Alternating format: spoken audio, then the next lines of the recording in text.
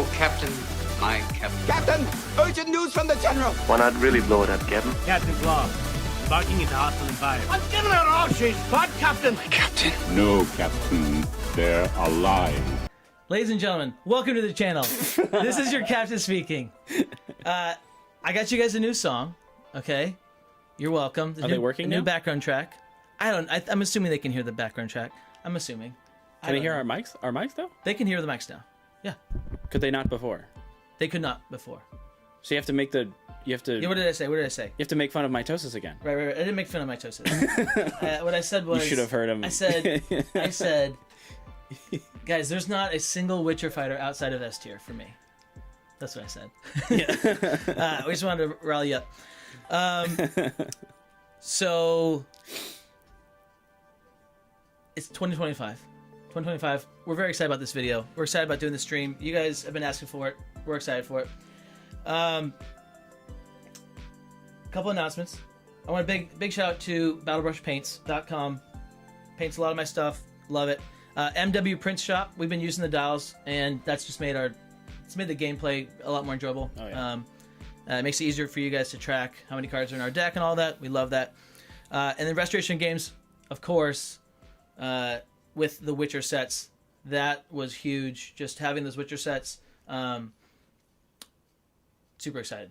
That has made a lot of things so fun. Mm-hmm. And the assets are now available on TTS, on Vorpal. So you guys should go over there and play Witcher on the Discord, etc. We're at 920. We're so close to 1,000 subs. So I just wanted to remind you guys that at 1,000 subs, we're going to give away 10 Genie foils and a set. Giving away a set at 1,000 subs. So tell people, get them here. What I do is, again, I buy sets for no. Okay, I was like. No, those behind you. Oh. Yeah, I buy sets for most of the ones. I get them using my movie. I bring in my movies and I get store credit, and then I use that store credit. I'm just always in there trying to find sets. Bright Lights, or that, the bookstore? Yeah, Bright Lights. Really? They sell them? Yeah, they do. Not anymore. I buy them all. You'll never find a set. You'll never there. find one. I'm always on top. Maybe of I it. have gotten one there before. You might have. It's a great store. But yeah, so gonna give away a set. Next announcement. I'm gonna do a shout out to the Crockpots. We have Matt Rod, O-Town 619 Sports, Shy Guy for Smash, no longer with us, but we appreciate your service. Greg's Ambromantic, thank you guys so much for your support. If you'd like to be a Patreon supporter, a Crockpot as I call you, go to patreon.com/CaptainCrockpot. Thank you guys. On that note, gonna be making some changes to Patreon because it's not working great, right? I don't feel like I'm giving enough for the patrons, and I want to. So I have to revisit that. I gotta assess it. I think what's gonna happen is I'm gonna have some kind of a private video or a private stream, something like that for the patrons. I have to look at that. I believe that's what I'm gonna be doing. Not sure. Maybe you know what? That would be cool. Well, but you guys want? It's tough. It's hard to like. It's hard. As a patron, I feel neglected, honestly. So revisiting that. The next thing, the last thing before we get into our tier list is we have the sock, guys. Sock 25 coming up, which is the COC Crockpot of Captains. Soft C in the front. Make sure you guys can hear me. Yeah. So here you go, guys. This is the sock. All right. This is a up to 50 man tourney in Central Florida. Make the drive, okay? Sell the house, buy the plane ticket. It's gonna be worth it. Your wife will understand. But yeah, make the drive. Come out here, guys. It's gonna be a blast. Central Florida, and location is all but 100% confirmed. I might have gotten an email saying it's confirmed right now, but I'll let you guys know if it changes. But it should be at our church. And you guys can click on the QR code. You can scan it, do all the stuff. Okay, and that will take you to the sign-up form. There's a form. You can fill it out. It's got a fun 11-question quiz on there. You can test your unmatched knowledge. Okay, the best winner of that, the person with the highest score on that quiz will get a foil. The winner of the tournament will get a set. And the format's gonna be it's a fun modified 50-50 format. O-Town and I were at the gym and / hot tub, just brainstorming, trying to figure out. We had all these different things. We're like, but we just kept coming back to the simple. Really tough on us, but on best as far as efficiency and fluidity of the tournament, which will be. There will be a menu. We're going to have a menu for you guys. It's going to have different 50-50 matchups already predetermined. And then you guys will get to choose those and then go and play them. So up to 50 players. It's going to be awesome. It's going to be a blast. Please come. Join us. So, Sean, it's a good idea. So Dr. Beardface said maybe a drawing to play a game with me. That's a good idea.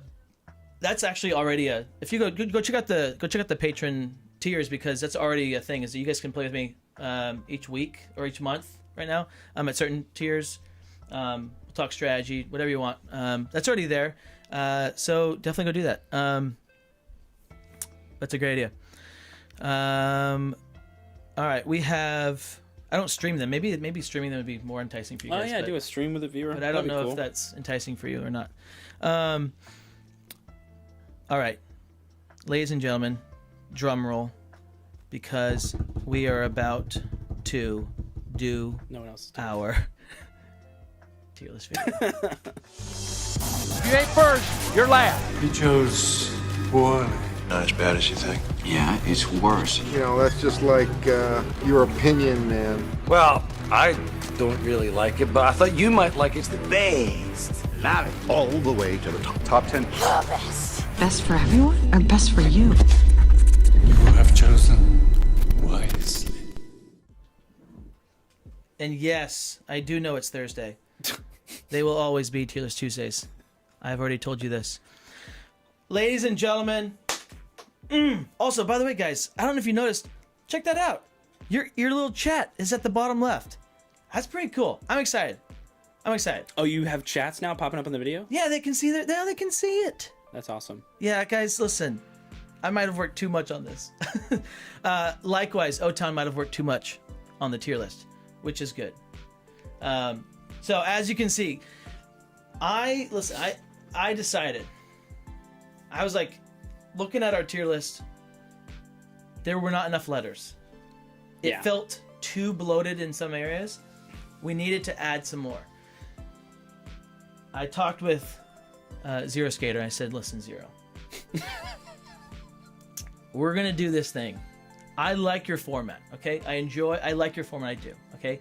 I don't love it, Zero, but I like it. I love it if we can add mid. He said, listen, Captain, I'm not going to do my video for a while. Like, I want us to be a team on this, Zero, okay? Let's do it together.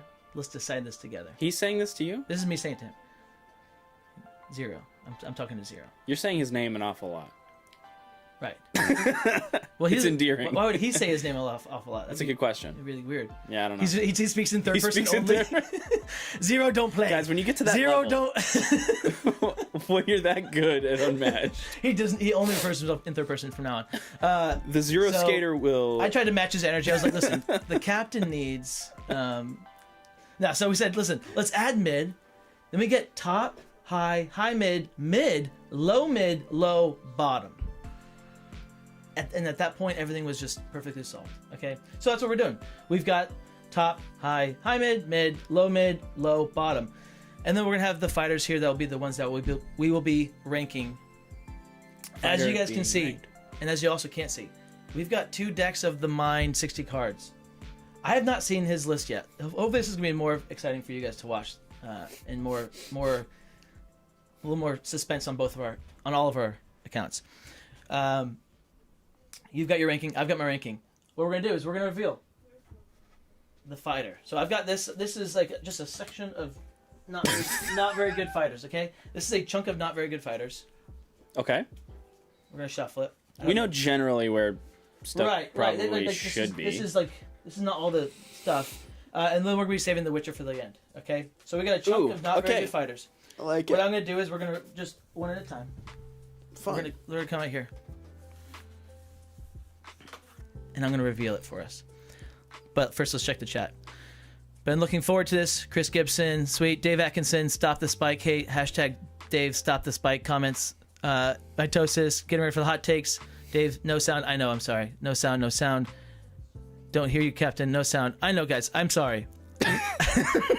Hey. And there are 100 comments of no sound. Greetings, Beardface. Psyched. Does Zero call you Captain? I'm not sure what he calls me. He might call me Captain. No one knows my name, so yeah. I think he calls you Captain. I prefer only being Captain exclusively. I think he calls you Captain Crockpot because he can't just call you Captain. He might call me Captain by itself is too cool. Or Crockpot. He might just call me Crockpot. It's a little more derogatory. So I think he calls me Crockpot. This Crockpot. He just calls me Mr. Pot.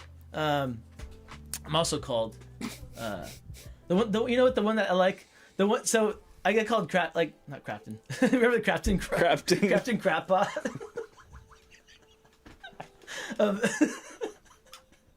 So I don't remember that, but now I will. I get called Captain Crockpot, right? Yeah. Then I get Captain for short, and then those who really know me call me Cap. Okay. And I really. Hey, listen. If you're an average Joe, if you break it all down just to see, you will actually. That's funny because then you actually do. That's literally my nickname was C for the longest time. My brother still calls me C. yeah. Weird. Don't do it, guys. You haven't earned that. Just kidding. Guys, I'm sorry. Unsubscribe. Here we go. You ready? You ready to rock? I am. Who's the first fighter? I'm excited. Hey, Beardface, don't you tell people that. Beardface knows my real name. You sneaky snake. Oda Nobunaga. Ooh. So, what we're going to do is you look at your ranking, okay? You find the course. I took the time to sort these out and give you them in order. Otherwise, that would have been a big pain. That would have been so annoying. It did take a while, but it was worth it. And then you're going to find it. We're going to reveal it up here. But it's going to be revealed just like an attack. Ready? So, find out where he's ranked. And then I will input it into our thing. Urge to make last minute changes. Dude, okay, you're right. You know what? I'm sorry. Don't reveal yet. We need to do our preface. We got to preface things because yes, guys, this is the hardest year doing this.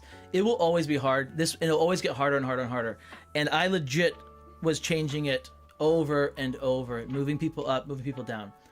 The hardest thing to do is when you're talking competitive, we're making our ranking off of BandQuest specifically, but also we can't really because if we're just doing BandQuest, then guess what? You're never playing the bottom 20 fighters.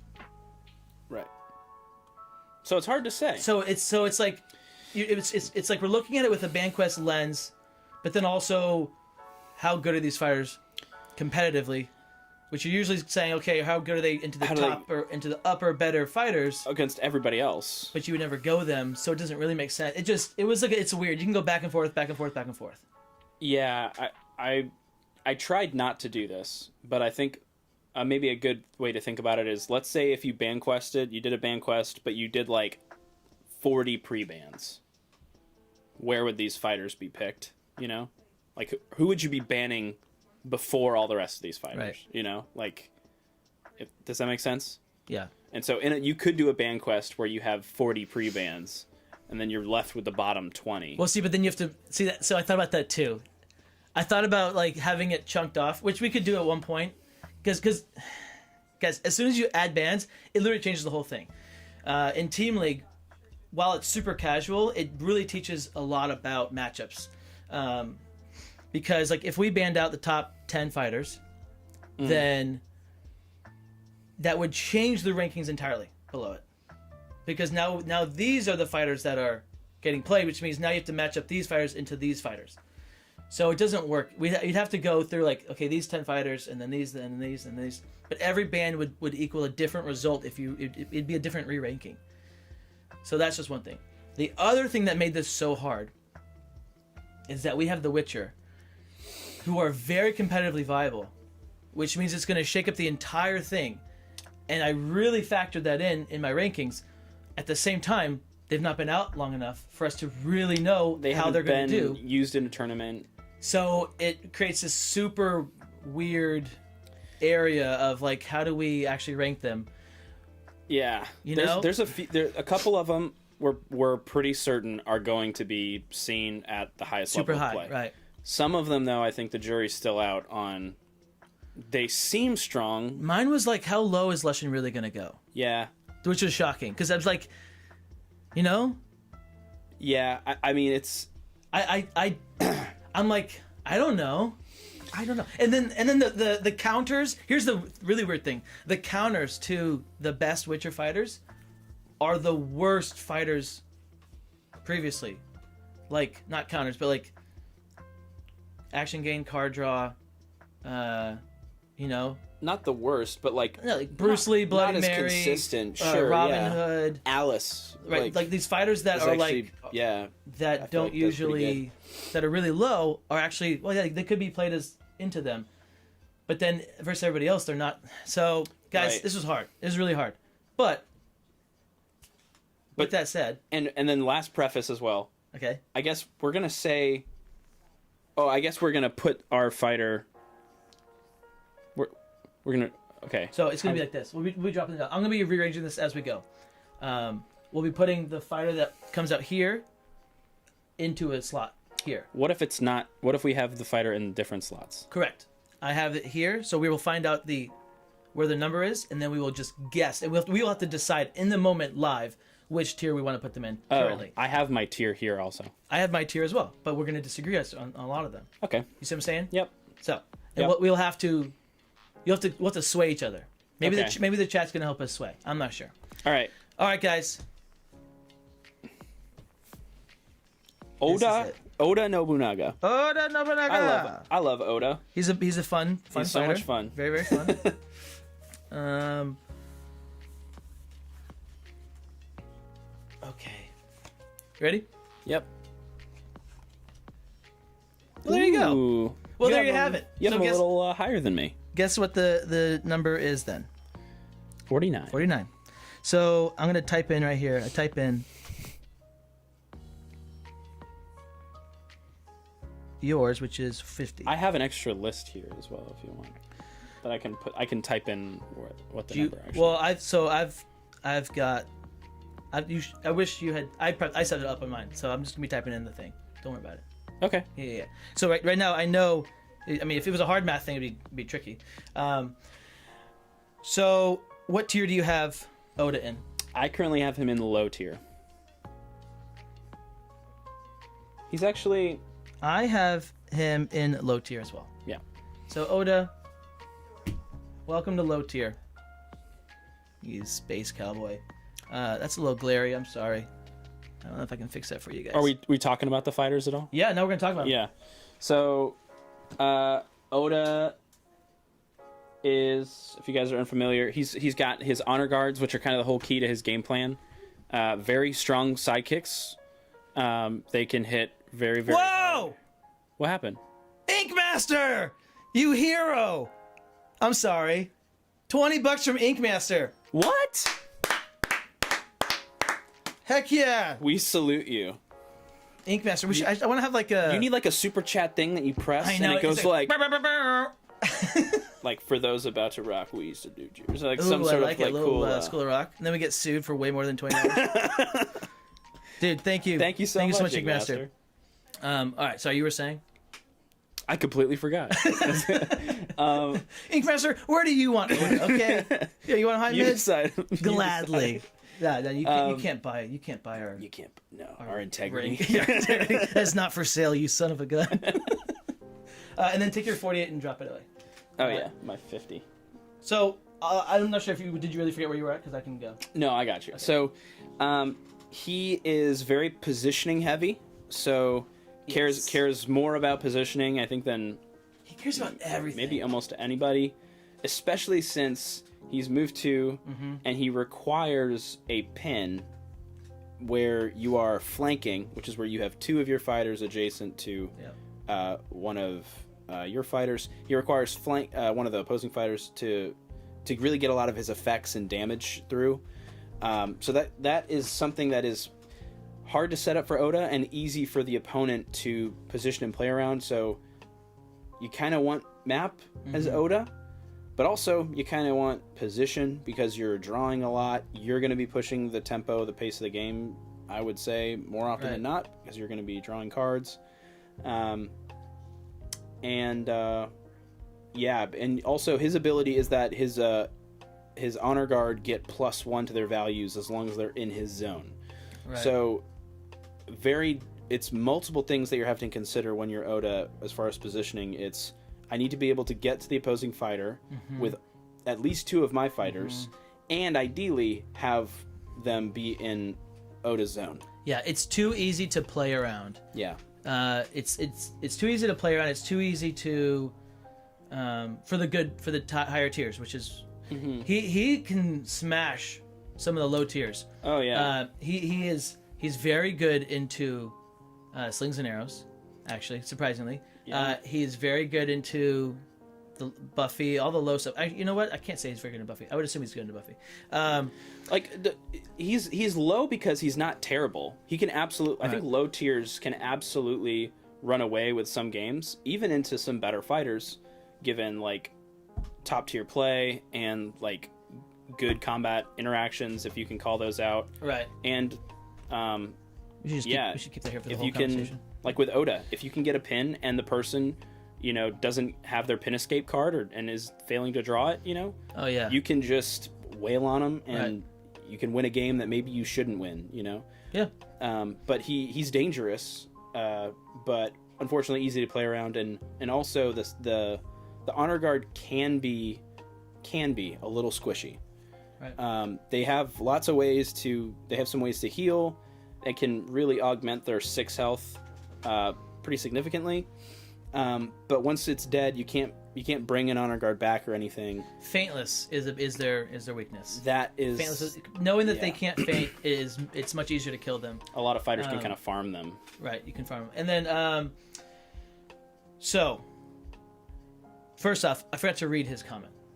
So I gotta read it. The super chat. Yeah. I was like, oh, $20, and then it's like you open up the card for your birthday grandma, card, and you're like, you throw away. Oh yeah, the money falls out. You like just you check it. You're like, yeah. You ungrateful. All right, guys, I greatly appreciated your in-depth reviews for my favorite Unmatched. Heck yeah, my all-time favorite is Dracula. Please keep making awesome content. Inkmaster, gladly. Happy to. Dude, Dracula is so fun. I'm excited to see where.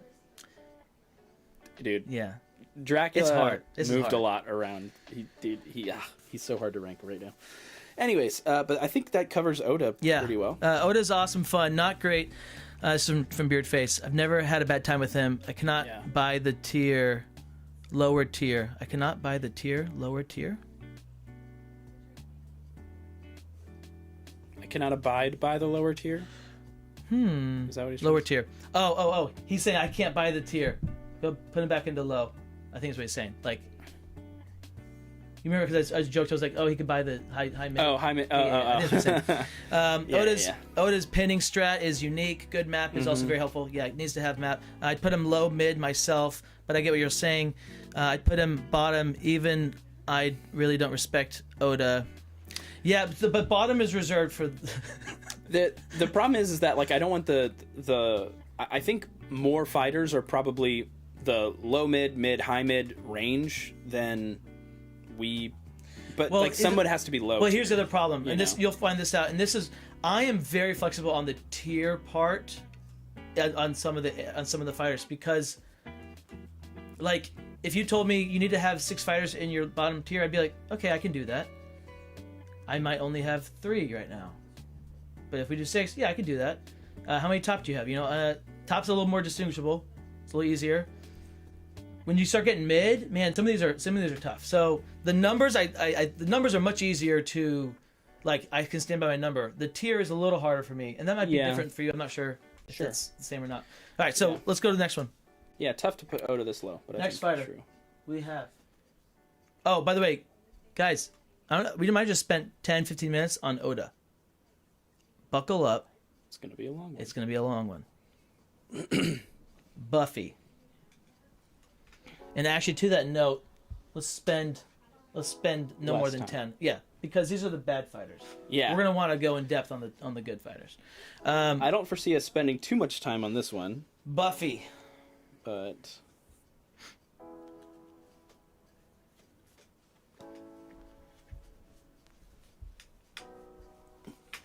No, here's your... All right. Start to... So we've got Buffy. 52. What? Heck yeah. Let's go. All right, guys, this is how you know. She's 52. There's no question. That's cool. Okay. Right by Oda. No shame in it. So that means we both have her at low? Yeah, she's in low. So why don't you just... I can talk about her more. I feel You go for it, yeah. I've had more experience You versus play Buffy. in with her. She is a... she's better than you think, okay? When people talk about Buffy set, usually she's not included in that conversation of like the bottom of the barrel, right?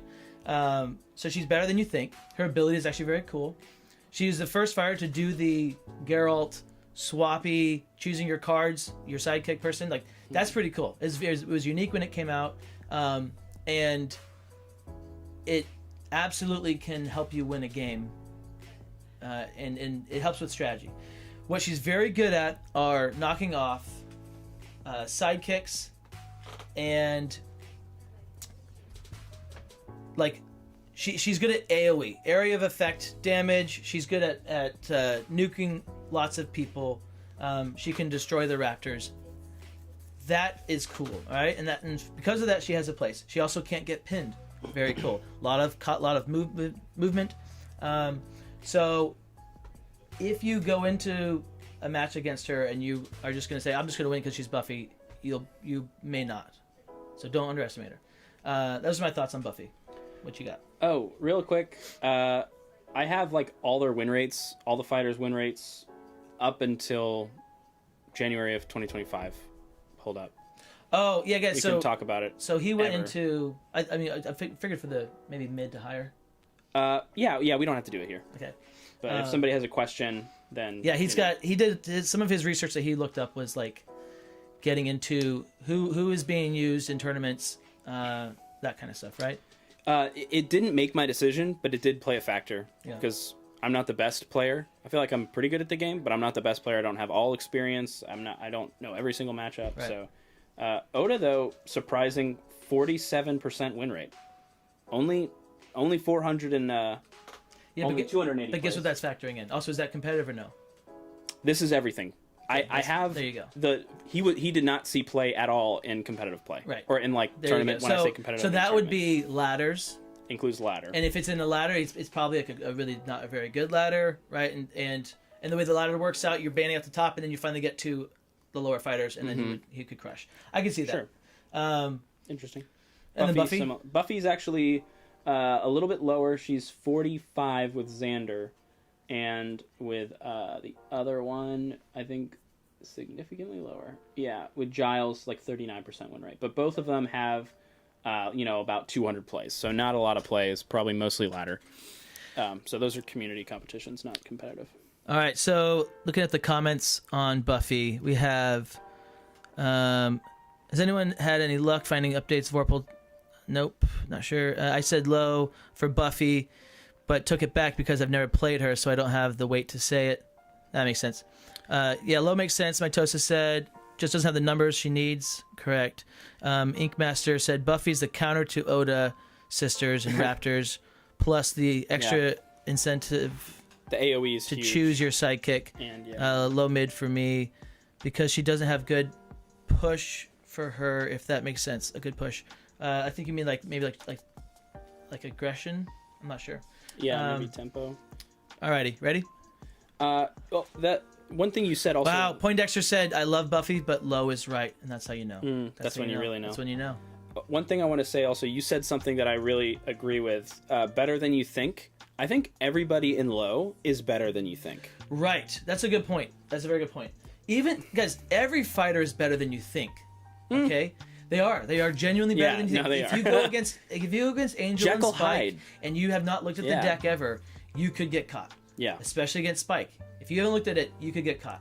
By the Everyone way, in low, mid, and bottom, I think, are all better than one of the knocks on our tier list last year was that I hadn't played all the fighters. I have played all the fighters. I have played multiple games with Spike and Angel as well. Mm-hmm. We did play some. And I've played more Willow than the others. So I feel qualified to say that they're bad.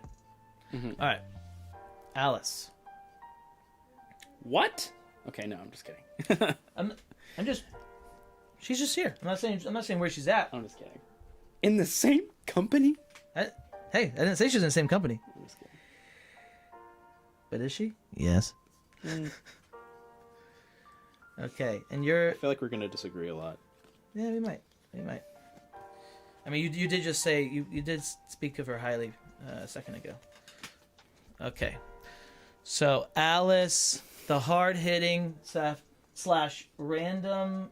discarding your skirmishes whenever you don't want to. Always.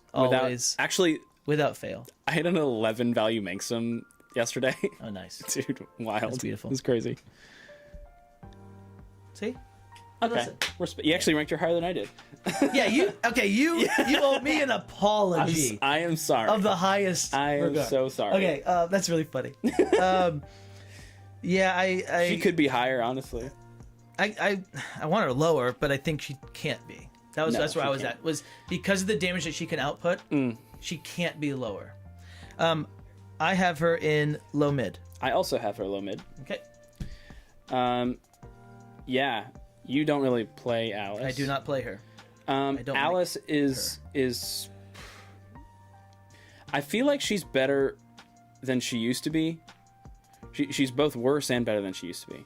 I think she can do very well into aggression, which we're seeing a lot of, and also apply aggression. Right. She has a good amount of card draw. She's got a pretty excellent value game. She hits very, very hard, harder than you think. You think, you only have like probably 4 cards to worry about, and Manxum, depending on what it is, it's a 6 to a 9 value attack, depending on how happy you are or how good a day you're having.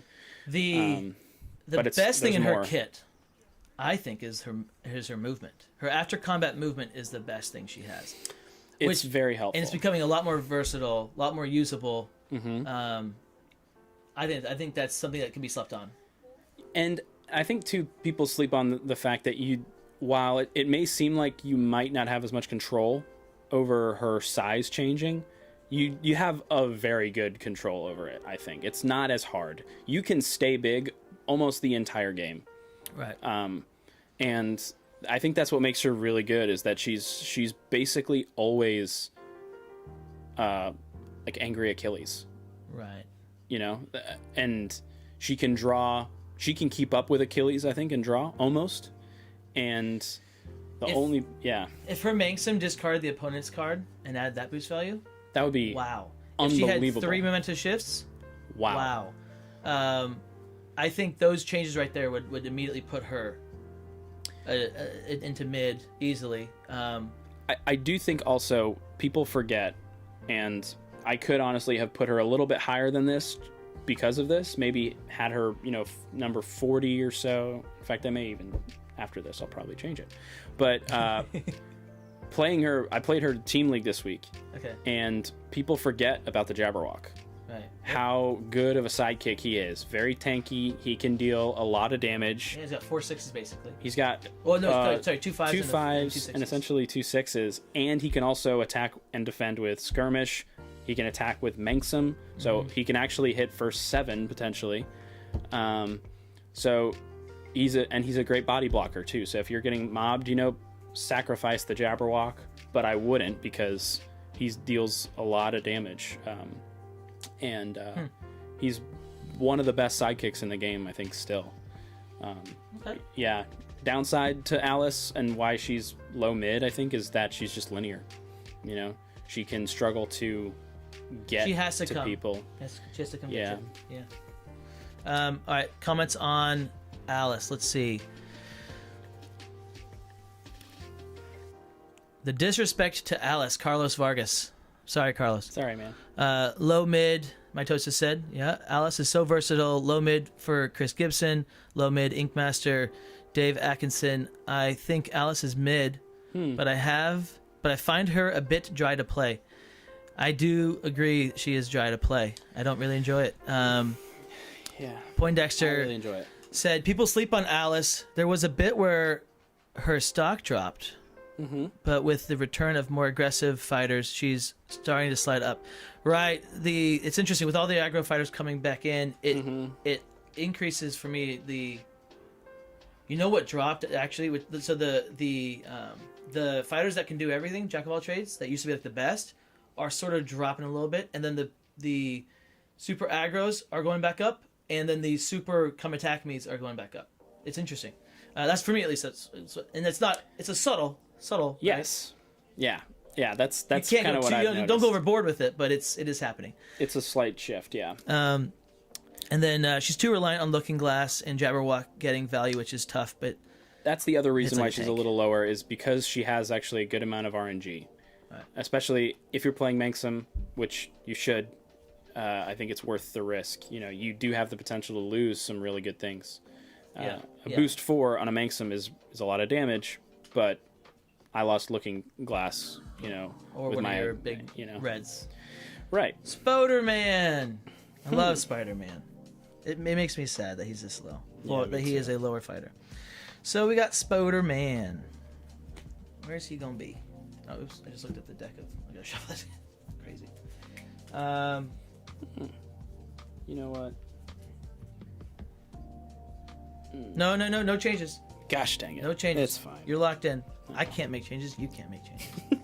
I'll say, guys. Once again, remember, if you're in the same tier, we can be swayed. Right. I don't know if you said this actually. If you're in the same tier, that is you're about equivalent. Right. If you're within like 4 or 5, I think 5 points. Within 5 points, 5 numbers for me, it's like, yeah, you're really close. You're really close. You're really close. Like Alice, for me, absolutely could, I think, be. It comes for all these fires. It comes down to matchup. It comes down to map positioning. All those things.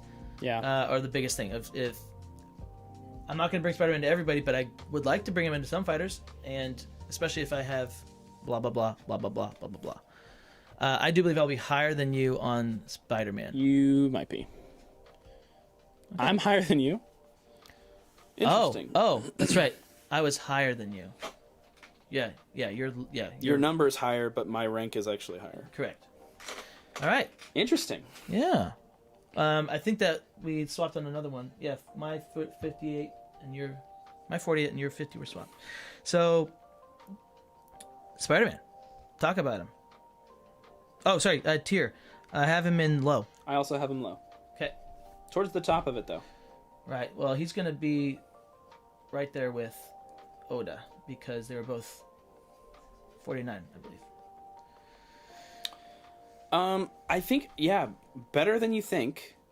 And also his ability is not as good as you think.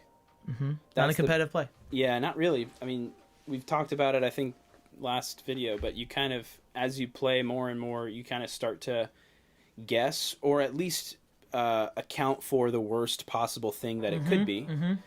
Mm-hmm. Spider-Man just lets you know either it is the worst thing it could be, or I don't actually have to worry about this. Right. So it is helpful. Not trying to discount it. It's just not as helpful as you think it is. Especially against some fighters who have all 3 values. Like, Yanenga's values are pretty much all 3. Mm-hmm. Like, it's not going to give you any information at all. But he's, like, it's interesting that he came in the same set as 2 of the strongest fighters in the game. He can win. What's interesting. That's what's weird, right? So I feel like he's better. Like, he's not as bad as you think. He just has no feints, which really hurts him. Mm-hmm. And I think the fact that he is actually maybe a little bit more versatile, and his defensive values are actually not great. Mm-hmm. His defensive values are not great. He doesn't have the value he needs. So yeah, all of his damage is basically dependent on him taking damage. Well, it's that, but it's also the his 6, that combo, Yeah. right? It's a cool combo. You hit him, you Spider-Man. bring it back in, you hit him again. Hopefully it's 2 8s, and you've done a good job. Yeah. That's his whole thing. Yep. That's his move. And you need to have the right map to do that in. Mm-hmm. You also have to have the other person has to have initiative. Right. They have to come in. Exactly. Yeah. So there's a lot of things that you can do to set that up. I love playing as him. I think that against certain fighters that have unique number values attacks, he's very good. Yep. I was actually thinking about it. I think Spider-Man would be awesome into the Leshen. Yeah. Well, maybe. Yeah, probably. You know if it's a 5, you know if it's a 4, you know if it's a 1, you know if it's a 2. Like, you're going to know all the things. I think that's kind of cool. I think... And he has high boost value, so he could smack the Leshen pretty hard. He could smack the Leshen pretty hard. But then the problem would be the wolves and getting through the wolves. Mm-hmm. But, I mean, it'd be an interesting matchup. He can do some cool things with certain fighters. He's just not great. Unfortunately, I think the balance that they did with him was like, okay, his ability is so good, and then the reality is for casuals, it's incredible. Casual play and like for casual players, it's incredible. But yeah, once you start getting to knowing the sign, the numbers, what's coming, it just sort of and the problem is too, knowing the number doesn't necessarily mean you have the right answer for it. Right. Black You Panther. know? Right. You know, I know it's Wakanda forever. It's a 3. Well, no, it's a 3. It could be so many different things. True. It That's could what I was be the saying. Analyze or Wakanda. But you know, you might say, it could either be Wakanda or Analyze, so I have to throw my 3 that negates, you know, any more than 2 points of damage. Right. But like, could be Analyze, and then you just wasted your only answer to Wakanda forever. Right. Everything else is you're taking a lot of damage. So Yeah. Fun to play though. Let's see what the comments are on the old feller.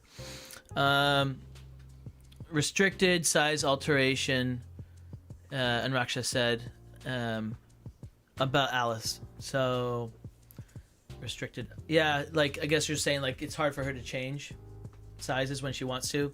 Unlike Moon Knight and other fighters that can just they have either programmed in or they can change it at will. Yeah, I love Spider-Man. Inkmaster said, Double Crunch said, I've seen him win more matches than expected, but he's still low, maybe bottom. If he's in bottom, then your bottom tier is way too big. Yeah. Double Crunch. Low. I love playing with Spidey, but he is really lacking some tools. Carlos said, Skull Scarf. I see Spider-Man lower than Oda. I have him. Well, right now I actually have him just above. Swapped. I have him just above Oda, but it should be swapped. Yeah. I think. So mine are. I have Oda just above. I believe we did the matchup, and this is why I think I switched it. Was that we'd done Oda in Spider-Man, and Spider-Man lost. I believe that's what happened, but maybe It doesn't necessarily mean Oda's the better fighter. it Well, does. I have Spider. They're very close. Right. I think they're about equivalent. You know. If I'm 50-50 on the 2 fighters, Yeah. then only thing I that's- go who wins against each other, and then I put that one above. Usually that's because if they're 50-50 for me, that means they're both good into the people above equally ish. That's the way I look at But it. Spider-Man he's a move 3, which is 3, really helpful. smacks. He's got some big values, and he's got movement. He's got some card draw. He's got a good amount of things. So yeah, I don't know. I would always pick Spider-Man over Oda. That is interesting. I But don't know that think I would. I think that Oda. I think that says more about It's me tough. and you than it does about the fighters. Right, though. I'm more so of fatiguey. Yeah. Let me hit you, walk away. Let's do some positioning stuff, and then Yeah. you're like, "Let's go." Oda, let's assault you. Exactly, that's exactly right. Yeah. You're right. Poindexter said, "I think Strategic. there was fear that Spidey's ability would break the game, but it's not nearly as strong as you think." I agree with you. Yeah. Inkmaster, if you're a professional, unmatched player, all Spider-Man does is tell you for certain what you already planned might happen. Exactly. Correct. Lower meaning weaker. Haha. Kind of confusing with rankers. It is true. His versatility is okay, but by now he's low tier for me. King Arthur. He's one that I enjoy him more. Yeah, I've enjoyed him the last couple times. Every time I play him, I enjoy him, Yeah. but it's like a sadness too. There's a sadness when you play him. It's like, I'm going to lose the game, but I'm enjoying it. Actually, I think I won the last game or two I played as Spider-Man. Okay, so by the way, this is another big point that we have to make. Again, we talked about the format. This is mainly factoring in BandQuest, okay? If you want to play these fighters we're talking about, go give Underdog a shot. Go give 50-50 a shot, okay? Because those formats will make these fighters very enjoyable to play. So yeah, Underdog and 50-50, give that a shot. You'll have a good time. King Arthur. So Tater Tots messaged me. He's like, dude, I just won as King Arthur into Golden Bat. I didn't see the game. I didn't see the game, but like, that's pretty cool. Fighter win rates, really quick. So I have the Summer of Legends. Whoa! Oh, dude! I picked the card off the top of my deck and I was about to reveal it. It's my one. Oh, that would have been S tier King Arthur. Yeah. He's the best. Oh, this is interesting. Okay, so King Arthur has a 100% win rate in Summer of Legends Division, but only one play. I love it. That game. Who was it? It wasn't Tater. It was Bryden, I think. Oh, it was Bryden. Okay. Achilles. I thought it was. know. It might not have been him. Bryden actually did a Jekyll Hyde Invisible Man. Both of them also have 100% win rates in Summer of Legends. Because Legends you know why? Division. Because you can pull these out sometimes. If you think that your fighter is a counter to the two fighters, and it's a really contrarian, weird, low pick, go for it. At the highest level of play, like this is Invisible Man. We'll get to there. But, and here's the thing. Against Achilles. That's crazy. Here's the thing is That's that nuts. The reason why it can work is that nobody plays these low fighters in competitive play. Yep. And so you're bringing out this fighter that no one knows how to play. You could pull it out. Now, if the opponent was very familiar with Achilles, with King Arthur, it probably wouldn't have worked. Now, I don't know. Maybe the matchup's crazy into Achilles. I have no idea. I don't think it. I don't think so. I mean, King Arthur can smack. Maybe he just swung for the fences and Achilles didn't have it. By the way, these I've changed these around over and over and over. These bottom fighters. Yeah. Hey. So I've changed them over and over and over, and it's a tough one because when you start talking about the trio above the trio and whatnot, it's like, yeah, it depends on the matchup, depends on the board. So King Arthur, guys, we have him at 57. That is. I have him low tier. Are you cutting off, or is he at bottom tier for you? He's in bottom for me. Okay, I'm fine with that. I can put more fighters in bottom if you want. I only he's actually not even at the top of bottom. No, for me. So then you have the fourth worst fighter in the game for me. He is the fourth worst fighter in the game for me as well, which is why I have him in low. So your bottom is very small. I had 3. Interesting. Okay. Can you guess who the 3 are? Yes. Yes, I can. Right. So that's why I did that, but. I'm fine with him being in bottom. If it depends on how many fighters you have in bottom. I actually have 6, but I could see an argument for like where you draw the line. Right. But for me, there's a distinct divide between 55 and 56. I think for me is. Oh, that means. Okay. See, I actually bumped up one of the people in the bottom. In your bottom 6, I bumped that person up because of. Me. No. Well, no, because of what could happen. Because thinking about them into whatever, we're talking in code. I want. Okay, let's stop this. All Guys, right. it's Jekyll Hyde. King Arthur. It was Jekyll Hyde. Yeah. Did you bump him up too? No. Oh, okay. No, I bumped him up. It makes me happy to know that you're a believer. I'm not a believer, but if you are in a situation where you're picking these fighters that are this bottom to go into the top, dude, then you are swinging for the fences. I go and Jekyll you might Hyde. as well go Jekyll and Hyde and try to, because you can literally open with a hand that can win the game. Right. Right. That's why. Hell, we're talking about Jekyll and Hyde on King Arthur. We'll get to him. All right. So, King Arthur, great sidekick. Merlin's great. Merlin's great. Ranged, can do a lot of stuff. His ability, King Arthur's ability, guys, is awful. It's absolutely awful. He only has 1/6. It's just his kit was cool. It's thematic. But that 6 needs to be like a 9 for it to like. Well, it becomes a 9 It needs to be a 9, so you can boost it to like an 11. Yeah. If you only have one copy That's of what it, I'm saying. yeah, like yeah, you can play it face up or something. Whatever. yeah. Now he can play it twice. Theoretically, he can play it twice. Yeah. But yeah, I mean, and he can boost every attack, but if you feint it, it gets the boosted card gets discarded. Yeah. And he's got some. The problem is, I think, with King Arthur is that he doesn't actually have enough draw to Right. be feeding his boost attacks. If he maneuver, attacked, and boosted every single time, You'd be out of cards immediately. you'd be out of cards. but if you had the cards to do that, so like Rex can do that because she has the card draw engine of her ability to Right. make that happen. And Achilles can do that because you keep drawing. right, but other characters, yeah. he just can't. He kind of gasses out very quickly. Gasses out, but doesn't have the damage to really matter. You can do sneaky things. There are sneaky things that King Arthur can do to win games. King Arthur, I'll give you. Listen, guys, this is for free. Okay, this is not for you. This is not just for the patrons. He's tanky. King Arthur, on the raft. You mulligan for the storms, move the storms, whatever the Command the storms. Command the storms. You mulligan for that. Okay. Such a cool card. You play it. You move all the fighters onto the damage token. You use a damage token. You kill all the sidekicks of your opponent. Beautiful. Things like that. There's cool things like that. OG, go on Raptor remote Paddock. control. Command the storms. Put them into the pit.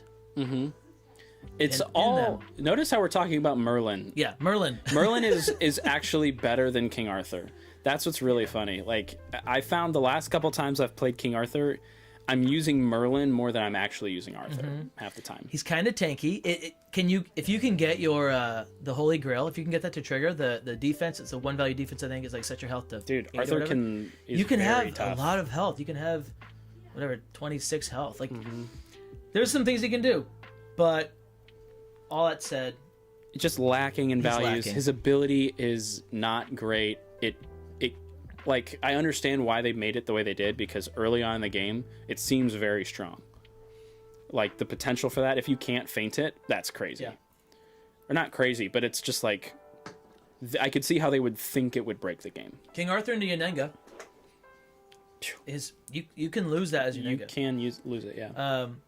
Going into Faintless with King Arthur Feels very good. It feels a lot better. Yeah. All right. Let's see what the comments say. Last time I won with King Arthur was a year ago, Inkmaster said. Does that mean, I'm not sure if that means you played him since then? I'm assuming you're saying you play with him more, but then don't win with him? Or, I'm not sure. Starting off with below average after below average. Yes, Chris. So I've got these sectioned off. We are doing the lower bottoms. The lower bottoms. We're gonna be working our way up as we go. Because that's where the meat and potatoes is. Dude, now I wonder what's high tier for you guys. Wait. I think it's a joke. If Inkmaster. King Arthur's low, Yeah. what is high tier? Or bottom Next fighter ought to be Sherlock at this rate. In my opinion, Arthur is better than everyone in the low, at least. Cool. I could see it. Yeah, I mean, you could convince me if I see the gameplay and play him more, maybe. But I think that he loses to all these. Yeah, Even and Buffy. I think he loses to a good. He just is. He's once again he's a linear fighter. He has Merlin, which is his kind of his saving grace, and his ability can be good, but yeah, I just don't. I feel like he's easier to play around, especially competitively. And last comment is equity of the equity diversity is part of the problem with Arthur. I feel like is his better boost values are usually Merlin cards that you want to play. Yeah, I guess besides that 1/3, that boost 3 that you never really want to boost. you twice. just want to boost with it. Yeah. All right. Next up. Oh. What? Oh, I'm not competitive? supposed to. No. His win rate is like 35%. Okay. It's not great. Invisible Man. Invisible Man. S tier. Absolutely S tier. In my heart. Thematically, S tier. Thematically, he's S tier, and no question. Gameplay. better than you think. All these are better than you think, which is fun. But especially Invisible Man. Hey, 100% win rate. Summer of Legends. Beat Achilles. Whoa! Guys, we have our biggest gap of the day. I love to see it. Okay. What? Go. Talk. Yeah, so share. He is probably a little higher than he should be. He probably should swap spaces. He should probably be number 50 for me. Oda and Spidey are Spidey's above him. He's right above Oda for me.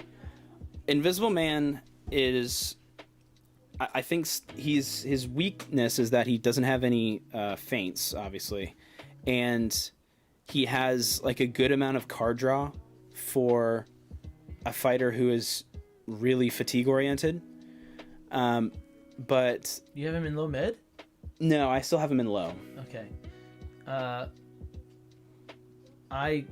I'm having a hard time putting him in low, but I'll do it for you. So I'll do it for you. Remember the game we played right at the bottom. I remember we played against Black Panther. You and I ran Black Panther Invisible Man a good amount. Achilles Invisible Man, like that's the game that he won in Summer of Legends in the Legends division. So these are players who have already qualified. Right.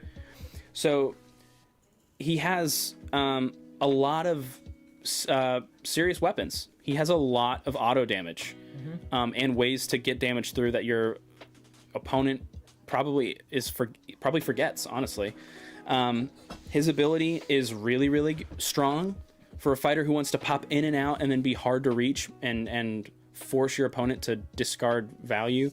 And then his auto damage, he has 10 scheme auto damage that is pretty much impossible to avoid, at least. And then he's got impossible to see, which is a fantastic defense in a lot of situations when you're like off your fog tokens. But a lot of times you can attack with it and just get 2 damage straight through, no matter what they play.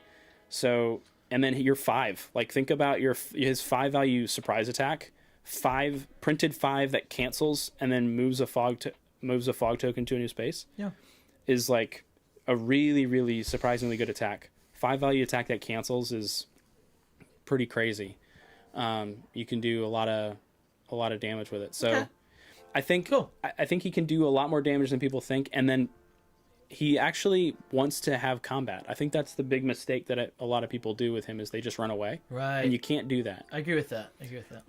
If you actually engage a little bit and defend well and then attack, and you can actually draw some cards, and you can. I've aggressed with Invisible Man, and it kind of works with your covert prep. You can move fog tokens. Weaknesses though is that your opponent has some control over your fog tokens, which really sucks. Right. And then you're faintless, obviously. Right. And if you're not just actually aggressing, then those cards that are drawing you cards are actually really, really bad. Yeah. If you are aggressing, they're not as bad. Yeah. So it is interesting. I'm not saying aggress, but just engage in combat. What I'm going to start doing is I'm going to leave the fighter here as we're talking about them. So that way if someone's just now dropping in, they'll be like, oh, I know what's going on. And then, but now we're putting him in low. You want to put him in low? I think my low is a little bit, I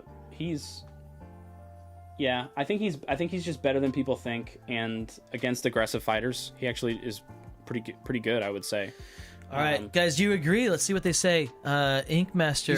He's also very hard to play. Says agreed. I think that was about Arthur. I believe it. I'm not sure. He has a higher win rate than Winter Soldier. Invisible Man does. In what? All competitions. Okay.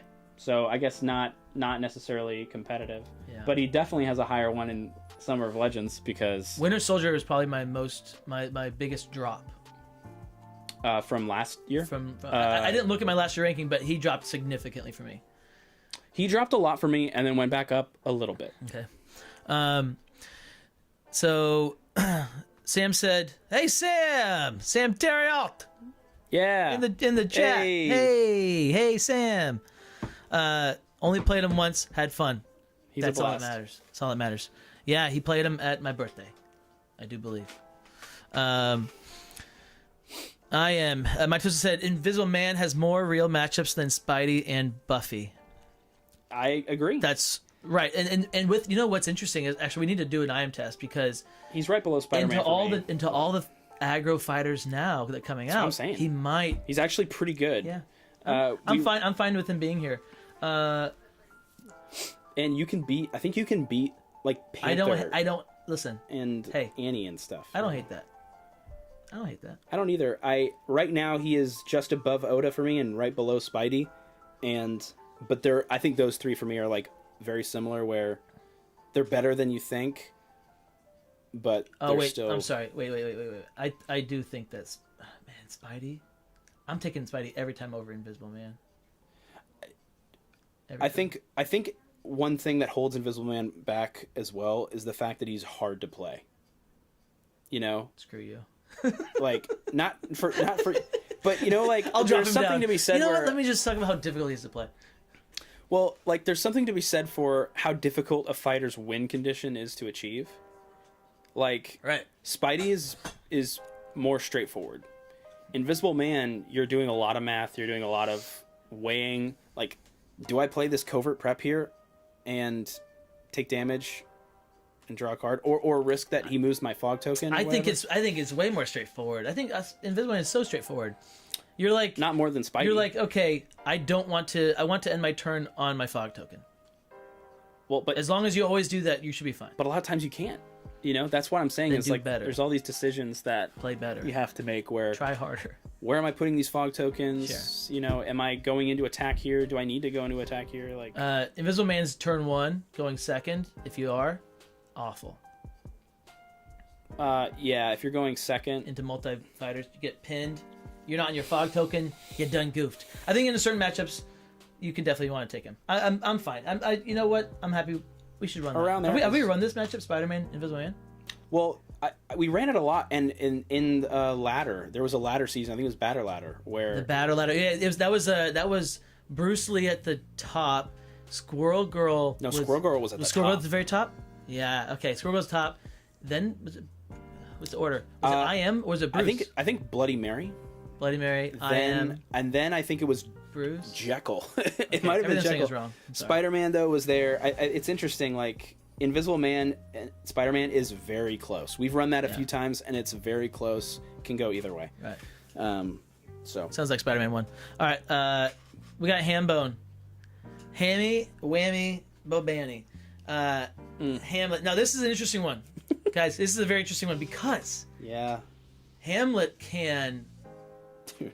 He can win games he shouldn't. Yeah. But by and large, he's just a walking corpse. He just feels he's a walking corpse. He is just he's much damaging fun. Himself. Dude, he's when mini T-Rex. I if the grinded, T-Rex I grinded had half Hamlet, the health. Dude. Well, but he heals a lot. I'm playing poker over here. Potentially, I've got a deck of cards. He has a lot of healing potential. His defensive values just suck. I feel like you'd be higher than me on this by a lot, but last time I said that I was wrong, so I'm gonna. I'll take that back, and I'll say that we're gonna get the exact same answer. We might, honestly. No, I'm way higher than you. You're actually higher than me. All right. Interesting. Higher than Spider-Man? I don't think you have. You may have not played against a good Hamlet, like a very good Hamlet, someone who really cares about Hamlet, as Tesla. I did. You were a Tesla. Shocking. No, yeah, Hamlet can like. No, it was on Raptor Paddock. I played Shy Guy when Hamlet and then first came out. We were just running some matchups. And I was like, Hamlet could probably do okay into Houdini. Yeah. And I did, and Hamlet Houdini is surprisingly even on like a good map, you know. And he has some stuff. He's missing a lot. His ability's bad. Like it's fun. It's very fun. Guys, Hamlet is very, very fun. All these fighters are fun. Hamlet's very fun. And he hits like a truck. Arguably the most fun fighter out here currently. Yeah. But he's not very good. Him damaging himself to get the extra damage on you it's very costly. He has a lot of heal. his attacks are pretty telegraphed. Once you start playing him more, he's more telegraphed. But he's got some things that are like, I don't know. Yeah. I will say this: nothing feels worse in Unmatched, other than maybe playing Let the Insanity Guide You. Is turn 1 Hamlet. And okay, yes. Hamlet's first turn of any game is like, what do I do with my life? Yep. Especially if you're going second. I think turn 1 Hamlet where you can reach your opponent is okay. It's okay. Turn 1 Hamlet where you cannot reach your opponent is the worst. Just start waving the white flag right there. Just be like, okay. But here's the thing: if you don't get position, this is why he's so bad. Yeah. If you don't get position to go first, make sure you don't have a terrible turn. Sorry, it's always a bad turn one no matter what. But it's pretty much always bad. It's like it's literally worse going second for him. He's so bad. if you have map and position as Hamlet, great. Yeah. That's what's great about him in Underdog is you can get map and position. But if you don't have it though, if you don't have map and position, you know, if you go second, your opponent is running away to a place where you can never reach them. Yeah, and they already drew up to 7 cards, so now they're happy. Now you could do a sneaky and do your stupid. But guess what? You just wasted time. You just wasted your life, and you're gonna gas out anyways. Right. And if it's, let's say it was like Houdini who went first and was actually just walked away from you, and then you're like, okay, I'm about to get murdered. I can't use my 7. Definitely can't use my scheme. Or is that the scheme thing? Yeah, so very fun. You sort of can. There are ways you can do it. Interesting. He's interesting. He's fun. Hard counters Shakespeare. Oh, dude, murders. He's very good into versatile. He can hit. Yeah, he can hit really hard. He can hit really hard, and he can heal a lot potentially. But he's dependent on RNG for that, right? And also for getting some damage through, right? If you're blocking with decent blues or fainting, you know, like you're saving. He's got 2 very strong cards. The Readiness is All, beautiful. Card art, so good. The whole deck is so good. Readiness is All. I think that's what that one is. It's the it might not be that one. Is the 2 versatile where he moves you, place the fighter anywhere. I'm not sure if that is that the wrong name. Oh, that's amazing. Yeah. I think it's the Readiness is All. Okay, that so defense is really you can place good. a fighter anywhere, they can't move. That is great. That's going to help you get your big attacks the next turn. And then his end the turn, like you said. And the turn is huge. So he has ways to do it. Being able to outdraw your opponent so easily is really cool. And you can win games without really ever doing the damage thing to yourself. You can actually do it. You could. You maneuver, just attack, tempo maneuver, attack, maneuver, attack. And you're always drawing 2. You always just draw 2, attack. Draw 2, attack. You're going to stay, and they're just going to be like still maneuvering away the whole time. He's got a lot of possibilities. Your values though are not great though if you're doing that. So I have him in low mid. But you have him in low. Do you really? I do. I have him in low. I have him, right in the middle of low tier. I would want to do this matchup. I think that Hamlet would die probably, but I would love to do that matchup against Alice. See what happens. So he dies against people who hit very hard. I know she hits hard. That's what I'm saying. It's like, I'm interested. Yeah. I'm curious. I have him in low mid. You have him in low. The number that we have him at together is 49, which would be with these 2 other fellas. So we're gonna put him in low. Yeah, I think there is fine. I think he's he's so much fun. Where do you have him at 51? I have him at 51, below. Let's see what the chat said. Let's help them make this one. Ham is a baby T-Rex. So true. Have you ever run Hamlet versus Philippa? No, I think Philippa would wreck his world. But that's really interesting. I do want to run it. Turn 1 Hamlet has to mulligan for Method and Madness. So true. He's essentially a fun character to play, but that's it for me. Low tier. Yep. And I know that this is competitive ranking, but Hamlet is a monster in Unmatched Adventures. Oh yeah. Oh dude. Sure. Guys, a lot of these low tier fighters are going to be absolute menaces in Unmatched Adventures. Jekyll and Hyde and Invisible Man and King Arthur and Angel all have higher win rates than Hamlet. Who said that? Who what? Who does? Jekyll and Hyde. But here's the thing. Invisible Man and King Arthur and Angel all have higher win rates than Hamlet. But why? Think about this. When the only people that are playing those other fighters you just mentioned, the only people playing them are people that are mains on them or they love them, right? As soon as Hamlet comes out, he's getting played by everybody poorly. Sure. So all the newer fighters are going to have way worse stats than the older fighters that are just being played by people that main them. That's true. That's just hands down across the board. And then the easier the fighter, which Hamlet is not easy to win with. He will be much that's lower. true. So I think that you got to give the grain of salt on that. Great. Yeah. No. Win rate by no means is Also- an indicator. Also, But it is data. Also, he's bad. I'm not saying he's good. He's bad. Okay, he's bad. He's so much But fun. I lost 3 games in a row as Tesla into him on Raptor Paddock, and I was like, all right, you makes convinced sense. me. You convinced me that I need to respect him a little bit better. Because I was like, there's no chance in any world that he will be anybody higher. That's what I was thinking. Is like, he's just not gonna do it. He can't do it. Literally can't. And the fact that he can says, all right, I'll respect your name a little bit. Against Moon Knight, for example, would be kind of interesting. Like, Really? well, maybe. I think Moon Knight would just. Well, Wouldn't Moon Knight just absolutely. I'm just thinking about the versatiles, like the number of versatiles that he has. I guess Moon Knight's defenses are way better than Tesla. Never mind. Have we done Spider-Man Hamlet? I feel like Spider-Man would enjoy that thoroughly. Spider-Man would actually, I think, ruin Hamlet's He's life. got a lot of blues, Yeah. hits hard, all the things that he doesn't like. Yeah. All right. We're going to leave it there for now. We'll leave it there for now. All right, ready? Who's our next person? Hey, Ink Master, thanks for watching.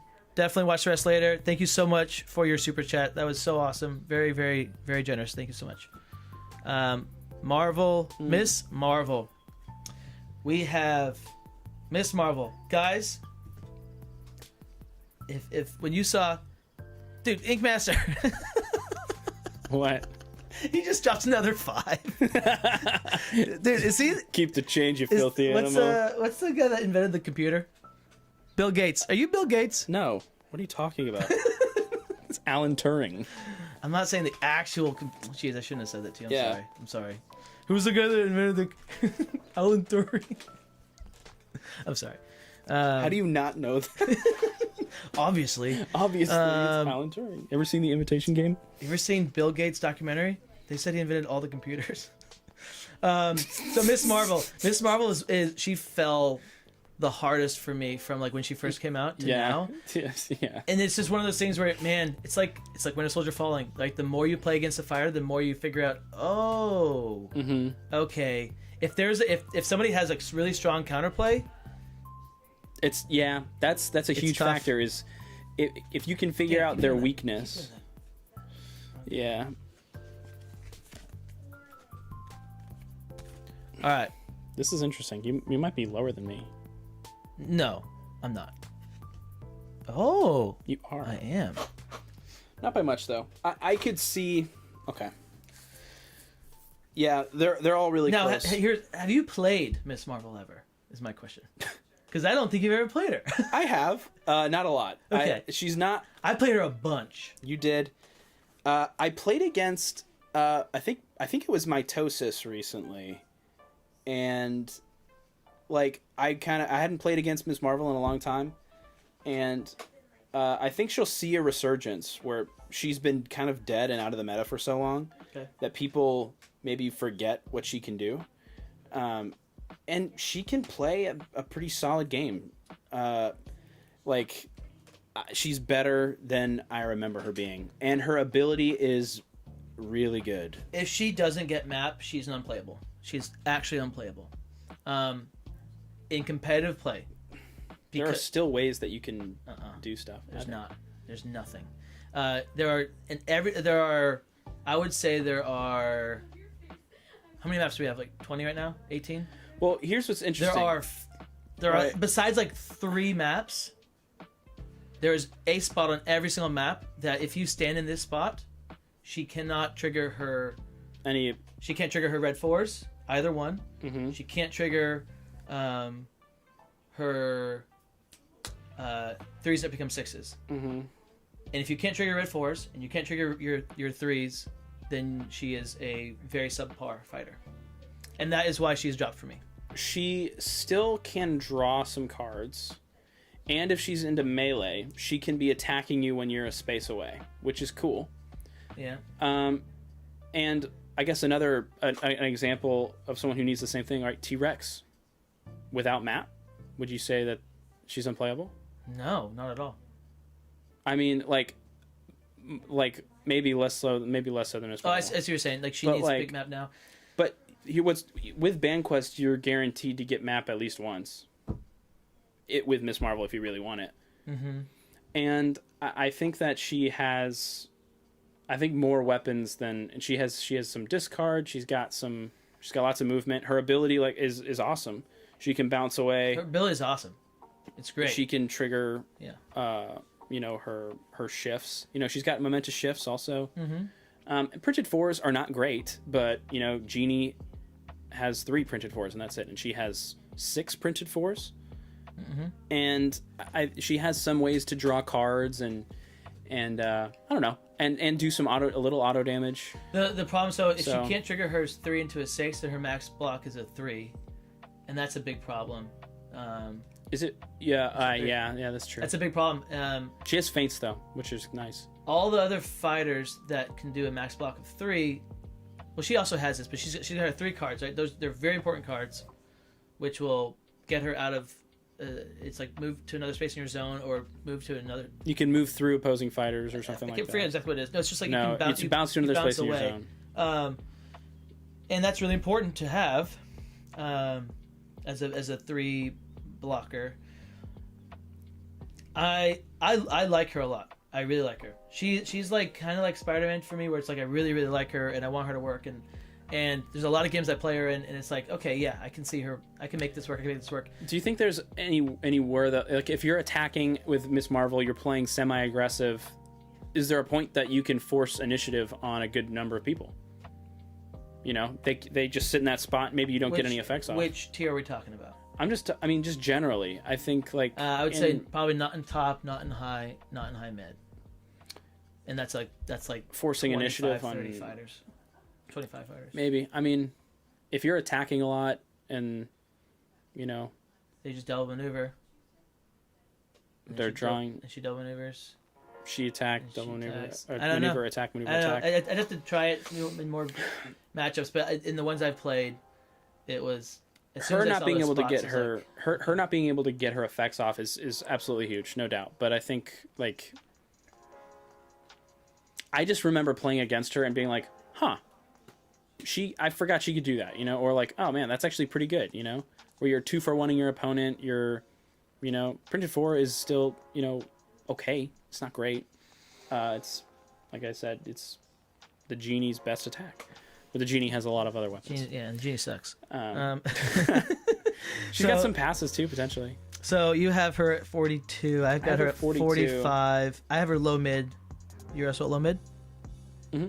Okay. So we agree. That's nice. She's close to Al. I actually have her above Alice, but I think Alice should probably be higher than her. I love how passionately we just fought about her, but we're only 3 spots. We're actually different. pretty close. Yeah. So I think I think that that's fine. All right, let's see. We have to play her more. After this, we should start playing lower tier. Let's start playing low tier fighters. Let's do it. Let's start playing the fighters that we had the biggest gap on. There we go. Done. Closing the freaking gap. Closing the gap. Although you have part to come 2. up with a new. It'd be called closing our gap. It's just a picture of our face. But yeah, we'll have the ones that are the biggest gap. That'd be cool. All right. Next fighter. Yeah, next fighter, and it just made me think of. Mitosis, argue for me. Explain why Miss Marvel is 42. So let's look at the chats here. Ink Master. Another 5. I'm just kidding. He didn't. He comes back. Guys. Not even watching. He's just like, another 5. Keytron said, I had a good game against Tesla with Hamlet. Yep, I believe it. Equity diversity. What about versus Geralt? Only 2 blues. Keytron, but yeah, inconsistent. Mitosis said mid. Who? For probably Miss Marvel. Oh, Miss Marvel probably. Yeah. He loves Miss Marvel. Mitosis said, Miss Marvel is very underrated. Yep. Yeah, my MM against your Titania. Yeah. And he beat you? I think he did. Respect. That's cool. I think I was, I forget. I just don't know how to play against Miss Marvel. I don't know what maps to ban. Right. And if you did, and that's what I'm saying is, if you knew, and I don't know her. I didn't know her cards. If you knew what to look for, I think then you would be like, then counterplaying her. I do like. That's what I'm saying. Yeah. As soon as you know it, it's like, oh, it's like not knowing. Oh, you know what it was? It was like Raptor Paddock is like what her best map probably. One of her best maps, yeah. Yeah, so I think I was like, Mitosis and I got into this like, all right, who maneuvers first, kind of like war, and so we were just sitting there, and I was letting him get his effects off. I'm just sitting there and just attacking, drawing cards. I think that's what it was. Was like, you let her play her game. I did, and I just wasn't, it was a friendly, right, sure, but sure. like, Yeah, not that I wasn't trying to win or anything, but I was definitely underestimated her. Right, makes sense. Yeah. Miss Marvel is really dependent on positioning. You've got to get in the right spot because of those card effects, but her ability is so good. Yeah, that's her ability Dexter. is awesome. If you're camping just one spot, it can pummel you from safety. Exactly. It depends on the fighter, but we should run it, Tosis. We should get some. There are some maps where because I'm in my memory it was like there's just nothing. I feel like you are the best manipulator and user of maps that I have seen play the game. Thanks, man. It's like a compliment and an insult. You manipulative piece of. You abuse it. Well, it's like one of the strongest pieces of your game. It's my hobby, man. It's my hobby. Just studying a board. It's the worst part of my game, so that's what's. That's why I hate your Tomoe so much. Shit, I love Tomoe. She fell too. She fell. She rose for me. Really? Yeah. Oh, that's interesting. That's cool. I think she's partly because of playing against you. But you're also, gonna have to move eventually. Let me build up my fangirls. Yeah, maybe. T-Rex is so much worse with no map. True. Oh yeah. True. Would love to hear more perspective on these lower fighters. T-Rex dropped You'd have a chance to higher tier. T-Rex dropped a lot for me. Okay, sorry. We would love to hear more on your perspective on what some of these lower tier fighters need to have a chance against higher tier, against advantage, specific maps, etc. Yeah, it's a good. We don't have time for all that, but you're right. That would be interesting to do to break that down. The way I could see that doing would be a series. I talked about this before, which is just a map series talking about this map and then who it's good for, that kind of thing. Can we be done with this garbage? I know, dude. I can't wait to get to good stuff. It'd be fun if she had effects to move the opposing fighters. She does. Mm-hmm. She has 3 cards that can do that. Keytron said she is still fun beginning, mid game, sometimes end game. You just can't get the cards to close it out. You just can't close it out. That's the Heck yeah, low tier fighter tourney. So much talk for the low tiers. Can't wait for are going to be fun watching the mid ones. Skull Scarf. Knowing the weakness and how to counterplay a character doesn't always make the character bad, just how easy it is to counterplay them. You're right. That's true. Now showing, but sometimes you don't have the cards. I can't rank not knowing what I know. You know what I'm saying? Yeah. Like knowing what I know is why I ranked her where she is. If I didn't know that, then I would put her higher. But I can't not know that. So it's weird. I don't know. I love Miss Marvel, and she's for sure. Come on, let's get her above here. I don't know if I did that actually, but I don't like Alice. I do think she's better. I think Alice is better. Alice. Looking back, she is. I have Alice higher. Dang it! She's she's just above Alice for me, so you can do whatever. Spike. Okay, bottom next. Take that. All right, Spike. Okay. If we're not the same here, this is gonna be funny. Ooh, really? Did I mistype that? Yeah, why? Why did I do that? That doesn't make any sense. Okay, you know why I did that? Because we're not talking about 2v2. We're not talking about... I'm fine either way. 59, 60, whatever. It doesn't matter. I will die on this hill. Here's why. Here's why I did it. Here's why I did it, and I stand by it. No one has to walk under this stuff. Okay? That's one thing. You don't have to walk on this stuff. You move it. With Angel, he has card draw. He's got 1,000 5s, and he has card draw. And the card draw could keep up with the other fighters. And if he's attacking you over and over and over and over and over and over and over, I could see him winning some games. Sure. Mine's all theory. I don't know. Spike is Spike. Angel's Angel. Bottom 2, no question. And if you think that you can convince me either way. I have not played enough games with them to really know where they go. I have played games with them though, and we played with them a little bit. Like it was a while ago. It was a few months ago. I played against a very new player, one of their first games ever. Okay, and I was Angel into Medusa, and I won. And I would not have won if I was Spike. That's a thought. That's just a tiny thought. Does it mean much? No, not really. I just remember being surprised by Spike's. Like, I forget exactly the what damage. But some of the stuff, if you're not careful, you know. Yeah, if you're not careful, but we're talking about people that will be careful. Like if you're playing well, and I don't know them, so like that's part of it. Yeah. But like. Sure, Spike is more surprising if you're standing on a fog token and he's like, "Here, I'll hit you with a 9." And you're like, "What? That's possible? It is possible." Right. But now that you know that, you won't stand on the fog token again. Right. So hit you with a 9. Now, so crazy. Angel is also really, really bad. I'm happy to put him at the very bottom. Again, I don't care. I'm fine either. I'm not even going to read the comments. I'm not even going to read the comments on. Let's just do Angel now. Because we're talking about him. Okay. Angel. And he is my number 1. He's my 59. He's my number 1. He's my number 60. We talked about Angel and Spike though. There's not. Yep. Like Nothing much to say. His is if you lose combat, you draw a card. Yes. After either of them attack you, if you lose combat, you draw a card. So your regroup's always a draw 2. Yeah. If it's not fainted, and then you're hitting for 5, and if your 5 got blocked, you're drawing a card. But usually you're doing. It's interesting. It's actually not that bad of an ability. You just keep attacking. You have every to turn. be aggressive. Hopefully you can get a pin. If you can get a pin, that's very helpful. Does he have the auto damage schemes with his sidekick, or is that Spike? I think that's Faith that can do the auto damage. It's actually pretty good. 2 damage stuff. Pretty sure it's that one because he's got the card draw. I don't remember, but I think it's Faith. Not great, guys. Not great fighters. But we're gonna do this. Let's do this. And next. All right, let's see. Let's just scan the comments for these two. Yep. Bad. If you don't know, not to on into Spike, then he can be pretty scary. But in competitive lists, and people should know not to. Correct. Yep. Loving the use of the mind cards to rank them. Now showing. Thank you. That hit me. I was like, I've got 2 decks of mind cards. Where is that?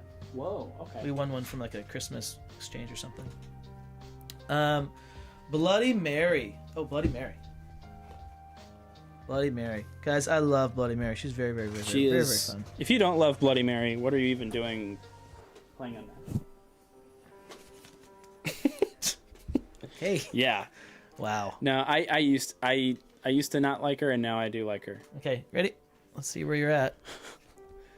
Holy! I know, dude. What the? Yeah. You keep flipping your cards. Whoops. Backwards. Makes my life a lot harder. I don't know what I'm doing. Goodness. You think? What are you? What? Who? Okay, go talk about her because I've got her at 49. You've got her all the way up there. I mean, okay. If you're playing like mindless aggro with Bloody Mary, you will win games that you probably shouldn't. Yours is always okay. I know it is. Yours is based on really current experience, in like one game, right? No. You get like one game happened. It was like, oh, I lost the game, and the person never stopped attacking me. And so No, but it's like I played against. No, I think I was Tomoe, and they were Bloody Mary. I won as Tomoe, but it was close. And like as like Bigfoot, you know, like Bigfoot, Bloody Mary is definitely Bigfoot favored, but Bloody Mary has some but that's scary her matchup, stuff. right? That's her matchup. That's the Spider-Man into Dracula, or Black Widow. That's the Invisible Man into Achilles, right? Like that's her matchup. That it's like, oh, that's the one that's close or countering whatever. She can get damage through better than people realize, I think. Mm-hmm. And so She's move 3. She's got card draw. Yeah. She's got some sneaky things that she can do, some mind games. And I do think she's better than people think. I mean, she used to be played, like Chad used to play. He's obviously amazing at the game, but he used to play her at the highest level. I love her. I love playing as her. I think she is very fun. I think she's very good. Think about Bloody Mary into like Jill Trent. What about it? I mean, like, have we done that? Like, I feel like that's a pretty relevant matchup. Bloody Mary into Black Widow is probably like not amazing, but like Solo Fighter into Black Widow. I think she's got more matchups than people realize, and that she can do a lot more damage than people remember. And I would take the other fighters in both those things you just said. Definitely, hands down, no question. I like think about how good Bloody Requiem is against Jill. You know, like those kinds of things. You know, Daisy has no feints. I think you might be able to kill Daisy, whittle him down. Sure. And we've also seen aggressing Jill can work. You know, like ignoring Daisy is, I think, is a like trying to murder Daisy and also ignoring Daisy is like a good. They're both good strategies. I don't know. And obviously, like Jill, I think has a much easier path to victory than Mary, no doubt. But I think Mary is like, she's in low mid for me. Especially a lot of the fighters below her either have no feints or are like, they're lacking in other defenses. Like maybe they have feints, but they're lacking in other defensive options to deal with what Mary can do. Yeah, I got a low mid as well. So I think that she's got some very cool cards. I think that her natural defense of having 4 cards making you not want to attack her is super important, integral to her kit. I can move her up. I think I could move her up because of the meta going towards more aggro. Mm-hmm. I don't think unfortunately, she just doesn't have enough damage. She doesn't have enough damage to actually close out most of her games. I can agree with that, and so she's probably, it was not a last minute change. She was lower for me a few days ago. Our combined is a 43.5. That's probably about where I would put her, I think. And I have had her there before. But I think I dropped her down. We just need to play some more for to see. Especially into the newer fighters. All right, this will be a good one to see what the comments are saying, because that's a big gap we have. That's our biggest gap. We have 11. Bloody Mary, my queen, Chris Gibson. Bloody Mary has one of my favorite minis, but personally I'm terrible at playing her. I seen her played really well, and she can be scary. My toaster said low mid. I was framed. The ranking has to have a 3 in it or it's not valid. Oh, see, our combined is 43.5. Interesting. That might be accurate. Her ranking is 43 because it has a 3 in it. He's saying also yours is. Bloody Mary has a. She was only played 5 times in the last Summer of Legends, but she has a 60% win rate, and her current win rate overall in all competitions is. How many of those matchups were her into Yenenga? Because that's one of her lineups as well. But I think that Yenenga is the most played fighter in the game, so I think that the fact that Bloody Mary. I'm saying that's probably what it is. It's like she's a potentially useful counter. Let me see here. I'll check and see what the matchups were, but I'm just curious. But I think like she can hang. That's all I'm trying to say, is that she can hang. She can do more damage than you think. And while I do agree that maybe her weakness is like, she can struggle to close it out, but she has ways of doing it, I think. And I'm not an amazing Bloody Mary player. Mitosis agrees with you on the Bloody Mary into Jill? Widow. Or into Widow, yeah. And I don't. Jill is interesting. I would still take the Bloody Mary side, the Black Widow side of that, but Black Widow's weakness, in my opinion, are single solo fighters. That's one of their weaknesses. So I'm not. She has high movement. I'm not shocked by it. Move 3 is. All right, Beardface said, I think I'm on O-Town side with Bloody Mary. She holds her own better than you think. Ooh, everybody loves you. They love your thoughts on this one. Thanks, man. They all agree with you. More low forward. Okay, so they agree with you, but they're not as high as you. Not great, but better than most people give her credit for. You keep saying her name like this, and you're gonna summon her. Be careful. That's funny. She beat Achilles, and she beat that Black. Or no. Is interesting. Beat Achilles. She beat Tesla, and she beat Yenenga. So, okay, she should not beat Achilles. What did that be? Tesla? It was on. She should not beat Tesla. No, wait. No. Bloody Mary did not beat Achilles. Sorry. Bigfoot. It was against Bigfoot. Okay. I'm looking at. It's hard. This freaking thing is so small. Why you? That's right. Tesla. It was Tesla and Yenenga, but Bigfoot. Now it's Bigfoot. I think she can win it. That's interesting. That's very interesting. So, and Tesla's interesting. And those are tournament plays you just looked at. This is Summer of Legends. Cool. The Legends division. So these are from the people that made it through. The best players. All right. Yeah. All right. That's pretty cool. Yeah. She's got some good counters too. Some sneaky plays. Finally get to see you both live. Casper, welcome. Thanks for watching. I love the channel, dudes. Ever since I got Unmatched a year ago, you guys are my favorite channel to watch. Keep it up. Heck yeah. Woo. Thanks Casper. Man. All right. A year ago. It's a good year. Jekyll and Hyde. We mentioned him earlier. S tier. No question. No doubt. Jekyll climbed for me just because of the way that I was trying to rank this. Is like, if you're going to go Jekyll, then you are... you have a chance because you can draw some crazy hand and destroy people. So I'll go 54. But okay. I'm totally fine. Anything above 54, I'm also fine with. Yeah. I could see 55. And I know why you did not put Squirrel Girl above him. I did. Oh. I did, but that's why she's at... Well, then who the... Oh, you're just too low on Deadpool. Deadpool's 53. I'm just trying to guess. Hey, don't ruin things. Sorry. Come on, so, Dr. Jekyll... yeah, he can hit really hard. I think he's not good. He's not good. No, he's not. Okay, he's got the worst ability in the game, literally. Oh yeah. Other than Geralt, who has no ability. No, Geralt's ability is way better. It's not a negative. It was a joke. It's a negative. It was a joke. Yeah, you're right. Yeah. No, you know what I'm saying? Like, yeah. No ability would literally be better. No ability would be better. Just taking damage when you do this. So that's a problem. I don't play him. The reliance of getting your deck order in that specific thing is a thing.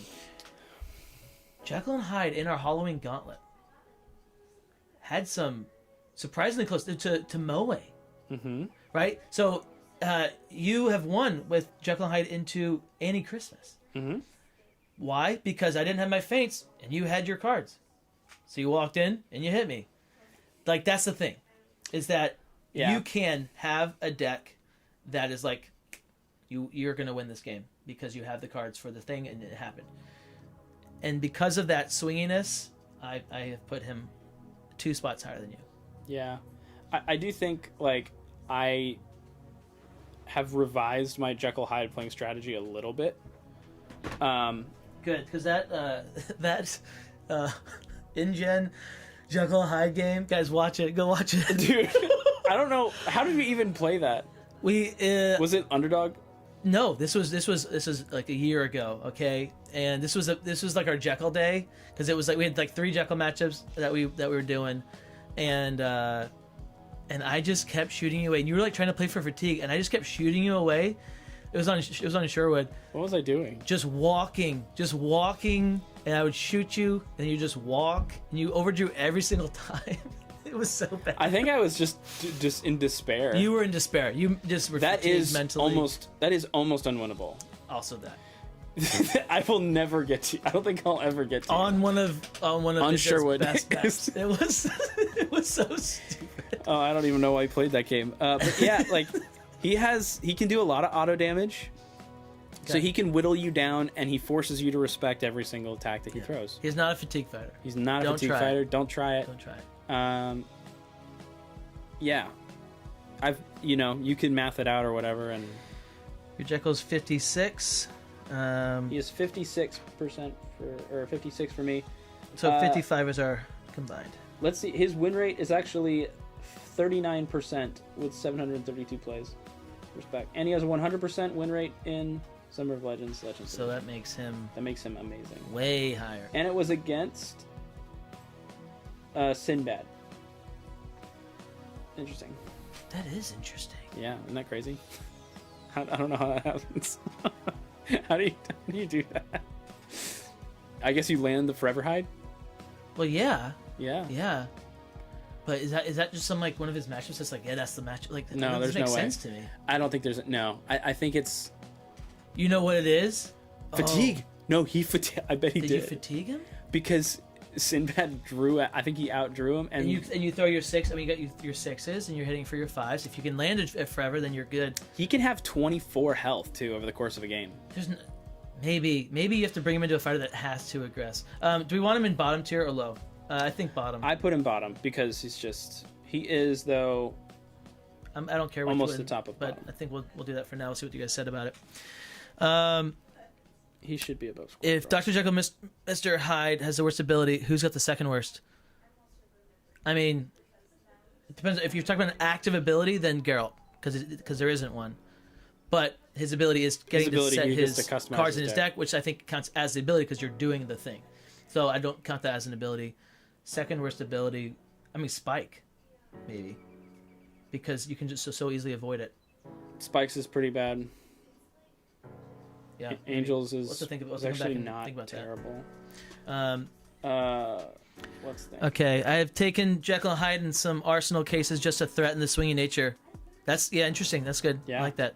Hamlet's ability is pretty bad too. Loves Jekyll. Yeah, but you get the damage from it. You're getting the +2. Yeah, that's true. Yeah, that's fair. If and- Jekyll, dude, can you imagine if Jekyll had that? That'd actually be awesome. He should have that. Yeah. That makes way more sense. He's one of the most commonly like customized fighters. Like if you just make a couple changes to him, he could work. He could actually, or actually a few or many changes to him. Skullscarf said, "Love Jekyll, but he is definitely near the bottom." Yeah, except one of my some favorite dream fighters, games so. from time to time. Willow. I think for us it'll probably be the same. Yep. 58. Gosh dang it. There we go. All right. So 58 for Willow. Let's just do the 58 for now. Yeah. Not much to say. She's better than the other two. And more RNG though. More RNG.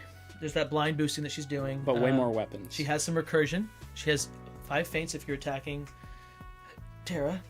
Terra has a great revive ability. That scheme is pretty crazy. Yeah, Terra has what potentially. Oh, sorry, not Terra is revive. Willow can revive Terra. That's what. Yeah, Willow revives Terra. So I mean, there's some stuff that she can do. And she's really good in UMA, which is not what we're talking about, obviously. But there's worlds where you can force your opponent into melee. She's probably much better. You can force your opponent to attack Terra. Mm-hmm. You can park her in like the library on Baskerville, make your opponent attack Terra, and then revive her, getting your feints off, recurse stuff. Like there's worlds where she can do that into fighters. So she's not the worst, but compared to everybody else, I feel like she's not great. Sometimes she even does feel worse than Spike and Angel, but I would say overall she's better. And she's ranged, 2 range fighters. And she's ranged, which is also big. helpful. Yeah. All right. Cool. No thoughts on Willow. Thanks, guys. Makes it easier for sure. Squirrel Girl. Just guys, I can't get. Aren't you guys excited? We're almost done talking about the bottom and the lows. About to get to mids, low mids. So we've got Squirrel Girl. All right, I have 55. Yes, Unity. Yeah. You want to talk? Wait, Wait, what? How is Jekyll and Hyde higher? Interesting. Jekyll and Hyde is 1 higher. Yeah, but who's below her? I mean, my next number is 53. I did. Who's your bottom? My bottom 6. 6 goes Spike, Angel, Willow, King Arthur, Invisible Man, Squirrel Girl. I am's down here for you. That's Squirrel what it is. Girl, and then Dr. Jekyll. That's You what got it him is. in like the 30s. Which everyone agrees with. No, that was No, that was Bloody Mary. You got I don't have him no in the backing 30s. up on I don't have him. I have him 49. Okay, I don't have him. He's not. All right, so Squirrel Girl. You don't you do it? Don't What you was bump it? so funny was Batter Ladder. Batter Ladder was eye opening for It us was so because she cleaned up, guys. She yeah. Oh my god. she went to work on the batters, which was very interesting. So yeah, but the thing is, you're not playing her into the bottom. No. You're playing her into the top. And into the top, she's almost worse. She's worse than Jekyll and Hyde and Invisible Man. You want an effect to go off, attack a squirrel. You think Invisible Man's worse than her? Invisible Man worse than her? Not into and not into anybody else. No. Why did I do that for? What was I thinking? Yeah, Let me start thinking about why I put her there. She can do some things. She's got some disruption. You know what it was? I unfortunately I was thinking Battle Ladder. I think that's probably part of it. She won. Like, she did so well. Yeah. And here's the thing. Nobody plays against her. Yeah. So nobody plays as her. So if you play as her, you're gonna have a better chance. Squirrels. She's got some auto damage. She's got a good amount of passes. The map tokens, take her to map token map. If she gets mapped, she's usable. She's playable. Well, she's usable. She's playable. she is. Now, is she good? No, she's bad. No. She's very bad. Because I don't you can know. clear I out don't know the why I have squirrels. her. I don't know why I have her there. I want to lower her. That's the big But thing. I is, can't change it, but I lower her. Yeah, so many fighters can just clear out your squirrels, or you never actually have to attack Squirrel Girl. You just attack the squirrels. Right. If you're cloaking, And if you you're win. just cloak, It's so awful. Dude, I think it was the first game we played. Yeah, we like. I realized it broken. immediately. Like, just like she loses. attack. Okay, lose a card. Lose a card. Oh my gosh. Lose a card. We were like, oh no. Lose a card. This is the worst experience. And you have to make squirrels, so you're giving them farm ability. You have to make squirrels. Here was the and Doctor. We did. I think it was 2v1. I think it was Doctor Strange against Squirrel Girl and somebody else. Like, yeah, and you had to hide. It was me or you, because whoever it was had to hide their squirrels because Strange is going to heal off your squirrels. Right. It will happen. They can't really defend. You can't. Yeah. And and Strange just heals for 4. Like, all right, I'll attack the squirrel. Or 3, I guess, if you're cycling. I'll attack the squirrel. That's so funny. Yeah. So yeah, she's not very good. She's not good. Um. I have her in bottom. Yeah, I'll drop her. I think that is probably more appropriate. I have her above Arthur. That's fine.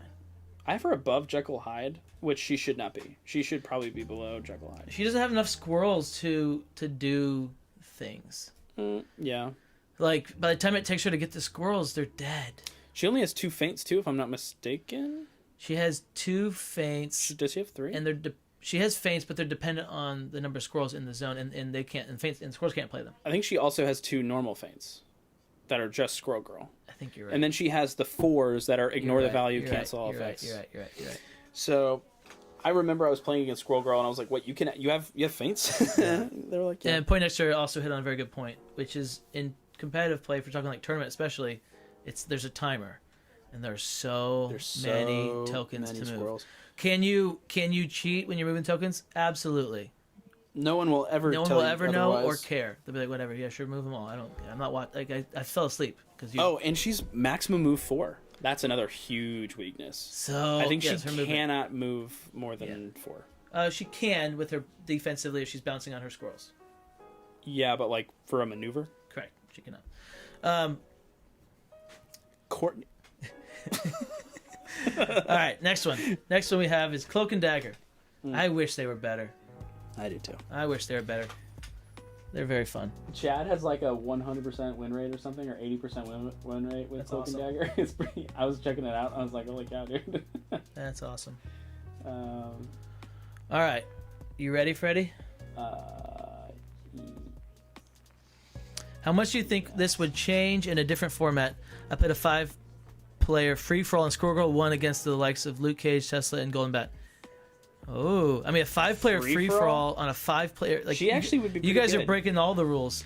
She would be pretty good because she'd be the last person you target. Right. She's the least threatening.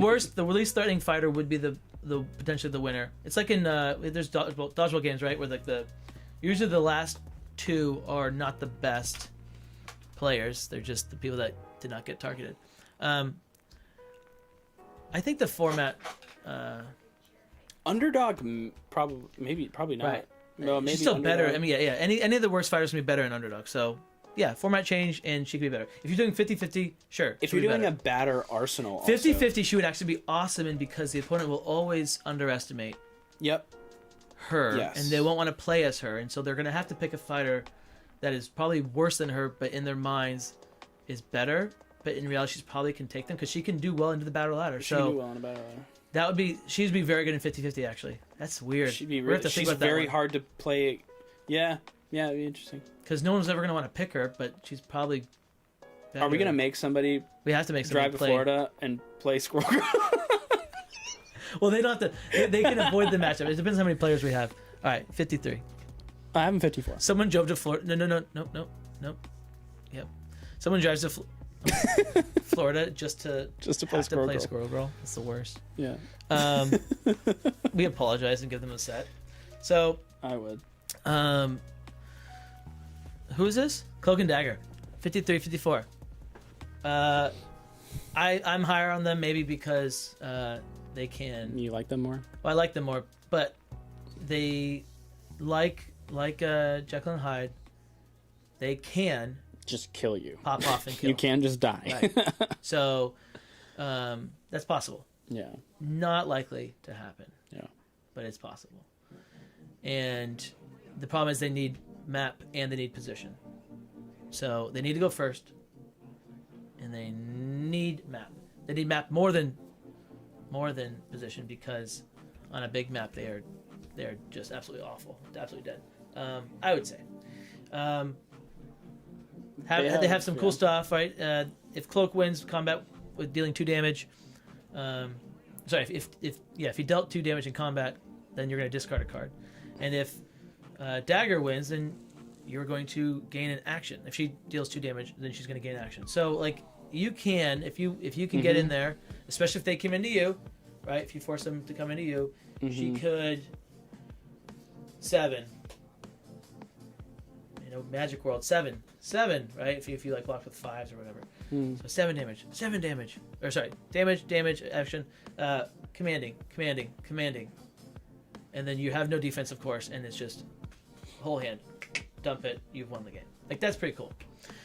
And we've seen that before. You can do some cool stuff with them. Like for me, this is where the bottom and low tier stop. So I think they are in low tier for me. Not bottom. They're tier. in low for me as well, and they are not in my bottom 6, which is also the same as you. Yeah. Yeah, they can do some cool stuff. They got some. Cloak even has some sneaky action gain stuff he can do, like with a couple of the cards. Yeah, their biggest weakness, honestly, is that they can only move 5 spaces a couple times, and you really want to be next to each other. So like your map coverage is not great. It's their best cards that they're boosting with to go 5. Yes, that's so which bad. really guys. hurts. It's so bad. As soon as one of them is dead, you have lost. And I don't think they have. It feels like they have what 2 passes technically. No, they draw cards. Oh, you draw cards off, so you have no passes. So and like you can use your healing thing like in the efficient way, right, to kill one of the fighters at 1 health to heal the other fighter for 4. But then you have nothing. But it's still like you really need both fighters. You had to like work hard to get to that point, and the swing isn't good enough. It's just and then now you have 1 fighter. It just they're not very good, guys. They're not very good at all. All right, ready? They're really fun. Last one should be Deadpool. Yep. And for me, I believe he is the next card. Yep. Deadpool, for me, is 50 Uno. 53. Okay. For me, pretty close. For me, he's below Buffy and Hamlet. I think we probably have a swap there. Yeah, they could be interchangeable, I think, like around that range. very inconsistent. What was your Cloak and Dagger 54? The most inconsistent fighter in the game. No, disagree. I know what you're saying that, but also I disagree. Well, it's true, but he's it's also, not. He's depends not. But on he is. what you're wanting. If you're wanting what specific card, least consistent. If you're wanting attack or defense, he's actually not that bad. He's fine. He's better than I remember. Yeah, he can do some damage. He's obviously really good in fatigue. But very health. squishy. 10 health. And then you have to attack. And you have to attack to heal. Except for like a couple times, I guess. But like, really, he's too easy to kill. Especially with only, I think, like what, 2 feints, 2 cancels. 2 feints. Then you can recur them. You can use your dumpster diving to put them back in. But it's not enough against a good portion of the cast who can just keep up a pressure against you and just kill you. Yeah, that's true. You can win the fatigue games, and I would be fine. I'd enjoy playing most of these matchups. We ran Invisible Man, Deadpool, and that was really fun. Yeah, that was a fun matchup. And I won each time with Deadpool. I think you did. We were also on Hanging Gardens, and you had to come in. I did, because cool. You will out fatigue me. Yeah. I think a good portion of the time. But yeah, Deadpool, fun, very fun. By the way, just so you guys know, the way that we would play him, he's not legal in competitive play, in tournament play, but the way that we play him, and he'll be legal for my tournament, for the Crockpot of Captains. The way that you play him is everything works. Okay, everything works. Except Logan thing. Except for the Logan thing. Don't do the Logan thing. Is this? Look at that. If I put my hand here, you guys can see all the cards. But then if I move my hand away, you can't see it. So the Logan thing does not work. Don't do that. And then like everything else, like the move yourself to a yellow space, that's just treated as a place yourself anywhere. Okay, yeah. Place yourself anywhere, because some people are colorblind and some maps don't have yellow, and it's just super subjective. So it says yellow. I'm gonna put him over. Where we had him? Pretty high, actually. Kind of high. I think he's probably like above Invisible Man, below Hamlet. I put Invisible Man higher. I'm happy with that. I think he just got. I think Invisible Man's better at combat overall, and he's better into the higher tiers, which is what we're doing. Invisible Man, I think is. Yeah. So I can put Invisible Man higher. Yeah. I'll do that for you. Cool. Thank you. Hey, I got you. Appreciate it. So you're saying I don't hate it. He actually is there. I don't hate it. I'm fine with that. That's where he is for me. Okay. Yeah. Alrighty. Are you ready to rock? Guys, we made it through bottom tier, and it's 11:30. All right. Guys, we're going to take a little break just to get some water, go to the bathroom and things, and then we will get back into the next stack of cards. So thank you. Let me do this thing. Where is it at? Sorry if I scared you. Thanks for watching the video. This video takes a lot of time to make, and I just wanted to let you know there are a couple ways you could help me out so I can continue making content like this. Of course, you can comment, like, and subscribe. That's hugely appreciated. But also you can support me at patreon.com/Captain Crockpot. And then also, if you look down below, there's links to almost everything in this video, from the games to my video setup to my Unmatched storage solution. It's all available because I totally back it 100%. And I want you to be able to have it. Most of the links are Amazon. I'm an Amazon affiliate, so I will make a small percentage. I wouldn't give you guys any recommendations that I would not buy myself. And most of everything that is in there, I have bought myself. Continue watching. Thank you for your support, and I'll see you guys real soon. Bye. Okay. We are back. O-Town's gonna order us some pizza because we're starving. Guys, thank you for hanging out with us. Thank you for sticking around. Pepperoni good? Whatever. If it's for them also, cheese would be preferred, but pepperoni's also. I think cheese will even. Okay.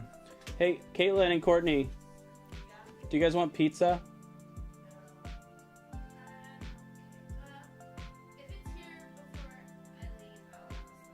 Okay. All right, guys. So that pizza's getting taken care of. All right, guys. We have knocked out the bottom and the low. We are at least going to be low mid from here on out. I'm excited. Witcher again is at the end of the video. Okay, Witcher's gonna be at the end of the video. Our first one up, my one, my only, dear to my heart. I had a very hard time ranking her. Dr. Ellie Sattler. I had a very hard time ranking her because, I mean, I think she has gone up. She has gone up and improved.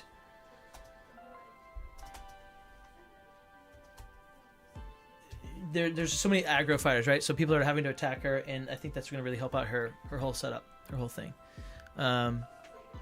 So for me, she's gone up a little bit.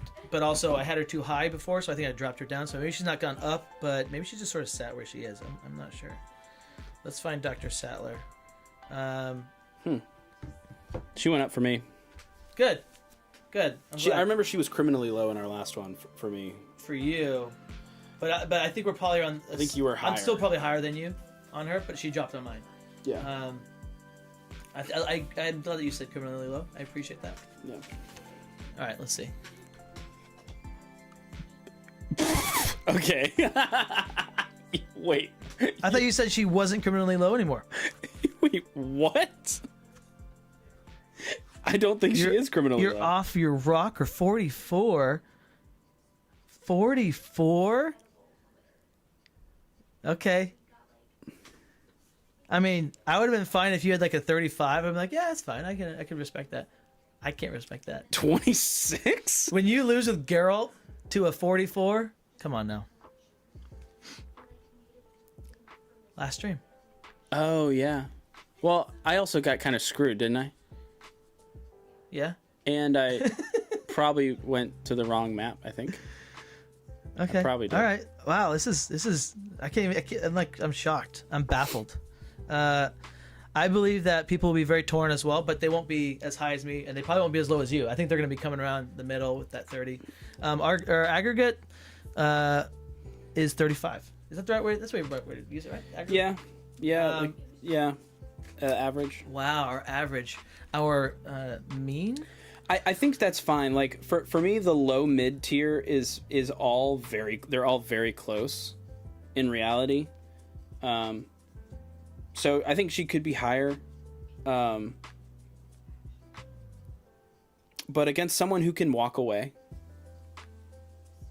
and there's a lot. Yeah. You know, I just think she struggles. She very struggles. And Geralt would have been able to walk away, but I literally hit both of my Witcher senses. I think were bottom 3.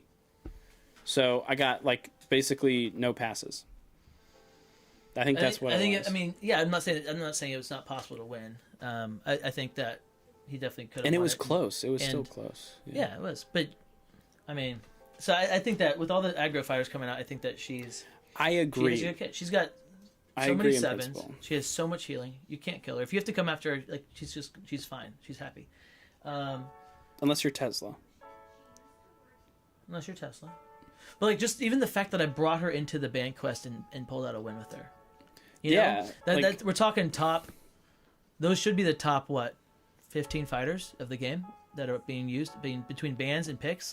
Well, we did more bans than normal, but yeah, you're right. What did we do? 10. So we did 10 total bans. And then picked. So we did top 18. I think depending on... I don't think she's top 18, but I was able to get a win with her. I think depending on who your opponent is drafting, she could be 26. I think she could be up there, depending on who your opponent is drafting. Mm-hmm. Based on who I normally draft, she's probably up there. Right. Because I normally draft more aggressive and tempo-based fighters. And she is good. She's very good into them. But you also don't have to. Now, if you're using her as a counter pick with best of 3 band quest, you are pretty much guaranteed to. You are guaranteed to line up that counter. Exactly. So that's definitely nice. So she can in some cases she can guarantee you a win. Same with T-Rex, where T-Rex is almost more, maybe a little bit more guaranteed, not quite, but he can or she can. If you're getting your map advantage with T-Rex or whatever against some fighters, But I think maybe her happy spot is maybe a little bit in between us. I look at it more as her counterplay is very easy if you're playing a good portion of fighters who don't actually have to attack her. She has no passes, relatively low health, and she can attack big, but also like,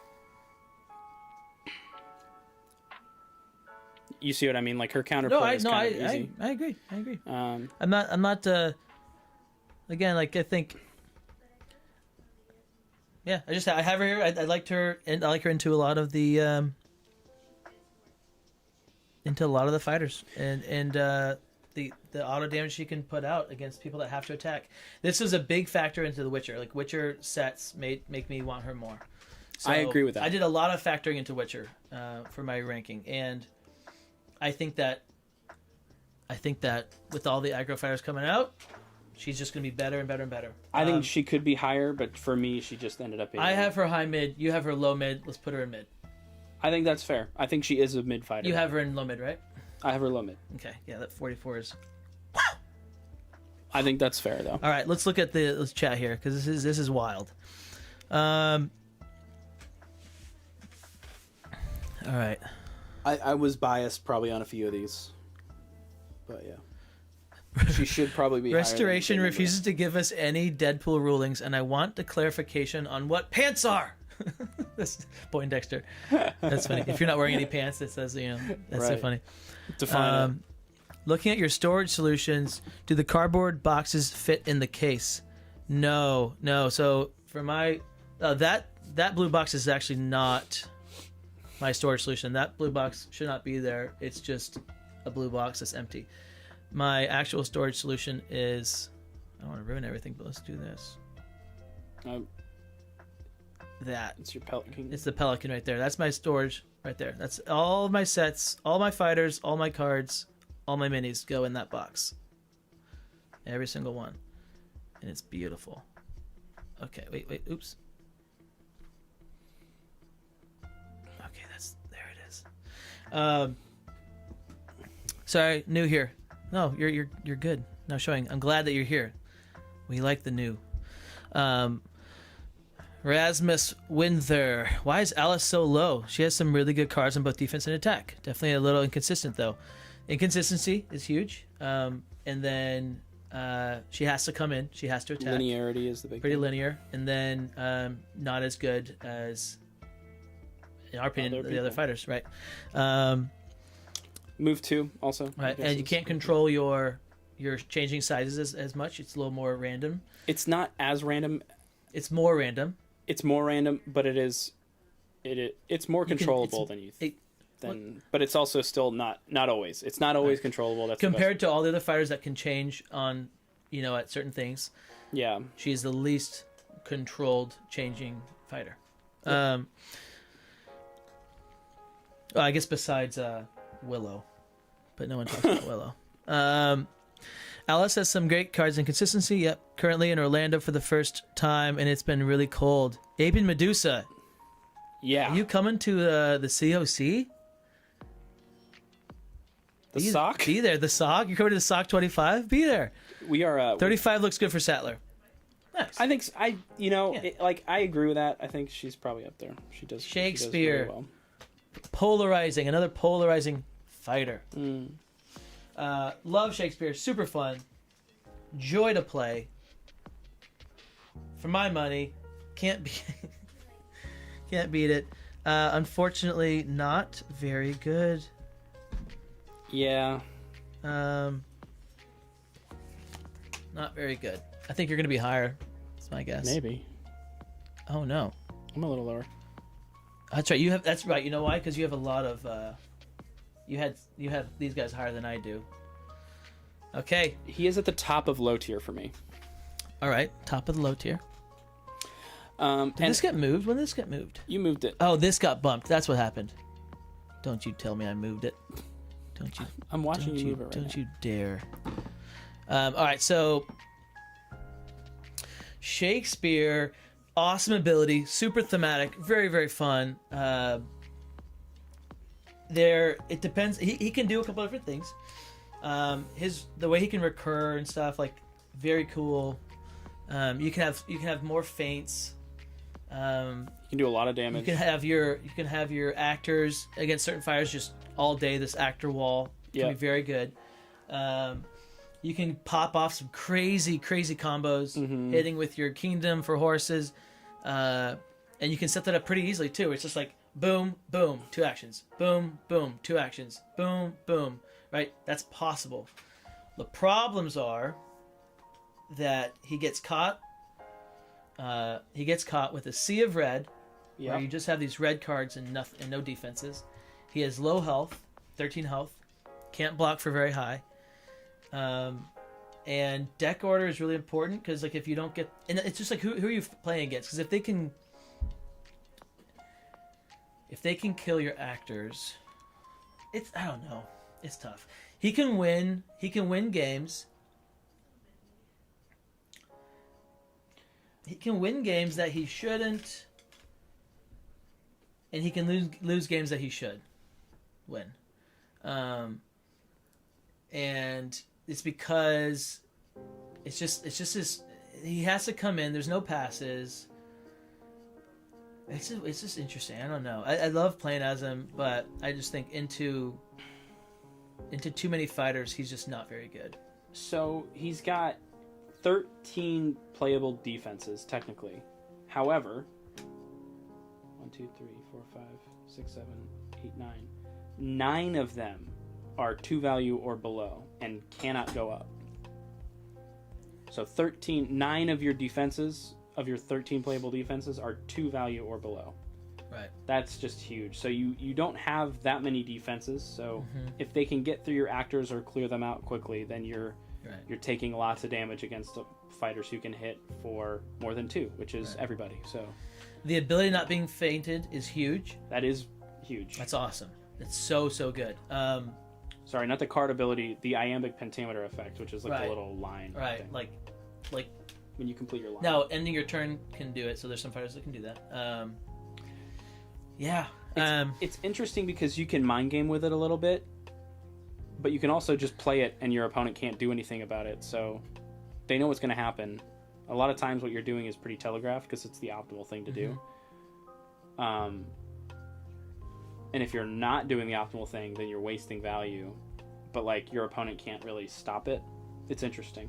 All right. So he is really fun. I just haven't seen any really high level Shakespeare play. So we tried to figure him out for a while.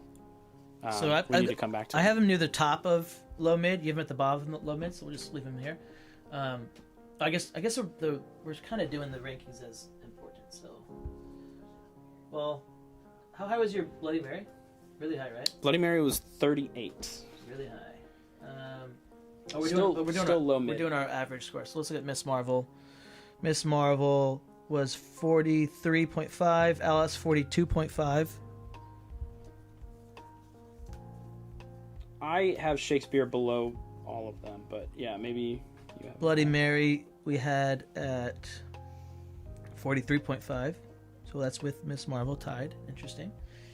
Do you want Miss Marvel or Bloody Mary higher? I'll go off of yours. I don't care.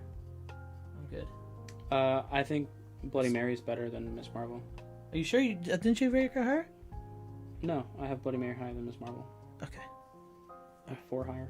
Like everyone there is like pretty close, honestly. But and then Shakespeare is 44. Okay, there you go. So I didn't have to change anything. I think.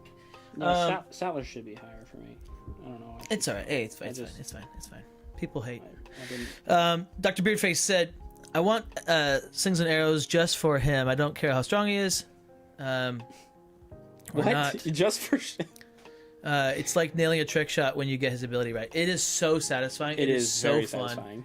Very, very satisfying. And guys, Slings and Arrows is an awesome set. It is an amazing set. Yes. It's not the strongest, but Titania is very good. Titania is very good. And the sisters are underrated.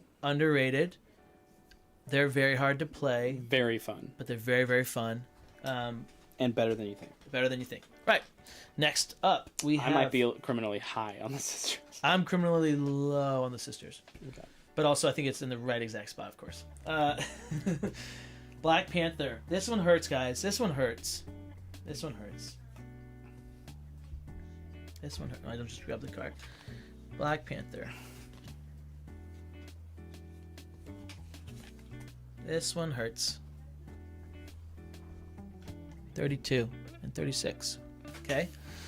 So, not too bad. Not too bad. Pretty good. I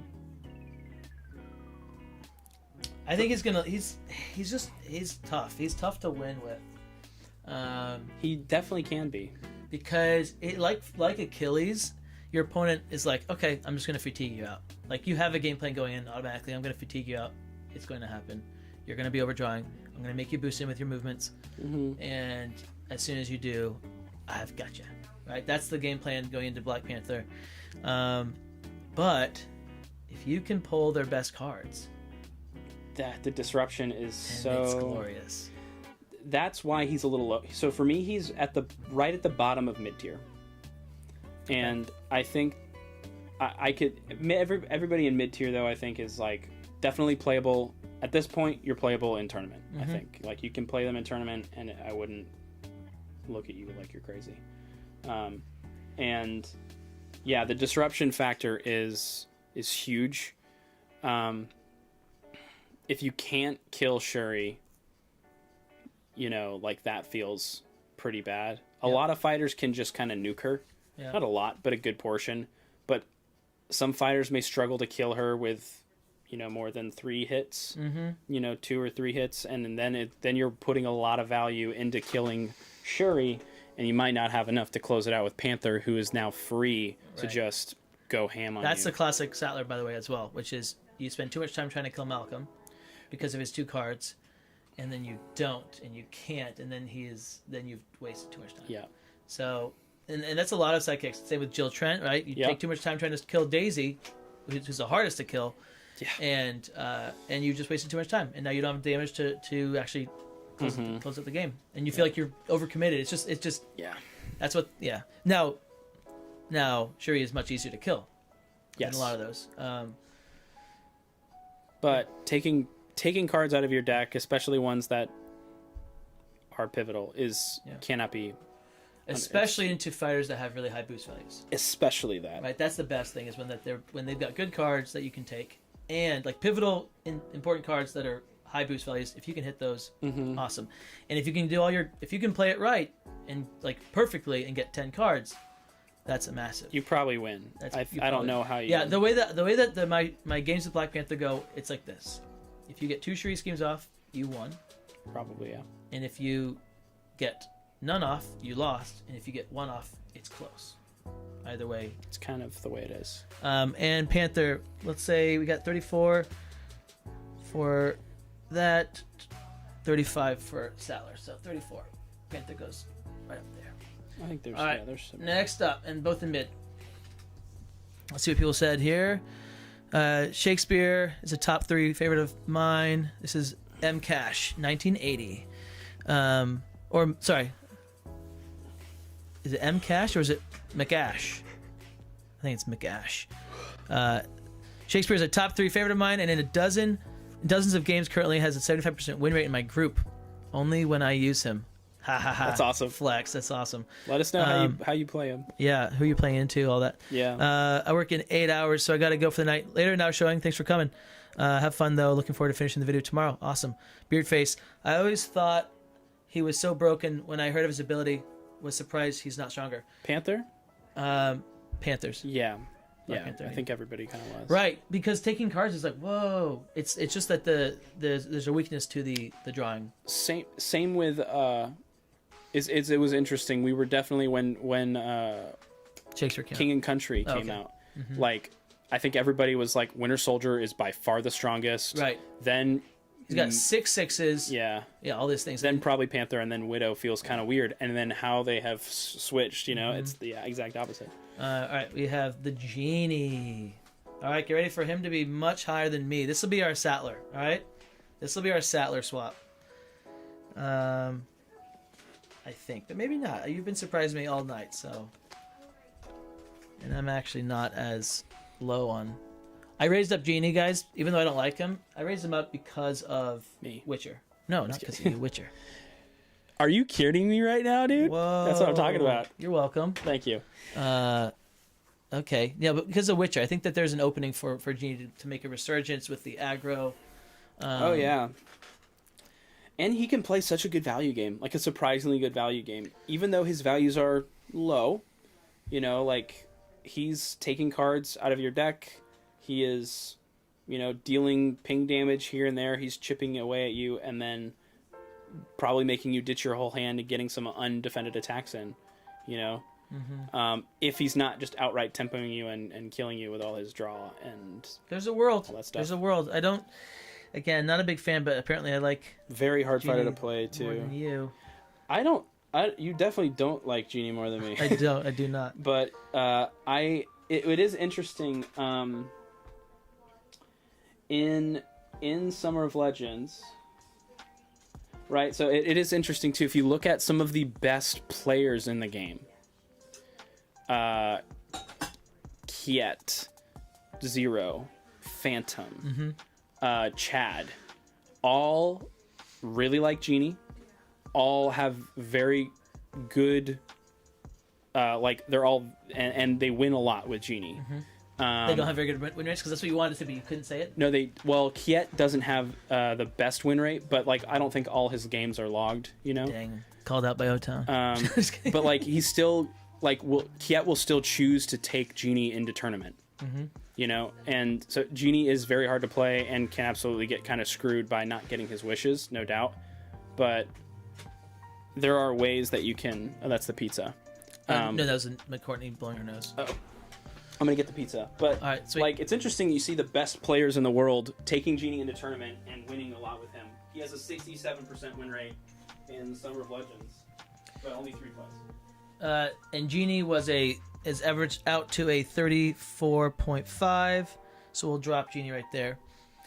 Next up, we have Little Red. Oh, sweet Little Red. She's great, guys. Little Red is so good. All right, so looking at the comments here. Beardface said, Genie just lacks stronger cards. He's someone I give new players to because you feel strong. Burns a candle at both ends to play him, well, though. Yeah, it's true. I have seen Genie lose more games when Genie has has drawn like the 5 cards thing. Or like, not 5 cards. When Genie plays prisoners and like goes all in, well, also the 5 cards, draw 5. It's like, if you have not timed that right, then you've lost the game. If you've timed it right, it can win you the game. So it is a tough thing. It's very tough to know when to get the third actions, what cards to discard, what kind of damage to do, how to do it. I'm definitely not the best Genie player at all. I wouldn't choose him to play over many fighters, but he is very fun. Little Red, can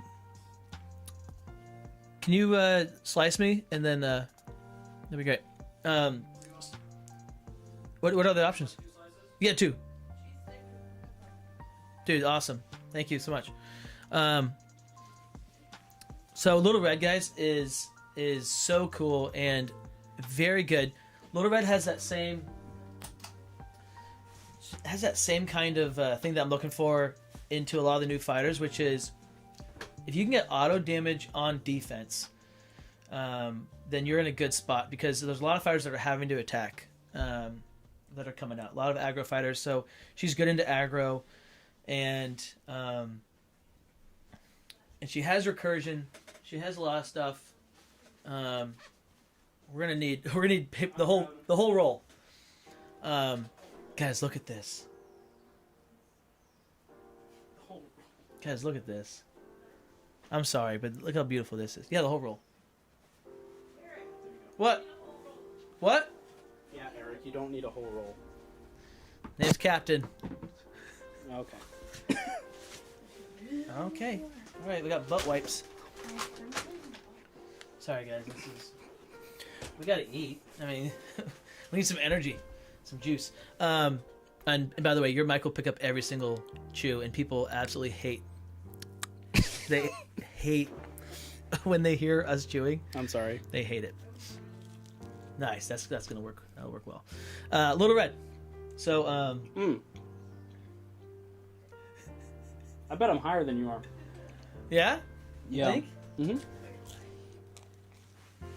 Maybe you are, cause yeah, I don't. I don't know. Maybe. I don't think you are. We're probably close. If we are close, We're trying to get into some good fighters. I think we're not close. I think that I am lower than you or higher than you as usual. Who? Oh, this was the Genie.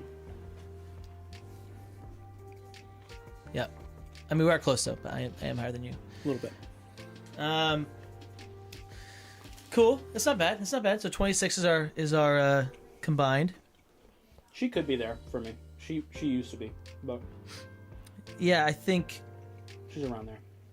But yeah, just very versatile.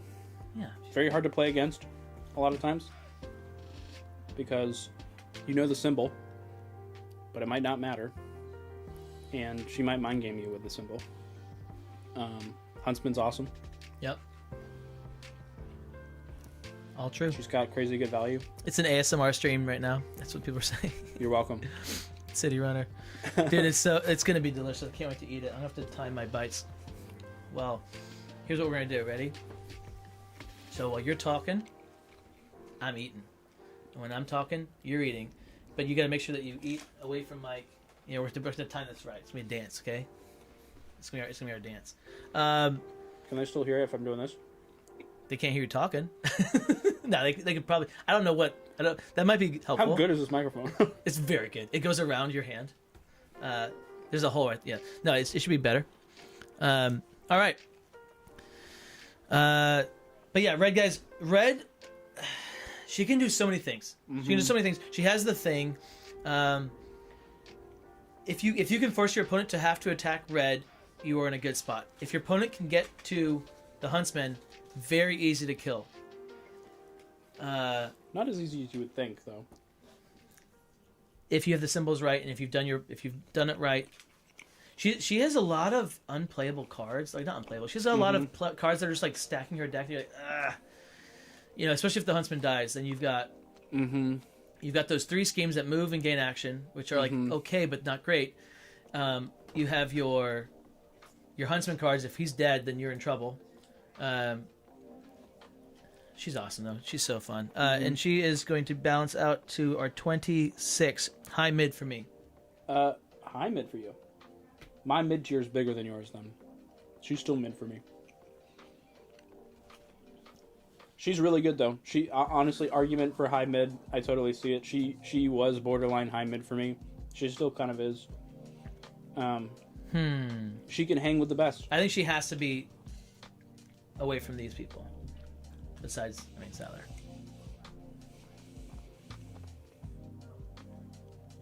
Why don't we look here? We'll leave her. We'll leave her. Yeah, I don't know where to put her. We'll leave her here for now, okay? And if her lack of feints really hurts her, also, and random discard really hurts her. Okay. All right, let's see what the people say, guys. What tier do you think for Little Red? Let us know because we're torn here. Little Red's like playing a mini game inside your game. I put her either top of mid or high mid. Okay. That's where she is for me. Right. That's right. Top of that's mid. right where. That's right where she is for us. ASMR powers activate. Sorry, guys. We're on the same wavelength. That's funny. They both did at the same time. She has games. She feels near top, but she has some games she feels low. High mid seems nice. Are you ranking Bruce Lee? We will be ranking Bruce Lee. He's coming up. We don't have the card, but we have a little thing for his name. I'm probably okay. They have not told us where to put her, so for now she'll stay there. That's based on whatever science. All right, ready? Raptors. I need to eat. Raptors. I can talk about them since I play more Raptors. Yeah, let's drop the cards here. Little Red in the last Summer of Legends. Oh yeah. 42% win rate, Interesting. Okay. which is not great. How loud plays or no? How many plays? 38, which in the best of the best, that's a sizable amount. It's good. That's pretty good. That's interesting. That's 42. For reference, the most plays was Yenenga with 100 plays. Okay. And guess who's good into Yenenga? Yeah, no, she's got some very. Little Red. That's what makes Little Red. I think high mid is definitely justified, and it's just the size of my tiers was different. I bell curved it a little bit more than you did, but I think high mid is probably more accurate because she has really good matchups into Wukong, Yenenga, Bigfoot, Luke Cage, even. She can hang with those fighters who are very strong, very meta relevant. And All the Witcher just came out, and I think she's gonna be good into them. She's gonna be good into them too. So I think high mid absolutely deserved. I got my Raptors card. Do you have your Raptors card? I almost do. You're gonna freak. You need a wipe for these, or that deck's gonna be unplayable after this. Just a grease bucket of the mine cards. This is actually, I don't know. This is gonna be such an interesting discussion. So I found some stuff out.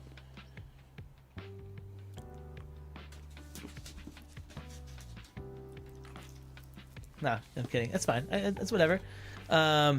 Argument that they could be higher. Quants actually believes they've dropped as well. They're not good into Witcher. Into Witcher, right? Yeah. All right, talk about them so I can eat. Yeah. So the Raptors do not see like any competitive play. Like in the overall, they have I think like 140 plays total in like official competitions, and they've been around forever, so they've been around a long time. If you look at their community plays, they have 10 times more community plays than they do in competition, and their win rate is very good. Their win rate is like, and this is against almost everybody. This is against all, like, the Raptors are in a lot of ladders. But their overall win rate is like 9th highest in the game. 55% win rate. Why? Because I know why. Well, I think they can close out games. I think that's just what it is. I think you close out games with them. They're counterpickers. You counterpick with Raptors. But against who? Like meta relevant fighters. Any solo fighter. Well, I think they can kill anybody. They will, if you maneuver attack with them. Yes. You will die. All right, so ready? She-Hulk, solo fighter. Mm-hmm. Golden Bat, solo fighter. Tesla, solo fighter. Tomoe, I will mop your Raptors. I will mop the floor of Raptors. Mop the floor with your Raptors? I will mop the floor with your Raptors. Not yours, but like in general. With Tomoe. But besides Probably, her. yeah. But besides her. Yeah, it's interesting. But against a lot of Doctor Strange even, like potentially. I think it can happen. I guess, yeah. Because Doctor Strange has some RNG. It could happen. So it's interesting. Like they have the potential to win. They're not just counterpick fighters, is what I'm trying to say. And there's too much data on them to say that what you're seeing is just people getting raptored. Like I think there are like pretty criminally underrated, and they're not S tier, I don't think, or like high tier like Quants would probably say.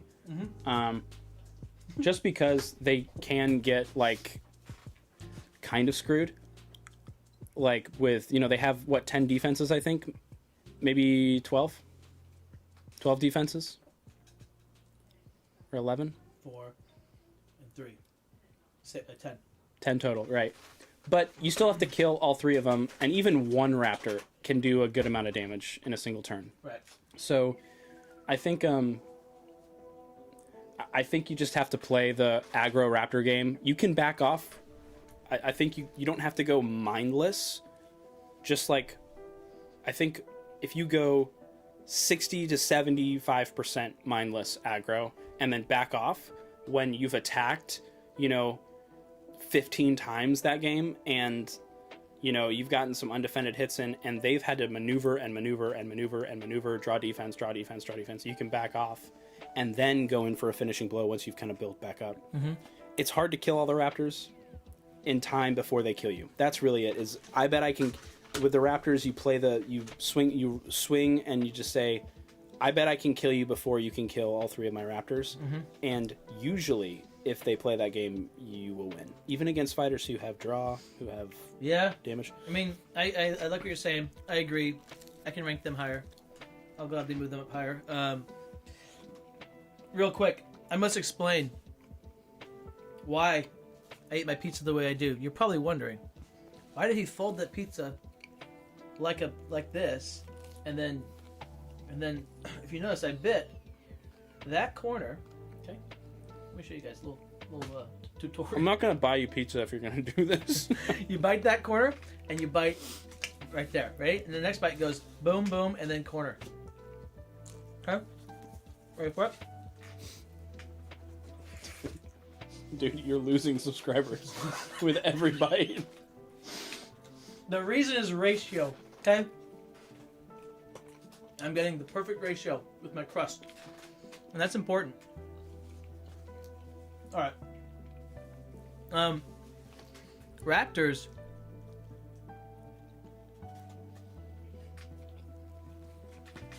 You have them at 24? So 30, and that's at mid for me. You have them at high mid for you. I have the bottom of mid. I have bottom of high mid right now. And I think but they have some good matchups. I think they're good enough to be played more at the same rate as these high mid fighters. What I'll do is I'll give you top of mid. I think that's fair. I can't give you more than that. I think that's fair. They should at least see play as much as them, but they do not. They see less play than Genie and Panther. Right. But I think they should see more. All right, guys. Sorry with the whole pizza stuff. All right. Bruce Lee is mid or low mid. Darn heretic. What are you doing to that pizza? Downvote that pizza eating style. We're looking for unmatched tips, not pizza tips. Guys, listen. Yeah. This channel, we'll give you everything, okay? If I can help one person, if I can change one person's life on how you eat pizza and how you approach the game that is eating pizza, mission complete. All right, Dracula. We both like Dracula. We do. It's a legendary marathon of a tier list, fellas. Oh yeah, it's a grind. We're grinding it. I just jumped on and saw what you did to that slice of pizza. This is Matt Rod. As somebody originally from Jersey, I'm deeply offended and disturbed. Yep. Dude, I've heard that so many times, and guess how many times I've cared. Dude. If it didn't work, I'd stop. You know. All right, we got Dracula. Matt Rod, we're glad you're here, Matt Rod.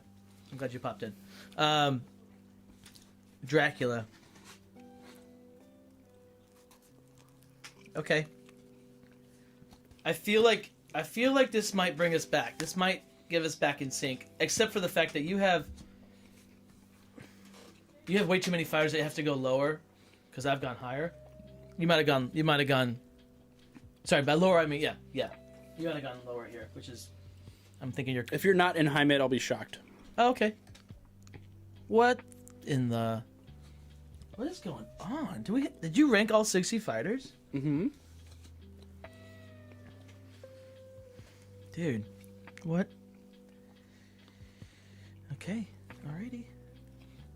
23. Okay, well, why don't you talk about him? You love him so much.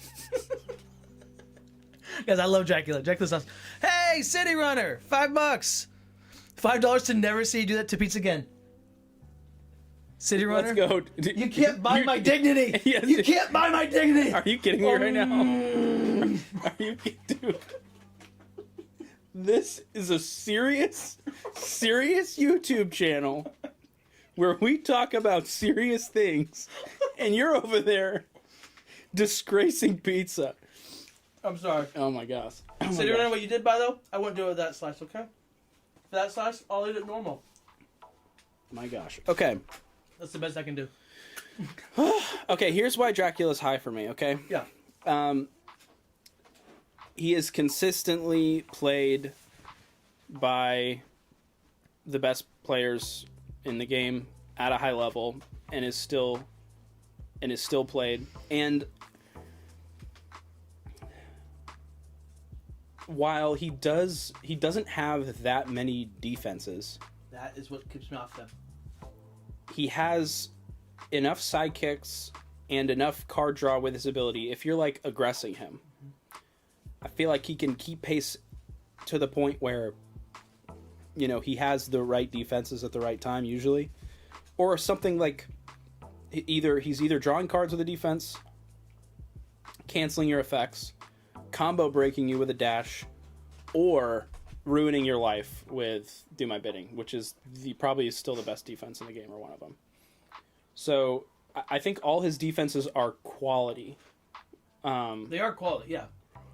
Definitely. And he doesn't, I don't think he needs all of them, because he's going to sit back, he's going to play his game, he's going to scheme you, ping you, set up for lethal, and like we've talked about before, he is one of the scariest fighters to approach in the game. Sure. Still. Sure. Because of his... The ping. He'll ping you. Yeah. And draw off of it, which gives him advantage, and card advantage, and then he can, you know, even if you feint a beast form, you're taking 4 damage. That's crazy, you know. A beast form is like, it's still one of the hardest things to stop in the game, and you know it's coming, and so you have to be prepared that every single attack that he throws could be beast form. Mm-hmm. And sisters are great. Sisters provide a lot of auto damage. He's got a lot of passes, so he can play a very passive game. And his only downside, I think, is that, yeah, it's just his low defensive count, and his cards are bad. Some of his cards are bad. Right? Some of his cards are Everything bad. besides his passes, his beast forms, and his defenses are bad. Mm-hmm. It's all the sister cards. His little... Besides, okay, I take back the ambushes are good. 2 ambushes are good. His Dracula 2's attacks and his sister cards... No, not all the cards. It's not that many cards, actually. But he doesn't need them.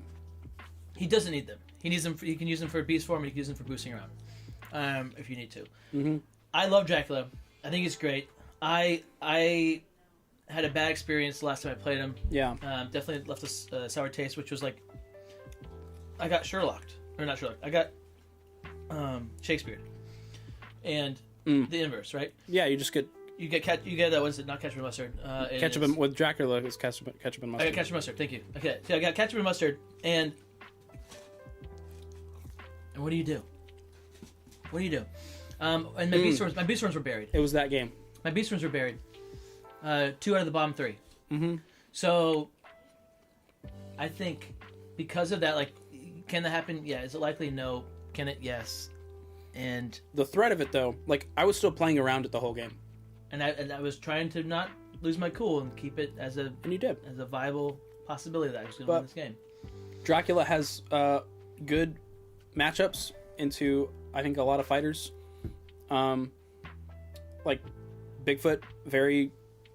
Yep. I would say definitely a decent matchup. Yep.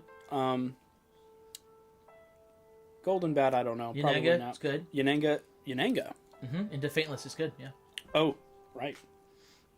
Against Houdini. He's one of the few fighters that, like, kind of scares off Houdini. He can do well in Houdini. Yeah, I think, again, big fan. Like him. I ranked him lower because of the defense thing. Into these super aggressive fighters, I wonder how it's going to work. He has wins. Yeah, so his Summer of Legends run was 15 games, 53% win rate, which is higher than She-Hulk, higher than Achilles, higher than Sherlock, higher than Jill, higher than Houdini, higher than Luke, higher than Little Red, wow, higher than Yananga.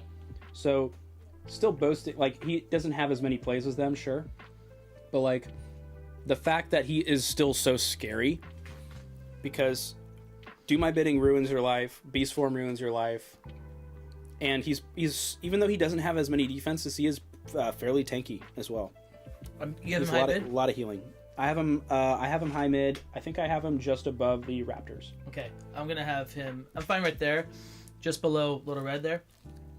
All right, let's see what they say. Good matchup into Luke Cage, also, I think. In the words of the Gingerbread Man, you're a monster. Save the pizza tips for TMNT box. Oh, dude. When it comes out. I will give you so many pizza tips. You're like, no, what did you do? What, the one pizza tip that you have? So many tips. It'll be the same one just on a loop. Like, guys, this is why I'm full. Every time I take a bite, I'll be like, guys, you know why I'm doing this? Don't watch that stream. It's going to be awful. Hey, guys, you're wondering why I'm eating this. Okay, sorry. Let's move along. It's 12:30. You want to lose that sub button? Matt Rod. Hold him hostage. Don't you do it. Hold him hostage, Matt. Dr. Beardface, in the words of... I already said that one. Matt Rod said, this video should be flagged as for inappropriate content. I'm taking down. Dude, It's a censor my face. Google sends you like a cease and desist letter. Okay. All right. Oh my gosh. All that would be so funny. This is great. Demonetized. Wayward Sisters. This is going to be big. Based on what he said, guys, he's way higher than me. I don't know. Based on what you said. You a liar? I don't know. I feel like this is about appropriate. I want them to be higher. What?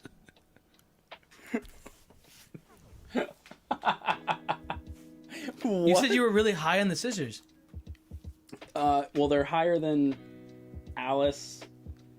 And you said you were really high on the scissors. That's 39, pal. That's. I guess not that high. Okay. Could they be higher? Like, I think it can definitely hang. What? All the reasons that you said for Raptors, and a lot of the reasons you said for Raptors would apply here for the girls. But what do you not like about them? Did they have a bad win rate? Is that all you're going off of? No, it's not. Did they have a good win rate? No, it's not that either. They have a bad win rate, but I think it's the fact that they're just they're low total health. They're hard to kill, and we haven't played them in a minute. We've been all Witcher lately. I remember being very impressed with them, and they're probably more like mid-tier. I think I'm probably 28 to 39. We have a difference of like 11, so somewhere in between is probably. I'm high of mid-tier, and you are at the bottom of mid-tier. I am towards the top of low mid for me. Dude, that's wild. I do think they're probably better than I don't. Yeah, I think you forgot about them because I'm forgetting some of the. They can do a lot, but they like can win every game. They can win every game, legitimately. Besides against Houdini, except Houdini, they lose, dude. They lose so hard against Houdini. Maybe one person. We tried it. We tried it. It was so bad. They can win every game. I think, like almost every game, legitimately. They can do a lot. I think they're hard, and you can get kind of like. I think no feints can hurt them. Oh yeah, that's very bad. And then just overall low health, like. Although, it doesn't really matter. I don't think you have to. Yeah, I don't know why it's so low for me. I think it's just there are fighters who I think are more consistently, like, you're able to optimize. I think that's partly why I have them lower, is that they're one of the harder fighters to really play optimally. But if you get really good with the sisters, I think, if we're assuming that we're talking highest level play here, sure, I think they're definitely mid-tier. And they're sneakily good. They're definitely better than my rating is. I think it's just I was looking at everybody else and thinking, achieving victory with these fighters is more clear. And yeah, okay. But like we've played games like against Sherlock and it was close. Like it was like 1 point of damage away from. Yeah, we have not played them as much. We need to play them more. I love the sisters, and I was like, we were talking, and I was probably one of the first people to say like they're better, they're higher than we think, because they have so much control. You can get a lot of control with them over what your other person's doing. I think I'm just not remembering them super well, and they should definitely be mid. I think that's probably what it is. I know, and I don't. I mean, what's 28? 28 is mid. I mean, I would take them into Sinbad, I think, even with his stuff. No feints. Dracula, I think they'd be fine. I think maybe into Sinbad. There's 3 of them. You gotta kill them, right? The only value they lose when they lose a person is their 0. Right. That's it, and their map coverage. Right. They can, and they can combo off. I can do whatever I want. Do I want? Here's why. Here's why I ranked them higher. Okay. One of the big things coming out with The Witcher, so much discard. Who is not affected by discard? The girls. You discard, it goes straight into their cauldron. They're fine with it. They're happy with it. Like if they're managing it well, right? So I think that's something that's really huge. That this tool that is so good for the Witcher fighters does not hurt them very much. It doesn't hurt them as much as everybody else. Yeah. Every other person is hurt way more than them. Yeah. Unless they have such bad cards that they have no. They're not even. Why are they being played at all? It's also kind of interesting too. Like against like Yennefer, she could throw a 7. You could throw your piercing, pricking of my thumbs, and then choose not to discard, and then Yennefer's taking 5. That's awesome. And you're like fine with one sister taking 5. Right.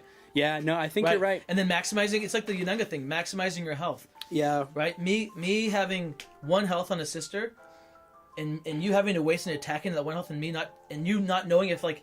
The I'm value gonna defend you it can or not, get. like, and then if I protect her and you just wasted a card, you feel bad. The value you can get is really good. There's a lot of value. It's all about are they the toughest fighters in the game to play? Probably. Okay. They probably are. Did I beat your Tomoe with the sisters? I think I did in the gauntlet. I think you did. Put up there, yeah. Get them up there. Right? No, they can just. You're just like, oh my gosh! Like I forgot they could do that. You beat the sisters. I beat your Tomoe with the sisters in the gauntlet. You beat the sisters with Robin Hood. Was that different? I beat the sisters with Robin Hood. Yeah. That's partly what's keeping me is like Robin Hood. It does pretty well into them. I mean, Robin Hood's okay. All right. So we'll go. So I have them high mid. I feel like mid is probably where they belong. I feel like about there. Okay. And I'm by high mid. I meant sorry. The top of mid is where I have them. Yes. Okay. All right. I think that's fine, and I agree with that. Let's see what people say about the sisters. I got into my head. Wow, it's quite a difference. Yes.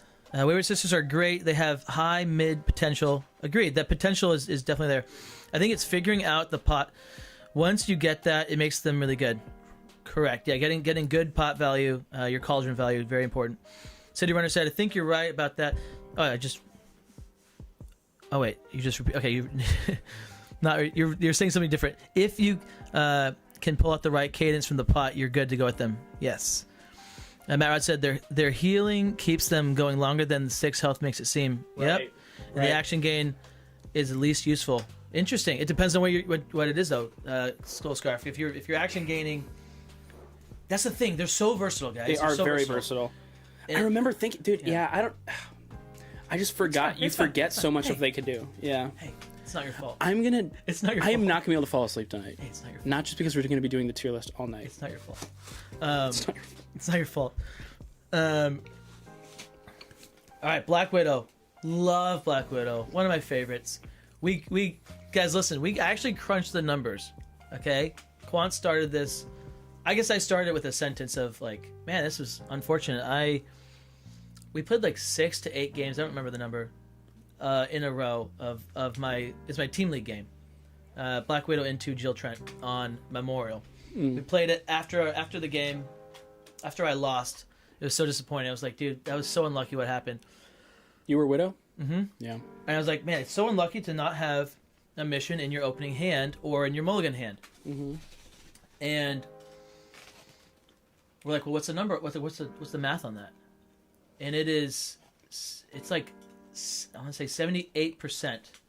Lower a little bit, like 70. With the mulligan included, it's 78%. With the mulligan included, it's like 73. I'm telling you right now, it's 78. Did he text back and say it was not that? Look at the Discord. It's not a big deal. Either way, guys.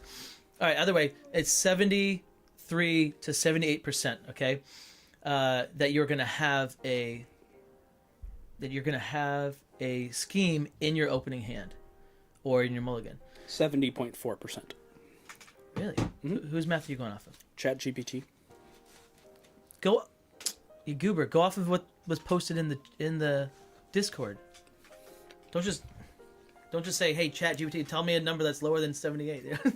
That's what I did. Yep, you got me. All right. It's literally math. I don't know how you can't get math wrong. Really? Because we had 4 people crunch the numbers, and we all 4 people got different numbers, and it was like mathematician, statistician, magician. Like it's at least 70%. It is at least 70%. We can all agree on that. We right? can all agree on that, which is high. That's high. And it is no more than 80%. All agree? All in favor? Motion carried. Okay, so what's happening right now? What are we talking about? We're talking about what you're trying to rank Black Widow. Thank you. Get your life together. Wow, that's a a lot. There's a lot there. All right, I think I'm higher than you on Black Widow. I think she's probably dropped because you stopped playing her. So I'm gonna say I still love her, and I would play her more. I know you love her, but I think that she dropped because you don't play her. I'm gonna say you're in the 30s. I take back everything I said. Hey. Cool. I think she's better than you think she is. Guys, when you see these two numbers like this and they're right next to each other, we don't even have to argue. Like that's it. That's the answer. 21.5. So why do you think she's so much better than me? Than I do? Why are you so high on her? Why are you so ridiculously high on Black Widow? Dude, she okay. So first of all, incredibly versatile fighter. Double ranged.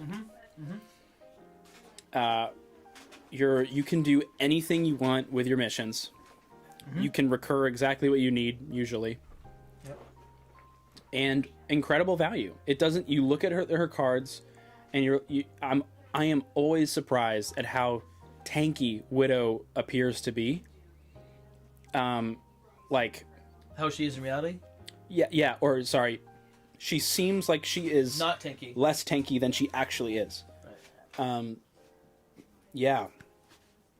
She just has so much disruption as well. Sorry, I started to fold the pizza and I remembered the $5, so I unfolded it. Thank you. Carry on, please. She is kind of like, not the original, but she's so this new era of like disruptive tempo fighters, which are like my favorite fighters to play. Widow, I think for me was my number 2 favorite when we did the video. We need to do that video again sometime. But like Widow, I think is she's way up there for me in terms of how fun she is to play. So fun to play. So fun. She has really good matchups into a lot of top tier fighters, like Yanenga and Medusa, and even like I don't know. So here's the deal, though. A lot of good. This is what's tricky with her is that Jill. She doesn't have good matchup into Jill. Remember the mic.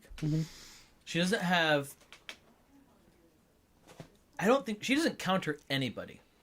Okay, that is not her thing. She's not gonna counter anyone.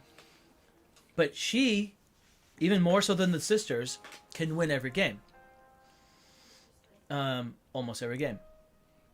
And she can provide answers to a lot of people's best weapons. Right. But not in a hard countering kind of way. Right.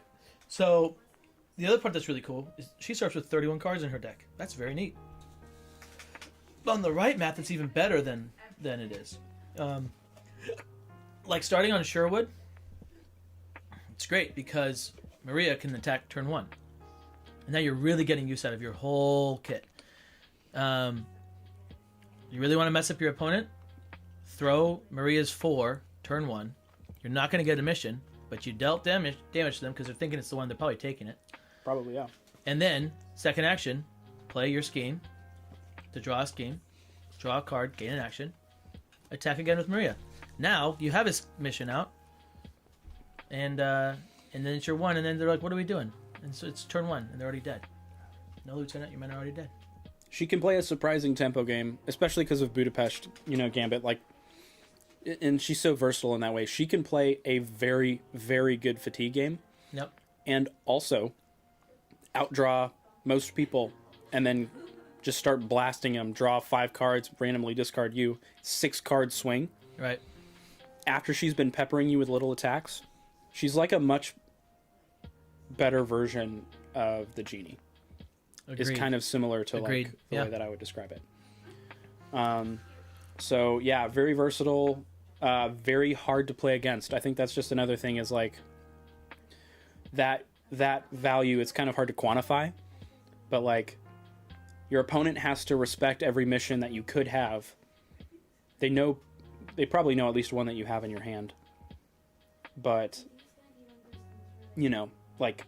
You could be dealing auto damage to them. You could be making them discard cards, and then you're potentially playing that card again. And Maria is good enough that you really do want to kill her. And she's hard to kill. Mm-hmm. So you gonna drive home? Yeah. Oh my goodness, it's bright. All right, why don't you go hug your wife? Okay.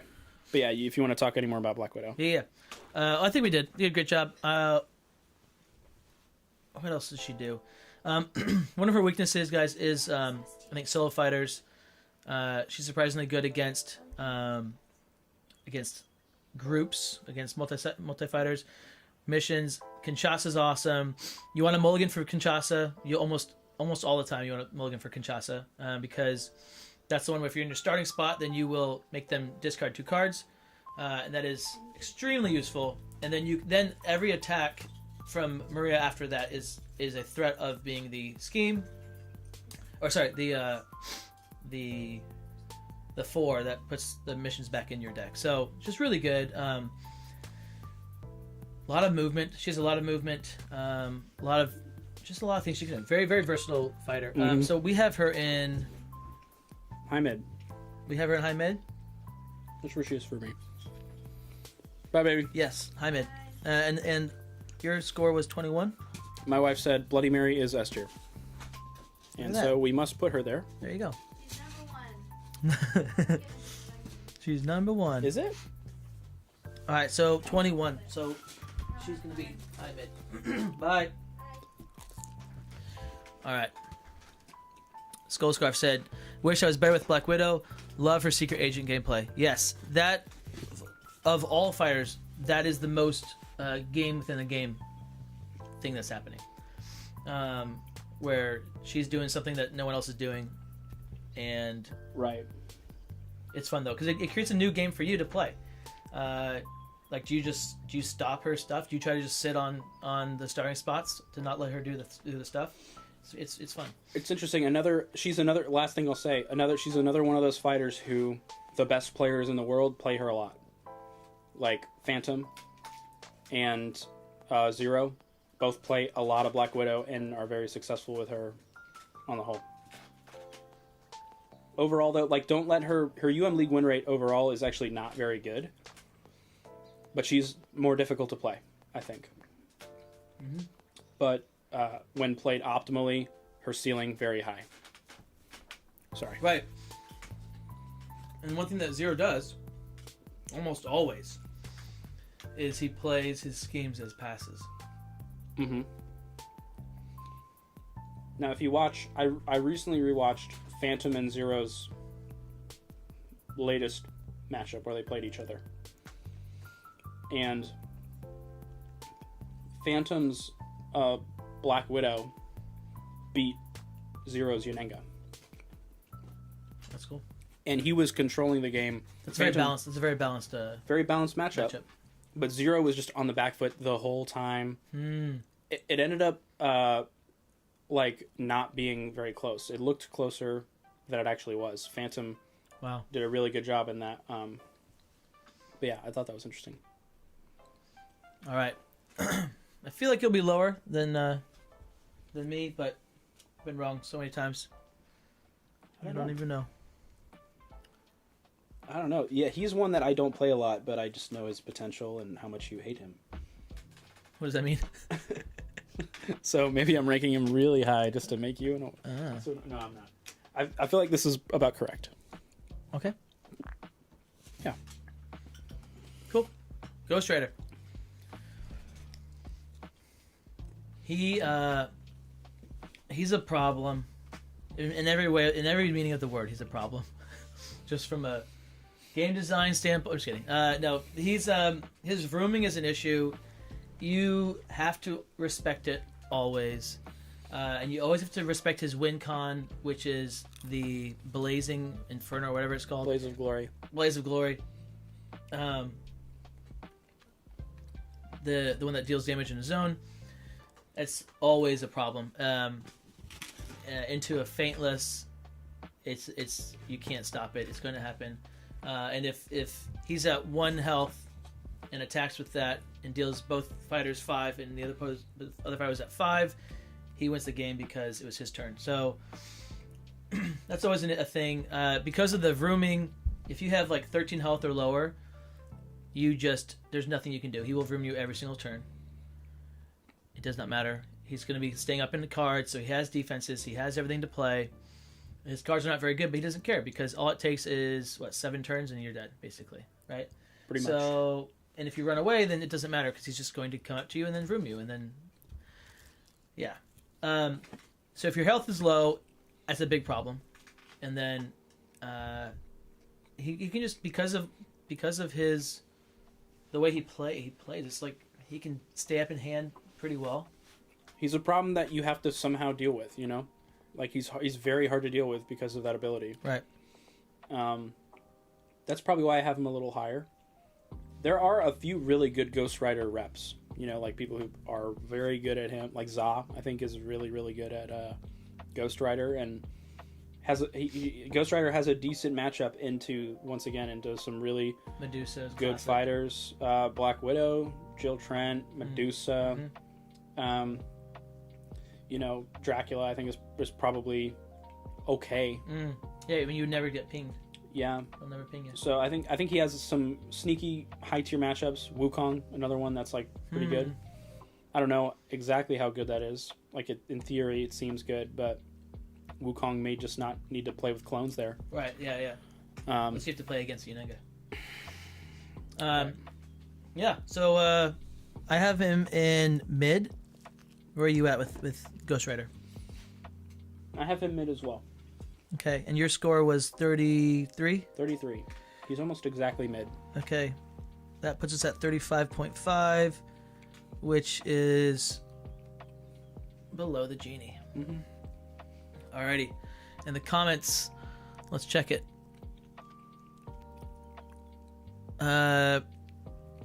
Paul Splatter said, I play with every single character because my group of friends always roll random characters. But Black Widow is literally the only character I've never got good with.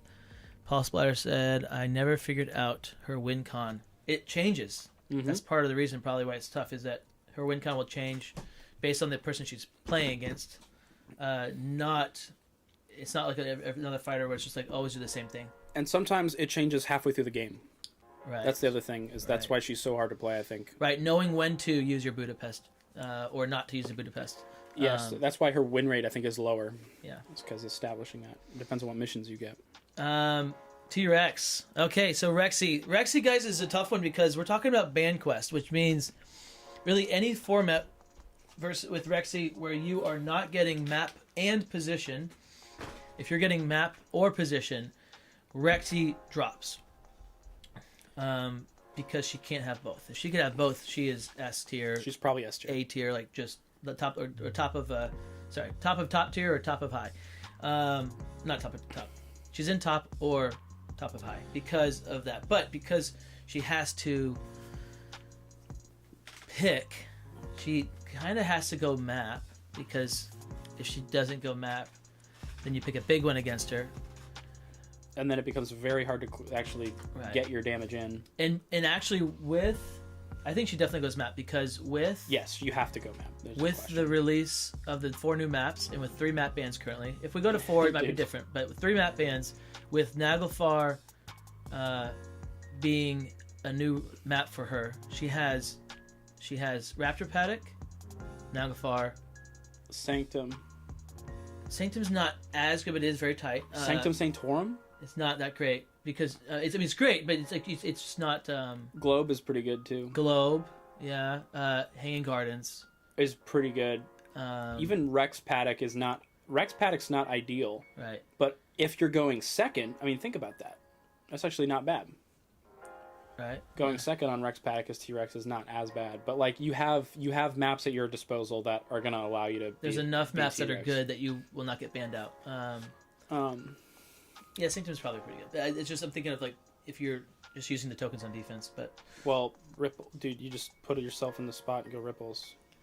Well, yeah, but she can just walk. Also, it's so small. So. That's the big thing is she'll be able to get to you. She can boost with worse cards.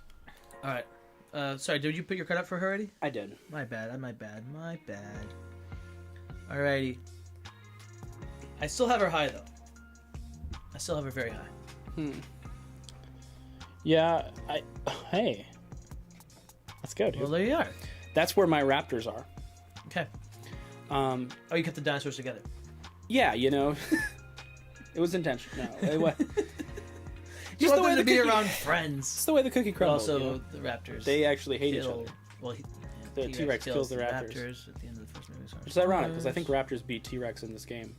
Well, the Raptors. There's a lot of okay. What? All right, back to what? T-Rex. Anyways, back to T-Rex. So yeah, I think like what you're saying, she is I think a good competitive pick. Maybe like it's interesting. In Banquest, you need to win with both your fighters. Mm-hmm.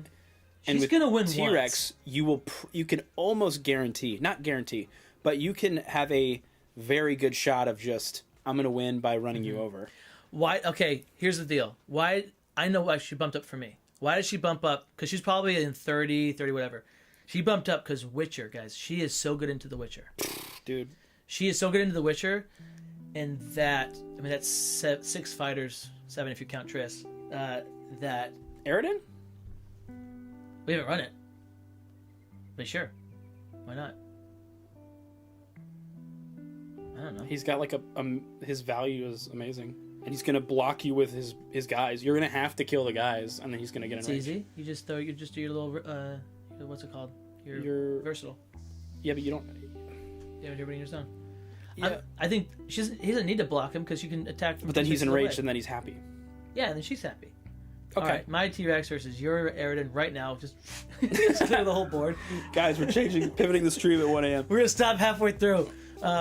I think that she could be fine. I think she absolutely, but she can win anything. Exactly, she can win anything. Saying that she can be good into Witcher, I'm not saying she's great into all the fighters. I'm saying, I said that exactly. I think she is very good into the Witcher. There might be a fighter in there. I think Philippa's probably one of the best into her to T-Rex. But even then, it's not great. Yeah, I don't think it's that great because she can keep up, sure. T-Rex can win. She has quality so much health. She has so much damage and so many attacks. She's always drawing cards. She's always coming at you. Yeah. Yeah. Yeah, that's the thing. She's just constantly drawing cards. She's just gonna. So we're high mid. I think high mid. I think. And for us, it's 24.5. Or did I high mid? I think I actually have her very top of mid, but I think. Dude, your mid is massive. My mid is 1, 2. Or my high is massive. Your high mid is massive. My high is massive. Your high? My high. My high is a little small. I try to be a little bit more restrictive, but also that's just me. Yeah, I sometimes like. I think argument for T-Rex around here. I'll usually do this with my stuff. I was like, you know what? No. Small. It's just. Yeah, it starts low and then it just gets good. Yeah. But I think that's a good sign. It means there's more good fighters than there are not. I'm trying to find out where she's going to be. So, Dracula was 26.5. We're looking at Black Widow. Black Widow was 21.5. T-Rex 24.5, and Red was 26. So, going right here. Cool. That seems that seems correct. I think just the way my tier is. No. It could be my fault. Oh, guys, look. Here we go. Hey, 43 of you. That means another. What time is it? It's 1.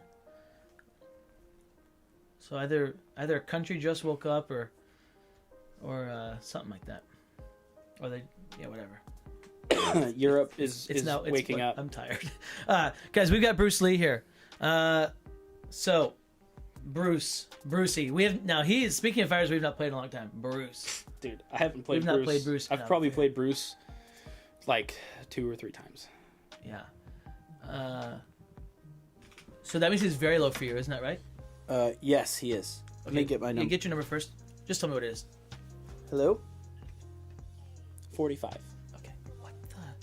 Actually, that's probably Do I have my fine. what? That's probably fine. He said 45. wallet, yeah. My Bruce is 46. That's totally fine. I have reacted. I apologize. Yeah. Good job. You don't have it? All right. So what did I say? It was 46 for me. Okay, try it. Bruce. He said 45. You're gonna have to hang up. So. Oh. Let's go, Scarf. I'll ask him to get that back, the information for us in a second. So, guys, Bruce Lee, super fun fighter, and I cannot wait for Ali versus Bruce. That's going to be awesome. It'll be super fun. So, a very fun fighter, can combo off like crazy. You kind of don't want to attack him because he's going to get his jeets back, but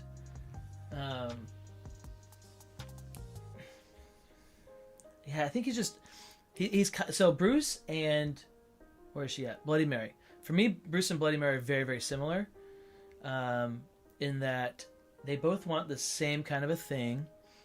They want to combo you, and they both have the same kind of weakness, which is like just lacking. I guess it's sort of different. Bruce has the damage, I guess. He has the damage because of all the attacks he can throw. So he has the damage. If he can catch you without cards, without defense, he's awesome. He's going to be great. Combo breakers are bad for him. So if you have movement on defense, that's not good for him. If you have feints, that's not good for him. And there's a lot of cards and characters that do that. And if you don't have that, then he can just kill you. His 1-inch punch is awesome, but it's a 1 copy card, and so it's an absolute crapshoot whether or not you're going to get your 1-inch punch. And in a lot of matches, that 1-inch punch is the difference.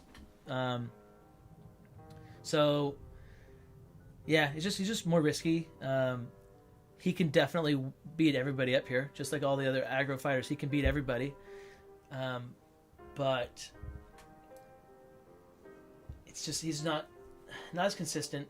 I don't play him very much though, also. So a great Bruce can do a lot of damage. I'm pretty sure Matt Rod loves Bruce Lee, if I'm not mistaken. I've played against a lot of good Bruces. What's his name? He loves playing Bruce. He's beaten me many times. He always gate keeps me in ladders. Lucio loves Bruce. And I feel like he's stopped me from ranking up in ladder like 3 times because of his Bruce on Raptor Paddock every single time, and he puts me in the pit and then stands there and then punches me to death. And I'm like, no, because every time I'm like, oh yeah, that's what the card does. Like, I'm always like playing around it, but I don't remember what it does. And then because he's got the swap, right? You can swap. Mm-hmm. You also have the summon somebody in your zone. Bring him to you? Yeah, you bring him to you. So you just stand at the corner and you're like, yeah, and then and then you just until they're dead. So I think he's very good. He's probably higher than we're ranking him. I think he is. Throw your 45 out there for the people. Oh yeah. He's higher than we're ranking him, I think, but we wouldn't know. We wouldn't know. So he's probably closer to like you can reveal it. High 30s. You're tired. Yeah. Yeah, he's probably closer to at least high 30s. He does struggle into people that hit really hard though, as well. His value blocks are not great. Right, and the low health. He's got skirmishes, I guess, but like. But dude, I want to play more Bruce. I really do too. I'm so excited for Muhammad Ali Bruce Lee. I know. That's gonna be very fun. All right, so but Bruce though will go for us. He's low mid for me, and he's low mid for you. No, yeah, he's the very top of. Oh yeah, no, sorry, he's low mid. He is low mid. All right, and we're gonna put him. He is our 43.5. No, sorry, that is. I'm sorry, he's 45. So let's just drop him here. He feels just a little gimmicky. What do you mean? Just because I mean he has so many like one-off cards and like relatively inconsistent deck in that way. Like you might not get what you need. Mm-hmm. And also just like he's just action gain. If you're a combo breaker and yeah, exactly. Yep. You can just kite him kind of. Bullseye, another very. Oh, sorry. Before we go to Bullseye, guys, let me do what I told you I would do. Win rate for T-Rex. Can you get us that? Oh, the win rate for T-Rex? Yeah. So in Summer of Legends, 55% win rate, 62 plays. So I think a lot of your high, players that are the best players in the game have also kind of realized that she's essentially a free win. Not really a free win, but you can pretty count on a victory from T-Rex if you have map with her. Yep. Against if players are drafting like more versatile fighters, then T-Rex does pretty well into. You can ban the best T-Rex counter, and they may have to let T-Rex through. Right. So T-Rex still has a high win rate to this day, and overall her win rate is still very high, like 57% win rate. That's including though when you could have full advantage with T-Rex. Right. So. Paul played Bruce into Geralt last week, and Bruce stands no chance. Yeah, because Geralt's gonna have the cancels. He's got the disengage, and then the damage would just be the damage Geralt can do. Awful. Yeah. All right, and then Skullscarf loves Bruce. Greatest feat was beating Luke Cage. Nice. Whoa, that'd be very hard, actually. Well, potentially, because you. It depends on where the trash talks are in the deck. Matt Rod loves Bruce. He's got some issues, but he's so much fun. City Runner said these conversations made me wish my gaming group and I had more decks. Yeah, man, for sure. We got Bullseye. Yeah, I wish I had a gaming group that played Unmatched too. My gaming group does not play Unmatched. You're welcome. I have O-Town though. That's all you need. All right, Bullseye. You heard it here. Bullseye. That's not. Ready? 4-4. 46. Okay, so we average out to 45, which is just above Bruce Lee. All right, and remember when we first started playing Unmatched? Mm-hmm. Bullseye was definitely like S tier, I think, for us. No, S tier. When we when you guys first started playing, before I even started playing the game, I just remember you guys talking about Bullseye. I mean, what he can do is awesome. Yeah. Yeah, he was never S tier, but it was just like, dude, this guy is breaking the game. Yeah. Zones don't matter. 5 spaces away. Action gain, right. And at that point, we also didn't have positioning, and so that would make him a lot better. Yes. Yeah. Not S tier, but they were like, he's. We one had of the no idea fighters. what to do, and then we started figuring it out. Right. We started figuring out. Oh, he can't block for more than 3 ever. Right. Oh, and he has to win the combat the first time, right. and if he doesn't, then bad things happen. You're in trouble. Oh, and if your schemes are buried, you can't really do anything. Exactly. And you have 2 feints. Right, and you can max block of 3. I think you probably said that. Yeah, I said that. That's like the biggest thing for him is no healing, max block of 3. Right. So he has to kill you before you kill him. But like all of the other aggro fighters, he can win the game if he catches you without defense. So like this fighters like the ones that we're talking about, the Bruce Lees, the Bullseyes, all these fighters are so much better into like Dracula and like the fighters that are like, oh man, if you get caught without your like Luke Cage, if you get caught without your defense, you can lose. And so they can just pop off and it can happen. And Bullseye is definitely one of those. So here is what I have noticed in games as they develop, right? When Unmatched first came out, not everybody was as good at the game. And so what punished people was positioning and counting damage and maybe overthinking to an extent. But that's why like your active fatigue and passive fatigue fighters were very good, I think, early on in the game, where you could win just because someone didn't think through it or didn't realize that they could just keep attacking you. Well, and remember, competitive play wasn't even a thing for a long time. For a very long time. I think, if I'm not mistaken, it's like it kind of started just before I got in, which was with the. I think the first tournament was like the Battle of Legends 2 or something. Something like that. I might be totally wrong. But in my mind, it hadn't been around for too long. It was kind of new. But there were still a lot of fighters out, and they just started like, hey, let's start playing competitively and make it a thing. But here's what's interesting, and this is the same. This is true for I think Magic as well. Like the aggro strategy, as the player base gets better at the game, aggro becomes more prevalent because people realize that you can win games by just Hail Marying. You just aggro, and then sometimes you just win.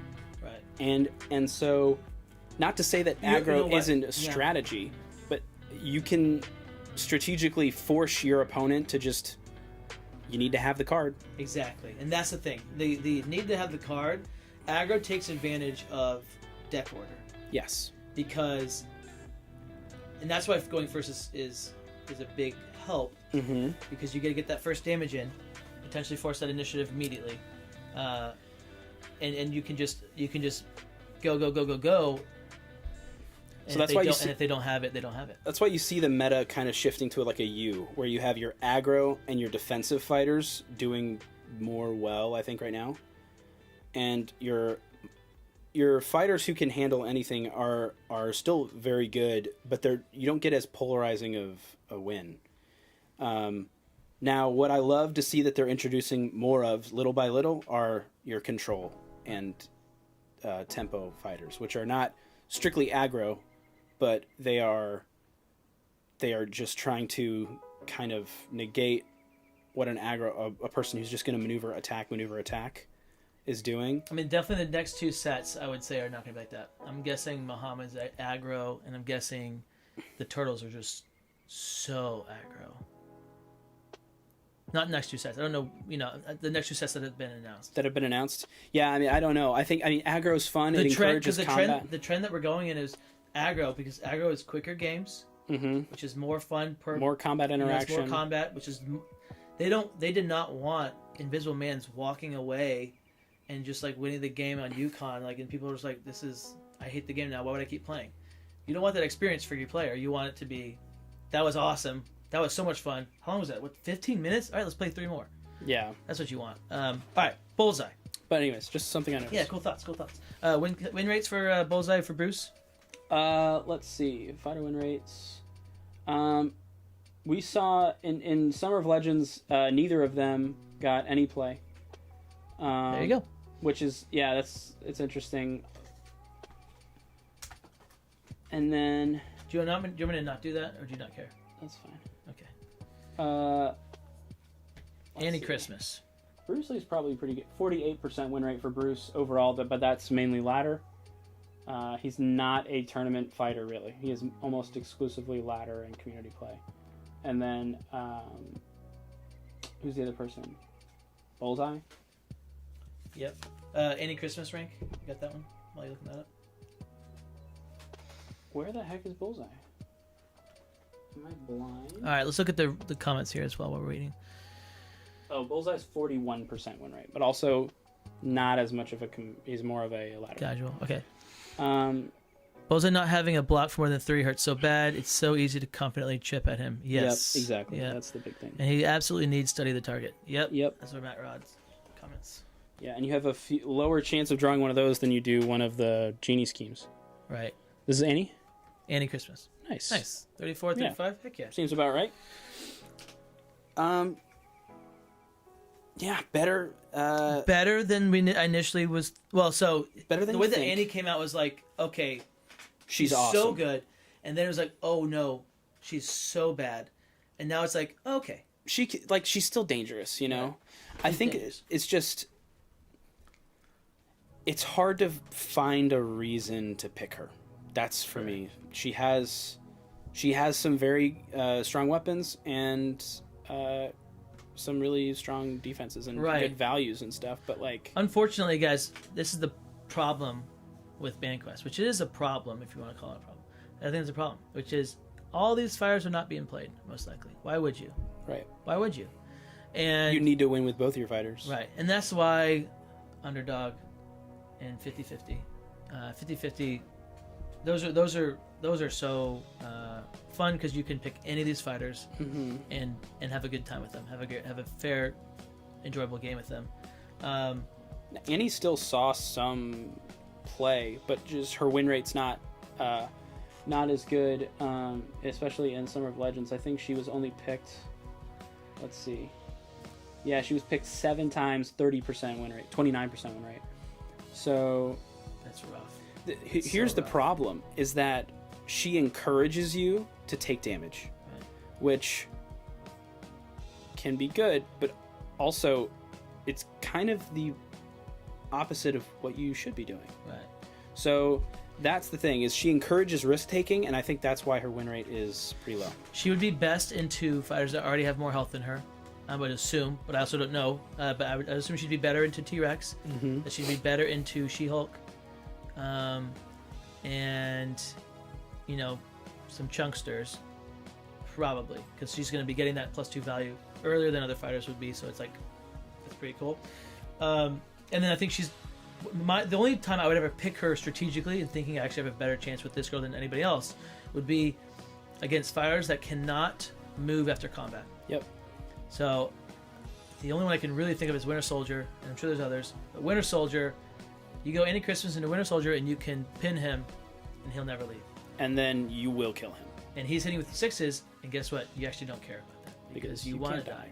So that's the only the situation where I'd really think that'd be cool is someone with 0 or very very minimal after combat movement, so you can pin them, and then an anti-Christmas pin, which is your 2 fighters are next to each other adjacent, but also the fighters pin, so it's a triangle.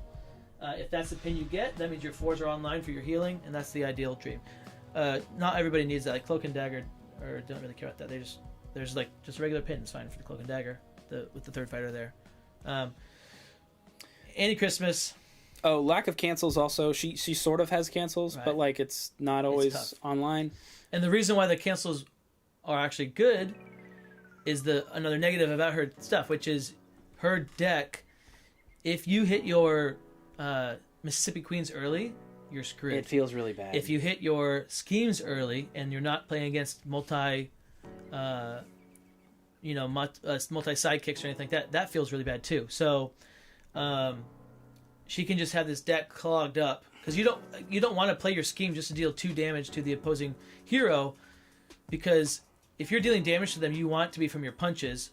Does that make sense? Like, you don't want to deal the damage. You want to be capitalizing on your +2s, and if they're below you already, then you don't want to get them further away from you. Then you have a hard time getting your +2 on your attacks. And if they're above you, you don't want to play your scheme because you want to get your punches in. Right. So there's never a good time except for closing out the game or against multi sidekicks with your schemes. And she's got there's at least 2. There's 3 of them, right? She's got 3 schemes, 3 Mississippi Queens. You could have 6 cards clogging your deck that you just can't use, and that happens, and it just feels really bad. She has a similar problem to Luke Cage, kind of in that way, and she has other blues. Those aren't the only blues she has. The positives for her: she hits hard, can hit very very hard. Charlie's really really good. He's a ranged sidekick, super tanky. They have the swap, which is very good on defense. They have Charlie's bottom dealing is a very cool attack. They do have healing as well, which we talked about. So she can be very tanky, but the problem is that you kind of don't want her to be. That's the thing, you want her. So it's kind of a counterintuitive thing. I do think she is good, and she can jump around the map too. She has like her captain's orders and her what's it called? It's the 3-value versatile that allows you to move yourself and the opposing fighter 2 spaces. That's pretty cool. I really like that card. I forget what it's called exactly, but Captain's Order. So what'd you say? no, it's The moving 2 fighters each. yeah, it's that really good. 3-value versatile, It's really so good card, and it could be a 5-value attack. You know, Right, foul value, and it's just so good for setting up the pin that you need. So she goes there in mid tier. that's about where I would put her.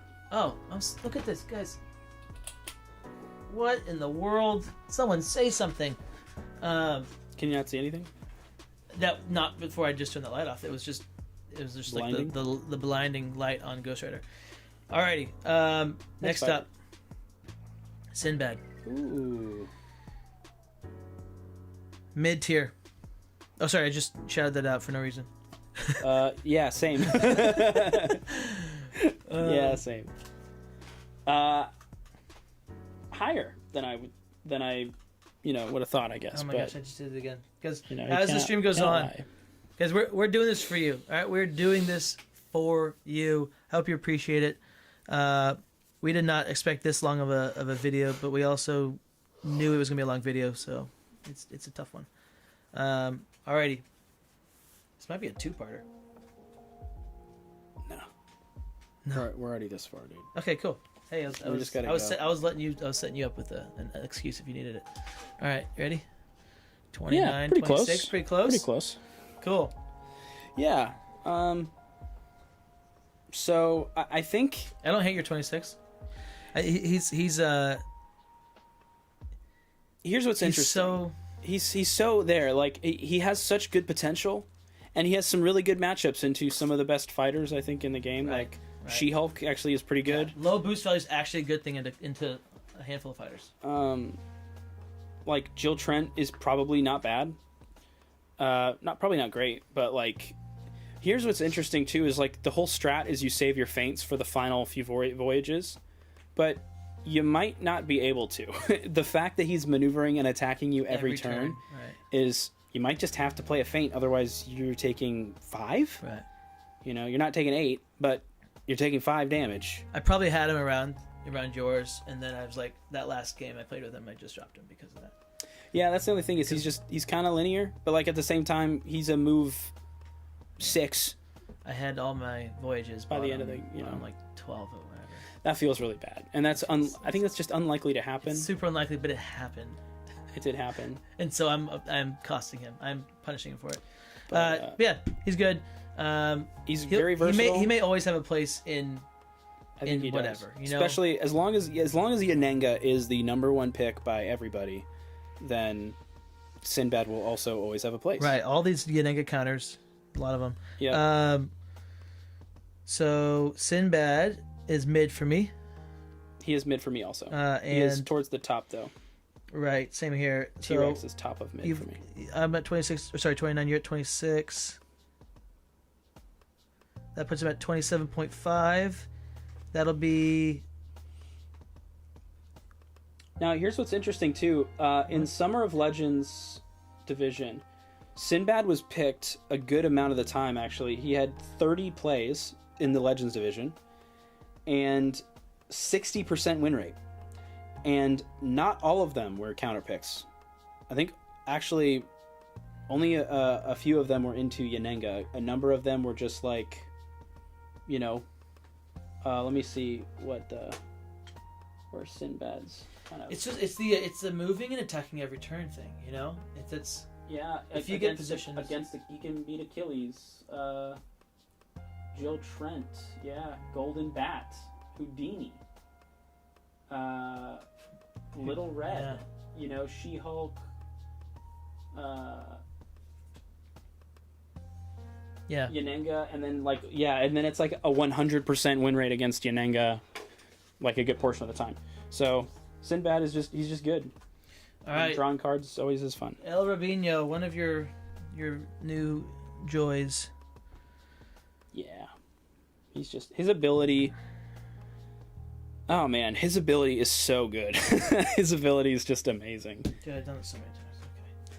That's just that's something I factored in as well, I think, towards the end, was like fighter special abilities, whether or not they're always a factor or if there's something that like doesn't happen very often. Right. And comments. Tomoe is amazing. 31 out of 60. Keep it up. Thanks, Skull Scarf. Her having to take damage is hard because for someone like Beowulf, minimal to himself damage gets you what you need. Is it her? What was the last her we talked about? Oh, Annie Christmas.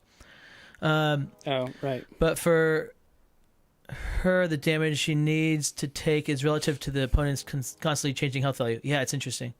Paul Splatter, the super team, Merlin, Porter, Jabberwocky.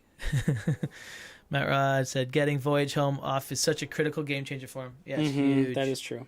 Very pivotal. All right. I have a little higher than you. Okay. 43, 37. Yeah, I feel like that's probably about right, honestly. I could have him a little high here, but I think just... I have him higher because tempo is such a good win condition right now in the meta. The ability to just constantly attack your opponent and draw cards while attacking. And then, if you need to, you can follow them or bounce away to safety. Right. You know, like, he's just... and the Outlaws, too, that attack is just amazing. You know? Highway Robbery is just so good. Yeah, you know? it's so good. Yeah, I think definitely. I mean, in the meta, he's going to be even better. I feel he's like just he doesn't squishy. have the damage in the squishy, that 13 health, but the bouncing away is the thing that makes it to where it's not that big of a deal. And we did play some games too. Like I think we ran, the last one we ran was like She-Hulk, you know. And it might not have been you and me. It might have been me and somebody else. I didn't run that one. I think it might have been me and Snakes. But like close. You know, like I feel like I'd win that all the time, all day. As you're a better She-Hulk. Yeah, you play more She-Hulk, I think, than he does. Okay. But also like the fact that he can just constantly attack, and maybe he's even willing to take a little bit of, you know, just throw something at me damage, because she won't be able to do it all the time. I mean, I'd probably just try. I don't know. Oh, you know what it was? It was a terrible map. It was on Slushy Town. Really bad map, I think, for Robin Hood. Great one for Robin Hood. What? It's a great map for Robin Hood. It's a move to center. I mean, it's a good She-Hulk map too. Yeah, I think, because she can put herself in the blue, and then I have to be adjacent to her, I think, to attack her. Yeah. But it's or almost always. So it is a good She-Hulk map. So, but yeah, has a good place in the meta. I see. I've got Robin at 40. Oh, sorry, I've got 43, and so that's the 40. I'm probably a average. little bit high on him, but I just think he's better than. So Robin Hood is in mid. How do you feel about that? That I have him top of low mid, so I don't have a problem with it. I have him in mid. My mid's again smaller. I would. This is so, I feel low mid is more. He feels right more above, down right here. Above Alice. Yeah, I think a little bit above Alice, just because he is squishy. So if you get to him, he's probably taking damage. Alice is in my mid as well. So like the fighters that. But you're probably. I just feel like you're probably running away from Robin Hood usually. You know. Yeah. Yeah. Like not always, but usually. Alrighty, guys, we're almost to the best. Whoa! Whoa! What's he doing? Oh, okay, here? okay. I guess that's fine. That's fine. He could be higher. This is where we're gonna differ a lot. Yeah, based on that reaction. No, but no, this is interesting. You know what I did? I put him in here to keep it spicy. You did? To keep us guessing. I like it. Okay. I mean, I guess not on purpose. I don't know what I was doing. All right. Oh, comments. Let's see. Anything? He might flip, honestly. Him having so many versatiles helps too with the Sinbad one. Yep. Hello, guys. Jan Hammerschmidt. Hello, Jan Hammerschmidt. Welcome. Oh, thanks for watching. It's actually... Ink Master, I'm glad my boy Dracula made it high. Ink, didn't you go to bed? Did you go to bed and then wake up? No way. That was only 3 hours. You need more sleep, Ink Master. All right. What are we doing? We got Moon Knight. Okay. I don't know why. I don't know how he got stuck in this group. He does not belong here. No, he does not. 18, 14. Okay. All right. Keeping on your toes. 18, 14. Yeah, very a lot, quite a jump from 37. Right. Moon Knight. I have him in the high mid for me. At the high of the high mid. He is the top of high mid for me, and this was around here. Okay, 14. Okay. Yeah. Around here is where I really had difficulty. Where Moon Knight sometimes just feels like he's high tier. Like he hangs with the best fighters in the game, and I think there's something to be said for that. Where it's been said before, but he doesn't really have any bad matchups other than like I think ones that are like actually bad for him are Wukong and Electra, and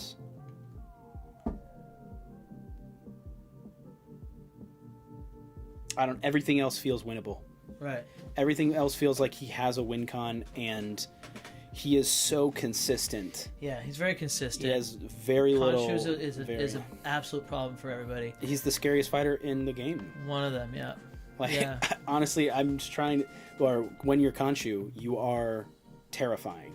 As you're saying, yes. As Khonshu is the scariest because you get the +2 and you can't deal auto damage to him. Mm-hmm. Yeah, super versatile. Consistently can do everything he wants. Value blocks for days. Good movement. Card draw if he wants it. Yeah, just a solid fighter. Solid fighter. One of the best fatigue fighters in the game, also. Yeah. Like weirdly, because of his 3 phases that are consistent, right? Mm-hmm. Changing every single time, and you can control it with your red 4s. Because of that, he can do everything. Like if you his Mr. Knight, and it's a good rotation. You're moving in. So good. You're attacking. If they stay, if you're attacking as Moon Knight, if they stay, then you are going to contra them hard next turn. So they maybe attack, then leave. You move, you hit them as Khonshu. Now you're Mr. Knight. They don't want to attack you. Right. It just feels bad to attack. So they Mr. run away. You walk away. You set up for your next Khonshu turn. Time. Yeah, it's just a cycle that you can just keep doing. Now, it is a cycle that your enemy or your opponent can. It gives them sort of a breathing room. Right.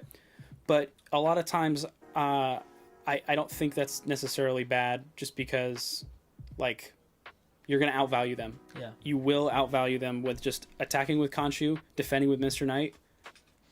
Your values are +2 and +1. Also, you played against the Moon Knight, and you said that the person literally just sent it every turn or whatever.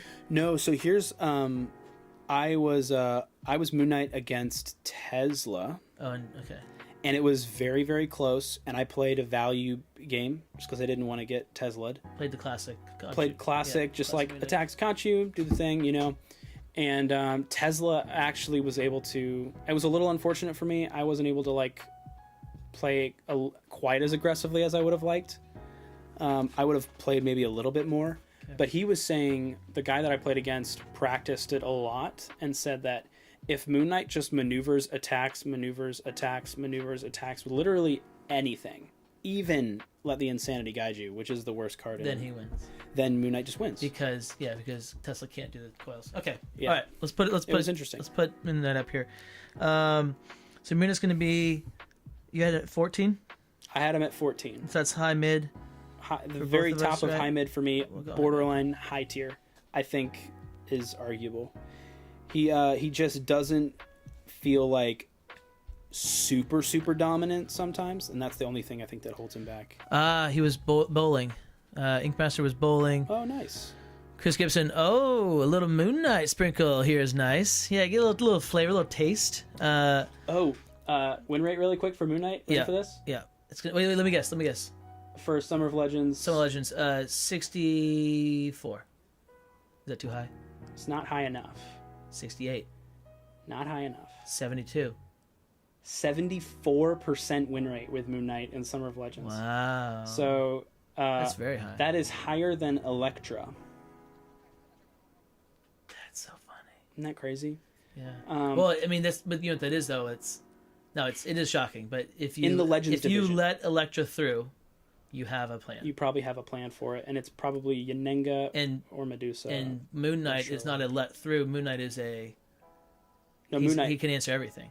Yeah, Moon Knight is... You let Moon Knight through because, you're like, all right. Well, you're not banning Moon Knight. You're probably not banning him.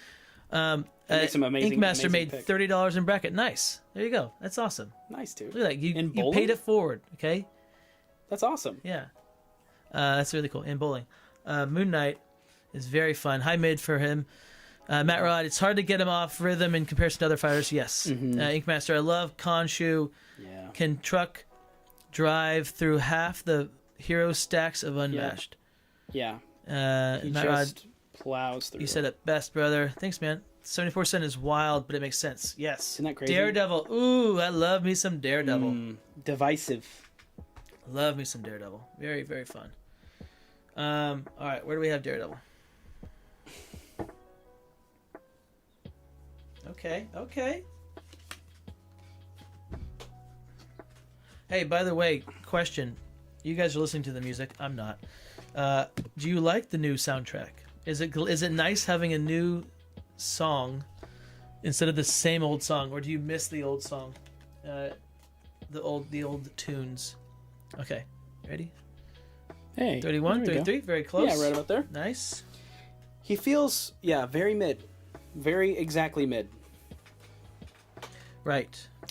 Right. Lethal endgame, like that you always have to respect. Solid value game, like throughout the entire thing. But straightforward counterplay, I think. It's just sometimes you can't deal with it. Right. Yeah, sometimes, you can't... Do you have the feints or not? Do you have them? Do you not? And then... Are you blind boosting? Do you get screwed by the blind boost? That's the only thing, I think, also that prevents him from being, I think, high mid, which is where he probably used to be. Right. For the most consistent, you just don't blind boost ever. Yeah. But against fighters that have a lot of feints, you kind of have to blind boost. Well, and your heals, you have to blind boost.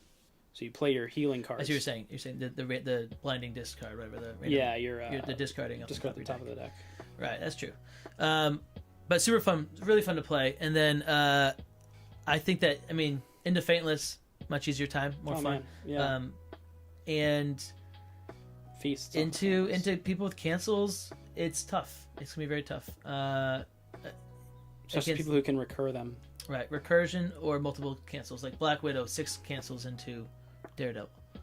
Oh, dude, Snakes and I had a great Daredevil Dracula game.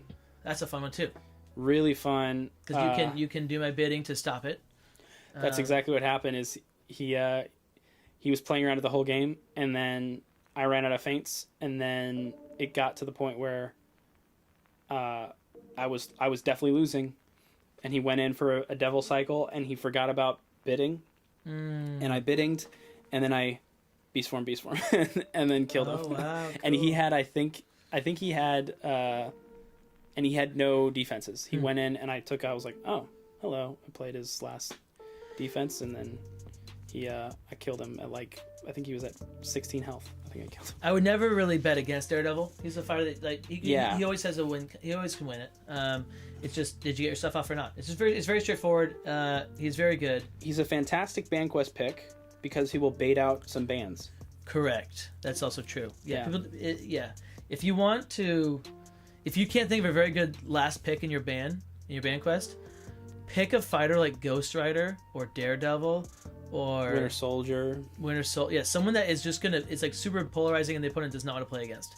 Right. You're oh man, your whole lineup is going to have to shift. And that will just make them have to ban out your fighters, potentially. Mm-hmm. Okay. So for me, 33. So he's at 32. And that is going to be below the Raptors. Oh, that was below Raptors. We're looking at mid. This feels about right. Yeah, go right below Raptors. Okay. Sorry, cool. I can't really. No, you did a good job. See. Great job. All right, next up. All right, let's see. Soundtrack is good. Sweet. Soundtrack is good. Sweet. Soundtrack is great. Hey, thank you. Change is always good. Daredevil, my favorite. Paul Splatter said, Daredevil is my favorite character to play. He's always risky to play, but it's so fun. Always fun. Ink Master, I love a good gamble. Blind boost for the win. Oh, yeah. Chris Gibson enjoyed Daredevil versus Shakespeare a lot when SNA was released. That would be interesting. Yeah, you can recur those feints too. That'd be a tough one for Daredevil. But then you could. No, but the endings. Yeah, that'd be interesting. Very interesting. Haven't tried that. Had a 1v1v1 with Lesh and Daredevil and Bloody Mary. Ooh, that sounds interesting. If I liked 1v1s, 1v1v1s. I mean, Winter Soldier. Speak of the soldier. Hey. He. As you know, he's been dropping for me.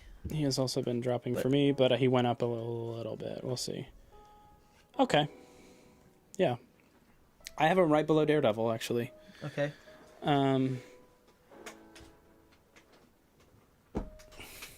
Yeah, guys, it's interesting. When he came out, he was like, wait a minute. Infinite recursion that you can't cancel because you can't cancel Winter Soldier effects. Mm-hmm. Oh, and six value attacks that you can't cancel.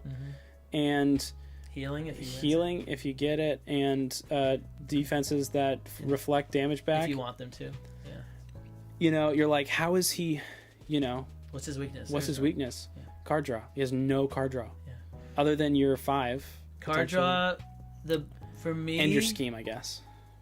For me, he has proven himself to be the fighter that is the absolute most dependent on deck order. He's probably... And I might not mean that sentence, but I mean it right now when I'm saying it. I can't think of another fighter that is more deck dependent than him. If you're being aggressed, because that's what's happening with Winter Soldier games. You are being aggressed every turn, attack, and you gotta just crumble. You can just crumble, and if you don't get the right cards when you need them, you're just playing defenses when you get them. Yeah. And if you're playing defense when you get them, then you're not able to do it optimally. And if you don't double maneuver every single turn, then you are gonna draw red, and you have that red happen because you have 3 red 1s, 3 red 2s. Let me look it up. 3 red 6s, 2 red 4s, and then 2 schemes that do nothing for you. That's 4 like schemes that do nothing for you. No, I guess 2 of them draw when you get to your cards. So let's see, 1, 2. But yeah, if you're double maneuvering and you're already at if you're already at. You have 15 defenses, potentially, but 6 of them are 2 value or below, and then the rest of them are 3s, except for your reflex memories, which is a risky card to play, unless it's your very last card that you're playing in your hand. Right. So I mean, really, I think what you're doing is you're playing Electra, which is where you maneuver boost to get the cards out of your hand. Sure, and then get as far away from that as you can. Get as far away as you can, and then. But also, I think like slowing them down a little bit. Throw an attack every now and then. Throw a 6 value attack. Get some damage in. Make them. And it's not. It's a spicy thing to do, but I have done it where, I only had like 1 defense in hand or something, but like I kept the hand where I had, 2 without remorses and 1 bionic arm, because that's 18 damage. If somebody's coming into you and aggressing you to the point where, and you don't think of Winter Soldier as attacking you, you can throw 12 damage their way and they have to have an answer for it, and that it might be enough to get them to back off. So I do think he's better. Like his win rate is terribly low, but I think that's just because not everybody's disciplined with him. You're just like, you're not running away when you should be. Right. He takes a lot of control, a lot of self-control. And just also walk away. You have to recur certain cards. I think you're recurring complete the mission, reprogram, and probably feint, and you're healing. And those are the only things you can afford to recur. Right. Depending on the match. Depending on where you are. Yeah. All right, so we got about 34.5, which is tied with Genie and Annie Christmas. Feels about right as well. Where's Genie and Annie Christmas? All right, so you want him above, below? I would put him below Genie. Okay. Personally, I just feel like Genie's a little bit more versatile, honestly, than Winter Soldier is. Winter Soldier's kind of a one-trick pony. Cool. All right, we have 2 more in this little chunk. I do really like Winter Soldiers. Ingen, Muldoon. Need to play more again. Robert Muldoon, one of my favorites. Just absolute joy to play the hunter.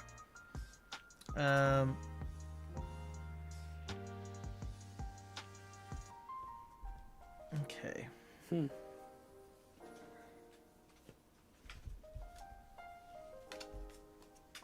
There are 2 fighters that... Oh. Maybe that's why. Interesting. Okay. I'm going to let you talk about him and flip my cards. Okay. Because you play Muldoon and I do not. Alrighty. Can you refill my water then? Yeah. Would you be a hero? Mm-hmm. Would you be my hero, baby? Alrighty. So 31, and he's got 30. Hey, nice, we're 1 away. That's great. That's very interesting. So Robert Muldoon.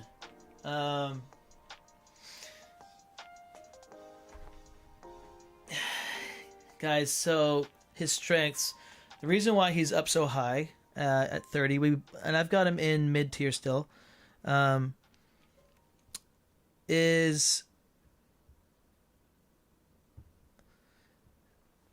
so he's ranged, right? He's ranged. His sidekicks are ranged. He's got 3 of them, and he can bring them back to make 9 total. That's huge. He's got a lot of attacks, and he can push people away, push people away, push people away. And then if you try to get into him, he has traps. So you're stepping on traps, he's drawing cards, keeping up the aggro. He's more versatile than you think initially, because of the... There's no ice. Because of the amount of attacks he can get. Oh, he needs to move 3. I forgot. He's a move 3, which means he can always find you. He can find you. He can get the attacks in, and it's just hard. It's hard to escape him. You have to waste these cards on his workers, and he doesn't really care.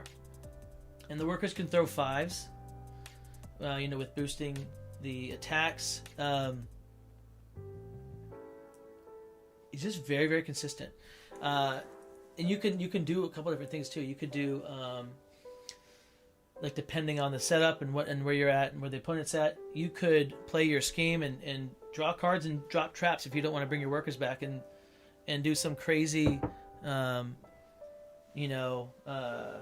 Prospero attack where you surround them with the traps and then you shoot with your 4 and it's like an 8 or whatever 7.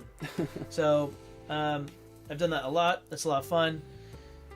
It's hard to get him. It's hard to make contact. Not a lot of defenses, but it's very hard to actually get to him, and that's why he is where he is. Was he played at all in the tourney? I'm curious. He was 42% win rate, 12 plays, so not a lot. Okay. He's becoming a riskier and riskier pick with more and more ranged fighters that can keep pace with him. Well, and the more area control, more area AoE as well, the worse he is. So we got him at 30.5. And it's gonna be just below the Raptors. Yeah, that feels about right. I think Raptors above Daredevil. Yeah, he just is kind of if you can get to him, which a lot of fighters can get to him now, he's a little squishy. And did we cover every fighter? Or this one? I think this is it. Yeah, there we go. Who was the fighter before that? Did we look at WinCon, the win rates? Winter Soldier. Let's look at those win rates. 42% win rate, also 12 plays. Same as Ingen. Okay. Yeah, just kind of a riskier pick, I think. Both of them where kind of apparent weaknesses. Right. And also the thing is with Ingen too is those traps, while they are kind of what save you, against a lot of fighters, they also can kill you. Right. Yeah. Dude, what the heck? Ink. Are you giving us money? Ink, thank you so much. $10 for Ink Master. What? He said, "Boys, I want to know of one character, sci-fi, supernatural, etc., that you would want to see in Unmatched." Let's answer that. Sci-fi or supernatural? Sci-fi, supernatural, etc. Something like out there that you'd want to see on Unmatched. Okay. The alien? Yeah. Oh, dang it. That's mine. That's mine. You switch yours now. Okay. No, you get. That's fine. The Doomslayer. The Doomslayer is mine. Yeah. Alien for me for sure would be awesome. Just like the stuff you could do with Alien would be so cool. Thematically, yeah, you could do some wild things. I would. So I'd enjoy a handful. All right. I'll give you more than you bargained for. So Alien. You got Doomslayer. You want to talk about Doomslayer? No, you go first. Okay. Alien, The Thing, Master Chief, which I think would count. Yeah. Looper, that's a little. It counts. It counts. Edge of Tomorrow. Edge of Tomorrow would be so sick. Inception. All right. Here you go. I think Master Chief would be awesome as far as like sci-fi kind of stuff. Master Chief's definitely up there. Doomslayer is, if you guys have never played Doom, it's just like you're going to Mars and you're going to hell and you're shooting demons and you're ripping them in half and chainsawing them and slicing them and shooting them and then heavy metal music is just blasting in the background. Yeah, the whole time. It's epic. It's awesome. Doom with The Rock is one of the top 5 movies of all time. Just kidding. I'm just kidding. It is not good. They cannot. I don't think you can do a good Doom movie. I don't think you can. It'd be so hard. I've thought about it, but I just think it would be awesome. You could do something really cool with. Oh, Star Wars. Oh, and Star Wars, obviously. I forgot about Star Wars. Don't even say Star Trek. All right, so typing in the chat right now. Scrolling up. Let's see the other comments here. Ink Master, thank you so much, man. That's awesome. All right. I love a good gamble. Oh, we did that one. My slowing's gonna get reader. My slowing's gonna get reader and reader.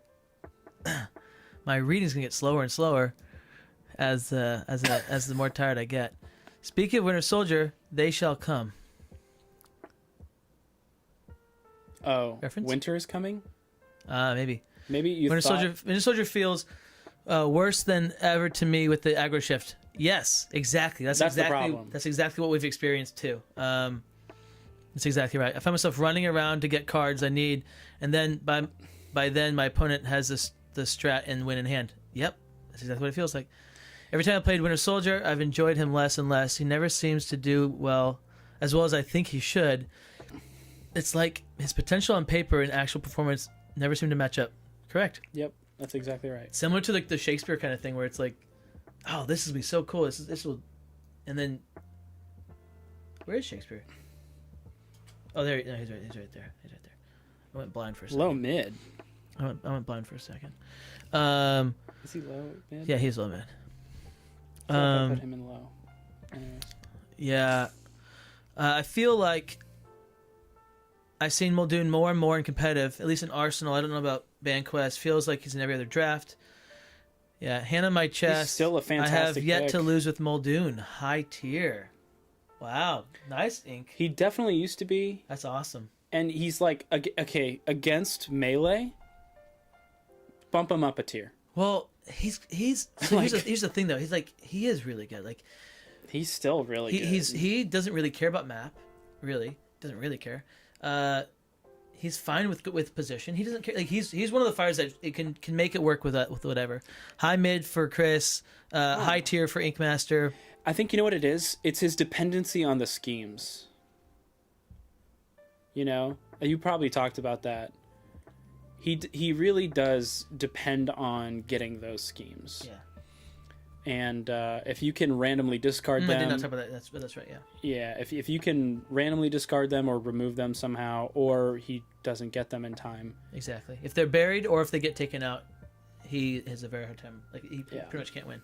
And then we got the Predator for Ink Master. Predator would be Sam and Dean. Not who sure who that is. That's from Supernatural. Okay. Which is ironic because he said Alien and Doomslayer would be amazing.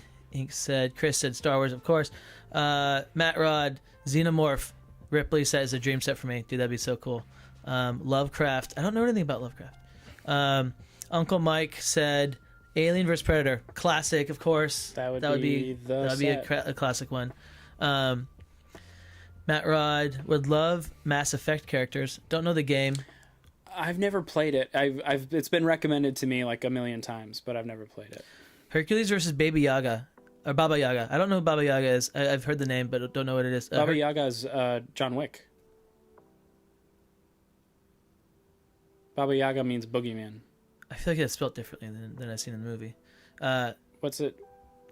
Baba Yaga. Then it might... Hercules versus John Wick doesn't make sense. Hercules is... I feel like it'd be a thematically consistent thing. Who? Maybe he means Hercules like a character from a... I don't know. I'm not sure. Hercule Poirot would be pretty cool, like Agatha Christie detective dude. I almost can't read all these comments. They're piling in. That was a good question. Everyone loves it. All right, we're gonna keep going. Yeah. Great comments, guys. Great comments. Yeah. All right, the last one we got is Beowulf. Beowulf.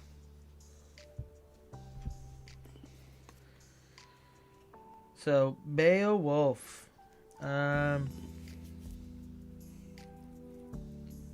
Let's find him. Where's good old Bayo? There he is. Hey, buddy. Hey! We've aligned on a good number of these. Shocking. Yeah, that's pretty cool. So, Bayo. Both have him at 40. Mm-hmm. Why is he 40? Because he sucks. That's sad. No. That's sad. He, it's just kind of lack of defenses overall. He doesn't like super lack in defenses or anything. I think he's got like 15. I have him tied with Robin Hood. So even though I have him in mid, we can put him at. Maybe I have him very close to Robin Hood. Okay. I have him just below. I just think that not that I have him there. I'm saying his number is 40 and Robin Hood was 40 for our thing. So. Oh. This is our combined. Remember, this is our combined thing. So. Sorry, keep going. Oh. He has a lot of I feel like unplayable combat cards. I think he has 12 defenses? Let's think. 3 War Kings, 3 Feints, 3 Grendels, 3 Skirmishes? Yeah. So 12 defenses total. But he's tanky. Wiggy. And Wiggy's also a tank. Yep. And he's got a nice fatigue game. The problem is the fatigue game is not good right now. It's not as good now. It's getting to that end game. Right. Like if he can drag the game out, good. But also, I think he's kind of linear. Mm-hmm. But the fatigue, like the number of passes he has, kind of makes up for it. Uncle Mike, thanks for the 5. Thanks for the super chat. Hey. He said, I got my first Unmatched set for Christmas. Dude, that's so awesome. Which one was it? Yeah, tell us what it was. I was quickly addicted and I bought a second set. Glad I found your channel. No, we're glad you found us. What set did you get? Let me guess. Tales to Maze. Jurassic Park, I feel like, would be like if you're going to get one. Tales to a Maze is, I think, the best one set to get. Tales to Maze is if you're just going to get one. But like, when the world's your oyster and you don't have any Unmatched, literally every single set is perfect. Like, So, Uncle Mike, the coolest thing that you're going to experience is every new set you get, literally every single new set will just, it increases your playability. It's a whole like this. World. It just opens up limitless possibilities. It's the greatest thing in the world. All right, we'll find out in a second. So, what were you saying, Bale? I totally forgot. I think it's just it's hard to get to that end game because so often you find yourself having to double maneuver, and he can play a decent like just combat game though. Like trading with the opponent. He's got good healing. He can draw cards with his You know what I'm talking about? Hot for Battle? No, not Hot for Battle. Yeah, the 4. The 4. The It's 4 by 4. Whatever. You know what I'm talking Too about. late. If you win, you draw 2 cards. If you I know what the lose, card does. they draw 2 cards, which is kind of cool.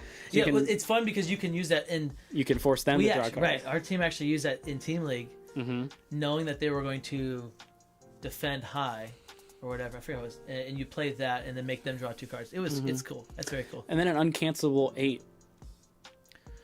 Oh, Uncancelable 8. so yeah, Value Uncle attack. Mike got slings and arrows and Cobble Fog. Great sets. Great sets. Great Yeah. sets. Those are. So you So thematic.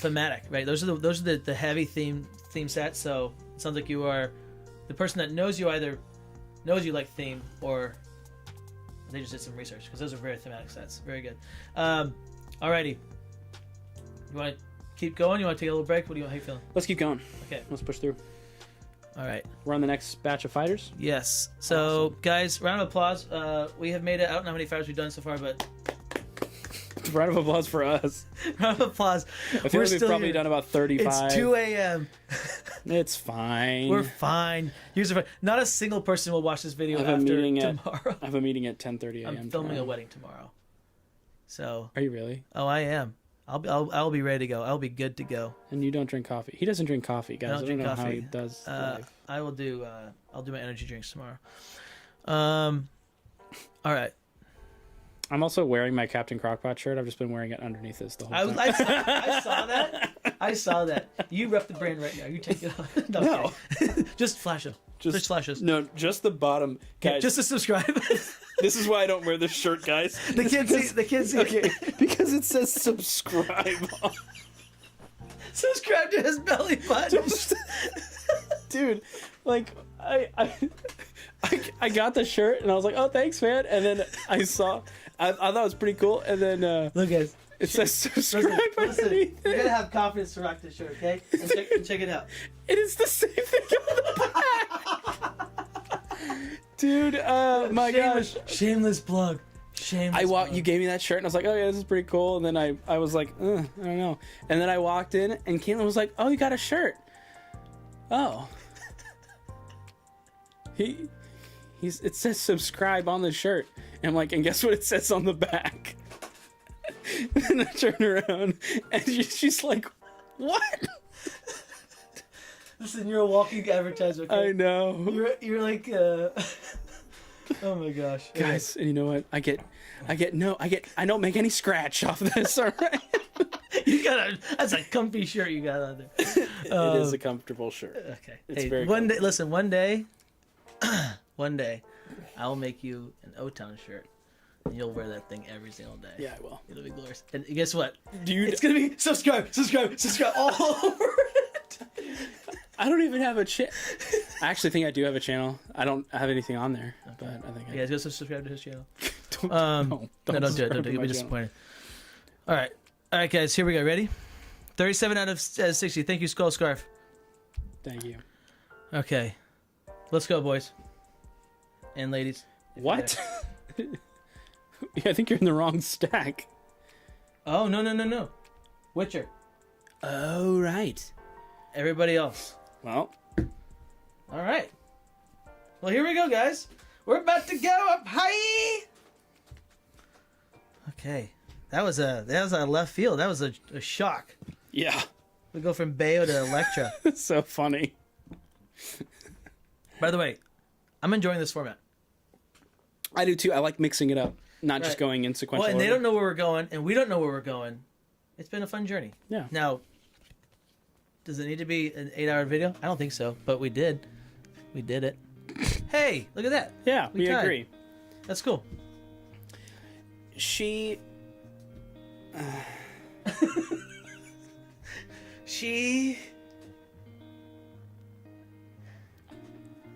guys, listen, every single time we're like, oh, dude, this person could actually do it.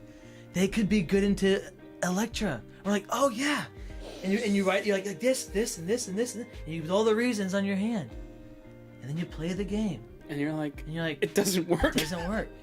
I did the math, but the math did everything right. Not work. I did everything right, and it doesn't matter. Now, Does she have counters? Yes. Yes. Houdini can kill her. Daredevil is great into her. There are fighters that are very good. She-Hulk is not bad. Right. Winter Soldier, in my mind, should be great. It's not great. It's not as good as you would think. It's not. Because they can attack every turn. And just Black Panther. Oh man, if you take those cards on the first life, that's awesome. It's like you only have 20 cards. You have 20 cards. If I can take 10 of your cards first life, it's impossible. It's impossible. But imagine if you could. That would actually be a good thing. Well, it's crazy. But then you still have 20 cards. Yeah. And I don't know. It's crazy. She's a problem. She's very good. What do you want us to say about her, huh? Yeah, What do you want? What do you want? What do you want from us? I don't know. The problem is she's too easy. She's too easy. Walk away. If they attack you, swap with your hand. I guess now it's interesting. Like, you feel like if you get map, then you maybe have a chance to get to Elektra, but you never will. You still never will. You still have to fight your way through 6-hand every life before you ever get to her. Because she will passage block or body block with the hand. Right. You'll never get to her. And then when you finally do, she'll swap with one. Right. And negate everything you ever... And you have one turn to, recover and get in a spot that you're not going to just die. And so you go away from her into a corner, and she drops her people, and then she's like, okay, and just walks away from you again, if she wants to. Right, and then you spend so much of your first life really trying to kill her. You spend half your deck killing her your first life, and maybe you finally do. And then all of a sudden, you've exhausted all your cards from your hand because you really tried to kill her. Right, if you're out of cards. And then she drops in. And then she just combos you. And then she looks at your hand and takes... two cards, right. The last 2 cards you have, and then you take 12 damage. Yeah. Or more. Yeah. Yeah. Okay, next. That was just discouraging.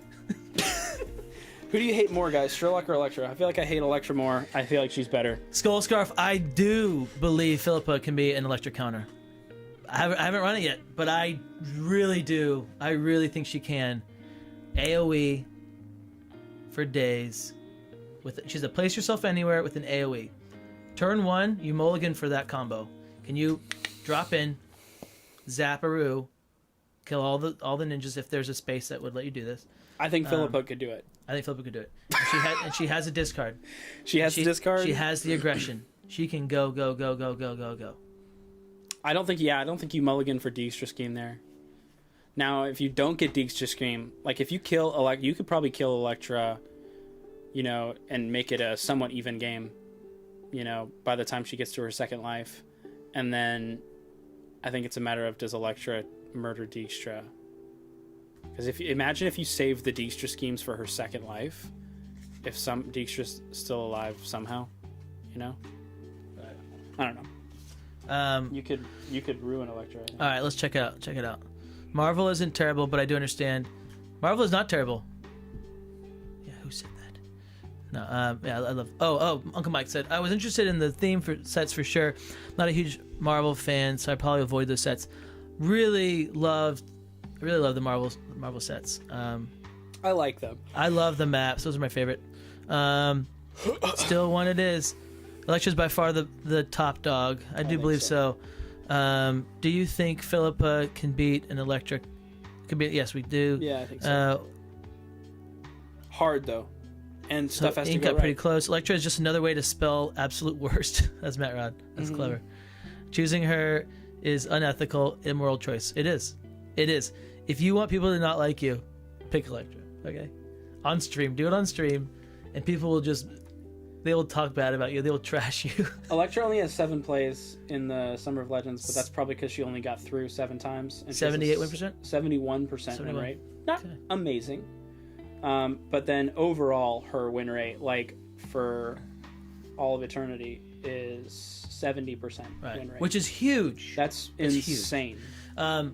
And that's, again, in BanQuest, in this level of play, right? You can assume very confidently that if she got let through, the person wanted her through and they had a plan for it. Yep. And she still won 70% of those still games. didn't work. Right. Still didn't matter. That's because she's Elektra and it's frustrating and she's awful. Mm-hmm. All right. I want to play Electra now. Me too. So fun. So fun. So no, she's really not. I evil. mean, she's got first of all, beautiful card art, really clever deck design, very clever. Yeah. Just too strong. Just slightly too strong. Just too strong. Slightly too strong. If you did 18 card deck instead of 20, yeah, now we're talking. now I think she's fair. Now we're talking. Okay, ready? Next up. Oh, Yanenga. Yanenga. Guys, Yanenga's a tough one. How the Mighty Have Fallen. Because... Well, sort of. Because... She was like, well, we're all sipping the Zero Kool-Aid. I don't know if he even has her as high as he used to. He probably still does. He might, just to be different. But I don't think she's... I think she has fallen. I think she has fallen. Does too. I mean... She is... Whoa. Okay. You dropped her wig time. Oh, you're... Yeah. I mean, I could see this too. I'm not... Listen, I'm fine with yours. I think this is probably more of a vote of like... She might be here, and she's more consistent, probably, and I don't want people to hate me. I think this was a fear vote. Maybe a little bit. I can say that. Mine was a fear vote. And honestly, too, like this is factoring in 2 of the Witcher fighters. Really feeling like I factored in they all need the to be. all the Witcher fighters, right? I factored in all of them as well, but you know what I mean. Like they're taking spots above her. So it's like, I see what you're saying. and I have to make room for. Yeah, dude. I don't know. I think she could be higher, and make no mistake, she can hang. She can hang with the best fighters in the game. Still, by the way, that's when we have to run is Aridin Yanenga. Yeah, we have to run that because I have her higher than Aridin. I'll just say that right now. I could see that. I do right now. They're very close. Yeah, they're pretty well. Everybody in the high tier is all very close. Right. It just depends on what kind of you're going. Yanenga is so versatile, guys. So tanky. So tanky, and she has action gain. She has double attacks, which is actually really cool, very, very useful. In most matchups, it's awesome. In some matchups, you don't really want to play it at a certain point in the game, or at all. She has her worst cards are great, and her worst cards are good, and her best cards are great. She doesn't really have 9 bad auto cards. damage. Yep. And there's discard. She has movement. Move through, double attacks, still so good. Right, she has everything, and very, very good value. Very, very solid, very consistent. Only thing she lacks really is card draw, but she kind of gets that from just playing like a slower value-oriented game. Yeah, and if you can max heal, if you can get your healing off, and like really get the 3 healing on each one, that's 6 health that you're gaining on top. I think it's 35 health. If you're counting the archers dying. If you're counting the archers for Yanenga's health. So just a super solid fighter. But she's faintless. And that's a big deal. And that's why I have her lower. Right. Is because there are fighters now who really can farm faintless. And I have her in high tier. I have her also in high tier. I only have 3 fighters in top. Oh, okay. I have more than this. Bigfoot. Oh wait, let's see what the chat says. Yanenga may have fell from grace, but she landed on the mountaintops. She has a problem when I play against her. That's Ink Master.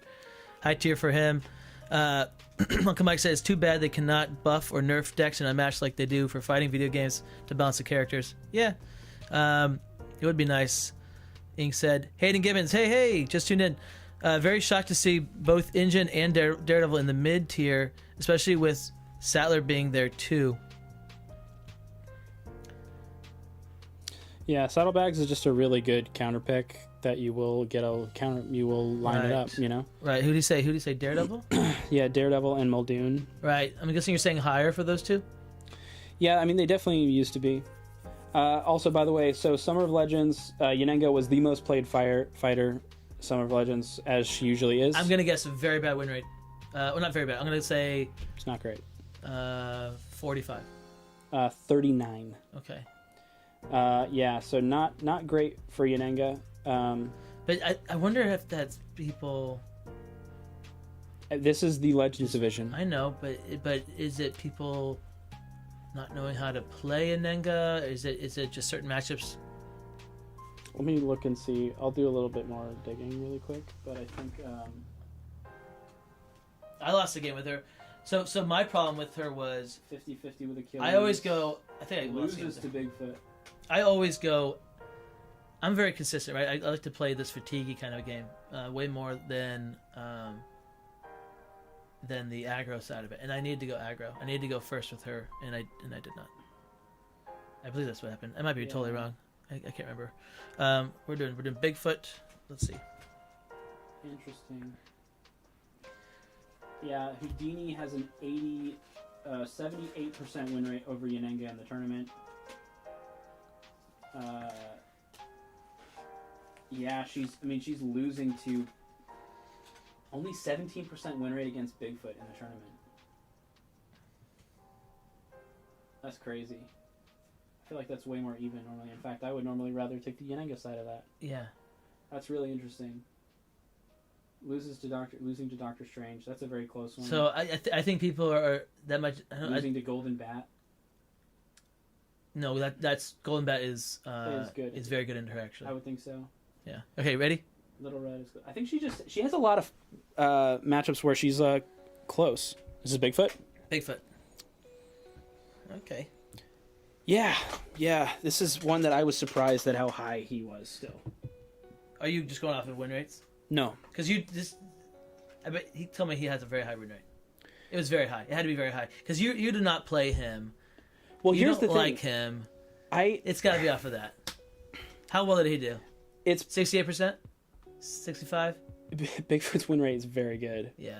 And here's the thing. That definitely convinced you because that's not where you. Before that would not. Before that, no. In fact, I even at one point I debated putting him in high mid. Okay. That feels better. That feels more accurate. And I dropped him for me. I dropped almost him put him here. Okay. Like around Moon Knight or very similar. The reason I have him so high, I'm not a very good Bigfoot player. I do think Bigfoot is one of those fighters where you have to be a really good player because his ability is like sneakily very hard to know when to use. Right. And but like what makes him so good is that he is at his most lethal 100% of the time. That's something that I've started to factor in more as well. Okay. Is like there's no ramping for him. He's just ready to go from the gate, out of the gate. That's another reason like Achilles dropped for me is because Achilles is not ready to go. Mm-hmm.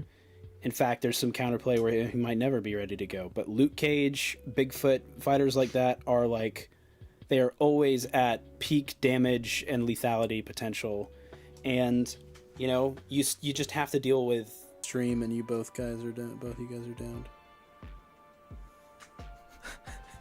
He goes, "Oh dang! Open the freezer. We'll finish in the kitchen." I read that. Hey, guys, I think you might be with us now. I think it's happening. I think we're back. That thing overheated. It overheated live. Let's go, guys. I'm sorry. We're gonna have to try to crank this out before a computer goes again. I've got an ice pack behind the computer to maybe give some warmth, or not warmth, opposite. Oh my goodness, that's probably why it's gonna cook. Hey, you ready? It's back. It's yeah, back. let's rock. Let's rock. Okay. Bigfoot. I think we talked about him enough. Did they? I think it just said you have to deal with it. I don't know. I don't. I mean, I could see him being lower just because lack of disruption. I mean, I think we're back, so I'm just gonna say it. Yeah, we're back. We're back. We're live. You guys stuck with us. Thank you. Yeah, lack of disruption and just overall like, kind of vanilla in that way, but he's really, really good vanilla. Like, just excellent values. And I think just requires expert play, really good fundamentals and positioning and maximizing use of your sidekick. And I don't even know if it requires expert play. I think that he is probably easier to play actually than we're thinking. I think people just don't account for him, and he's just too good. His cards are too good. He's too good. Maybe you just let him through. Like that win percentage doesn't feel like expert play. That feels like he's just good. It's high. 66% is really high. That's what I'm saying. It's like it's like people let him through because they forget. They're like, right, they kind of underestimate him. Right. They're like, yeah, he's just Bigfoot. I'd rather have the other fighters. All right. So, but we have him at 6.5 combined. So we'll put him there. That feels okay. I think he could honestly, like, it's weird. Sometimes he feels like he could be, maybe around the same, like basically like Moon Knight level, I would say. Personal and cooling, sometimes he's cooling fan. All right, that sounds good. Link me. And sometimes, he's high for me. I think he should probably be lower. But at the same time, I ban him all the time.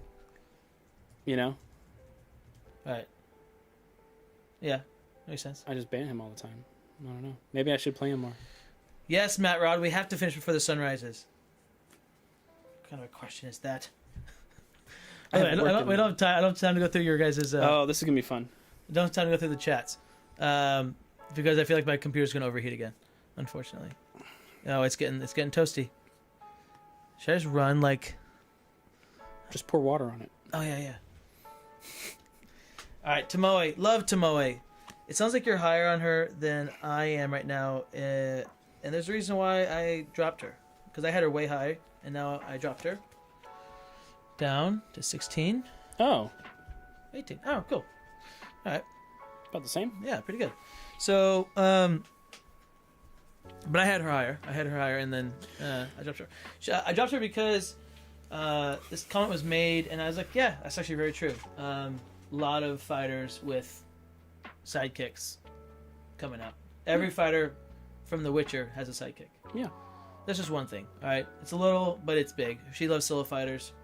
And there was not a single solo fighter that came out in the last two sets. So because of that, that's one reason why I dropped her. I still think she's awesome, and I would love to take her into anybody, and I'd feel okay about my chances because she's super versatile and she can do everything.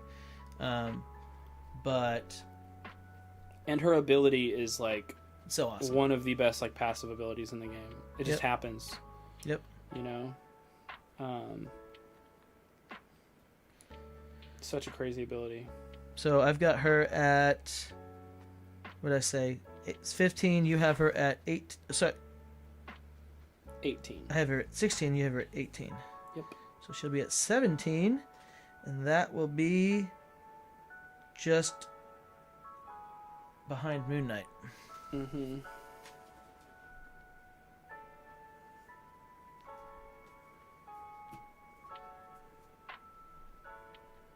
That feels fine, even though I would always pick her over Moon Knight, but I think Moon Knight's... I don't know. This probably is right. This probably feels right. Sherlock. Cool. You ready? Yeah. With old Sherlock. And then I'm gonna go get something to cool this off. I think it's probably just the win rate, but his win rate is insane. It's alright. It's Sherlock. Oh yeah. Should be the next. Whoa. I guess we know where Ancient Legend is, because it's the only one left that low. It's okay, we're close. No, don't ruin it. All right, 2. Talk about him. So, yeah, it's Sherlock, guys. I don't know what needs to be said. Some people think he's better than Elektra. I think Elektra's better. Just because Sherlock does have some counter pick options. I feel like Elektra doesn't really have any. She maybe has like 2, and even then they're not great counter picks. Daredevil's probably the only like counter pick, and even then it's not like 100% for Daredevil. But into Sherlock? No, into Elektra. I was like, sorry, I'm just talking about why I think Sherlock is not quite as good as Elektra. But Sherlock has some, some weaknesses. He has a lot of schemes, so he can get stuck with those if he's just constantly aggressed. But he has insane value. Deduce strategy is one of the best defenses in the game. It's unbelievable. It negates so much of what the opponent can do. And counterpunch, just solid. 5 feints essentially. Elementary even is better if you're good and you're able to hit it. And then just the amount of disruption. You're removing 5 cards passively. You don't have to interact with the other person and there's nothing they can do about it. They can't stop it, right? Unless you're Houdini. Right? And it's wild. He just takes away your best stuff, Yeah. And it can't be canceled if it's a Holmes or Watson, which is also very, very good. Yeah, Sherlock is Sherlock. Yeah, he's great. Too good. All right. Let's start looking at the comments again. I'll try to look at the comments again. Just blowing it like a Nintendo cartridge. That's funny. Okay, didn't mean to do that big link, but that was what I use for myself. Oh, I have links banned on the chat, so I didn't get to see your link. But you can shoot it to me on Discord or something. That'd be great. That'd be awesome. If it's quiet, that'd be really cool. And then Inkmaster, that means you may have bought my fan. That'd be great. Look at that. Money going straight to the channel. Sun Wukong. Okay. Oh yeah. Good old Wukong. Dude, there's too many fighters in the stack still. What's going on? We gotta speed it up probably. Yeah. For the good of the world. Wukong. Alright. 11. 14. I think an argument can be made to put Bigfoot even below Wukong.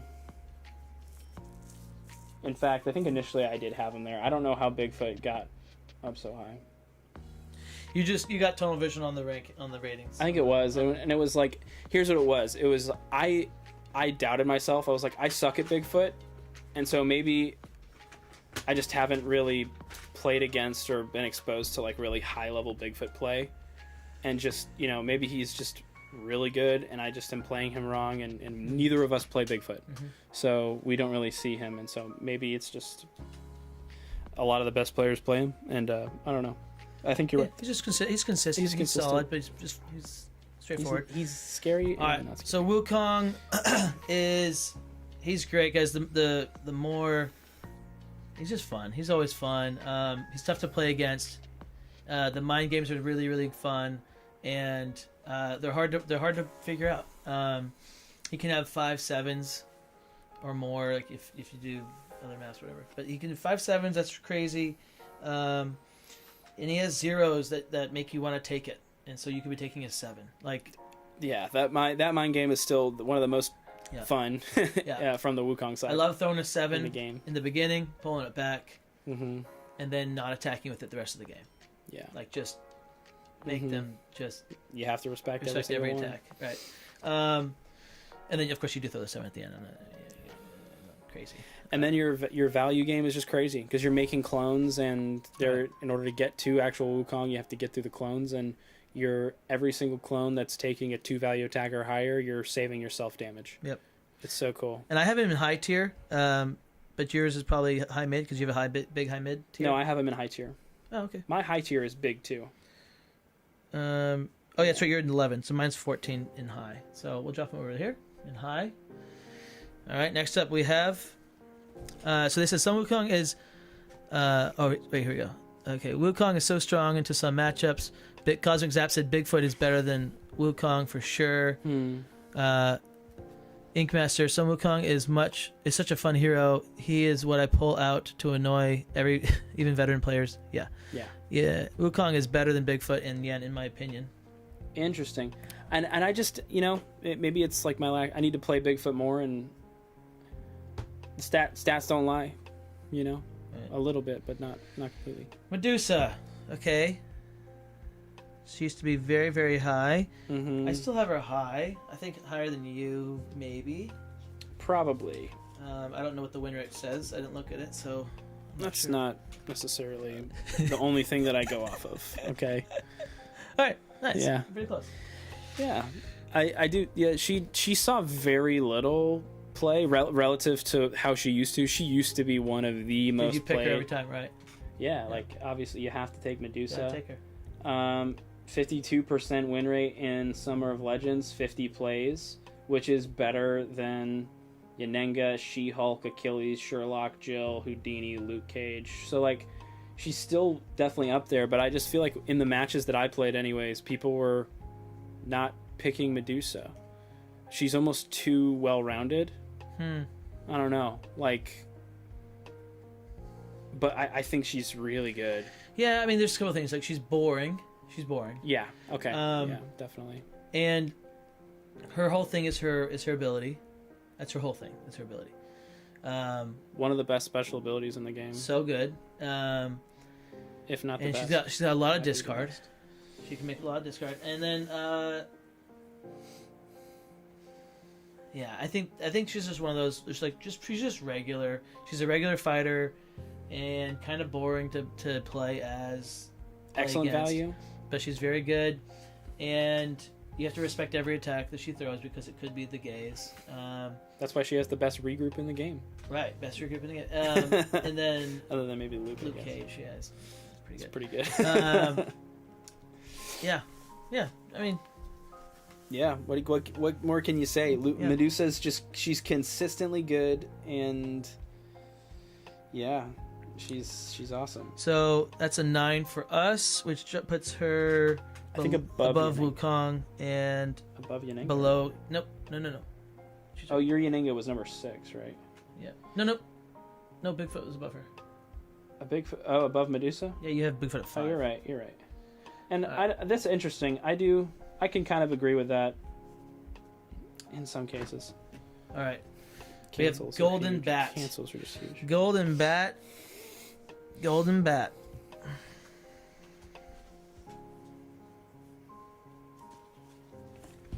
Okay, chat first says, finally got Medusa, let's go. Do you feel Medusa's ability is greater than Tomoe's ability?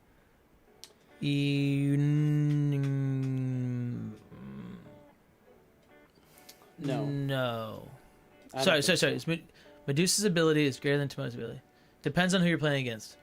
If you don't want to have a fighter just standing there shooting at you, then Medusa's ability is better. If you don't want your fighter to run away from you, Tomoe's ability is better. Well, I think Tomoe's is better, just bar none. Partly because... she has cards to also move you in and out, which is cool.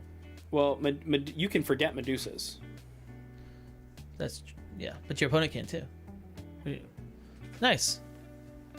What? Yeah. Oh, interesting. So that means your Doctor Strange fell. Oh no. No. Oh no. You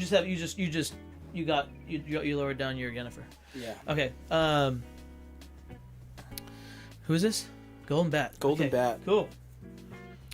Yeah, guys. Golden Bat. Ever since he's been out, he has just been consistently a tyrant. Like he's so he can good. Do everything. I feel like. Well, I don't know what the community's general consensus on Golden Bat is. Everybody, agrees that he's really good, but do they like him? Is he oppressive? I don't feel like he's. I feel like he's right there, at the point where he's so good, but he's not hated.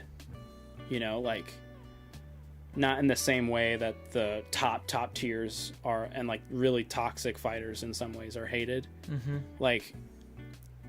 He's very strong, but he's not unbeatable. But he's just consistently he's gonna outvalue you and probably kill you. Right. Yeah.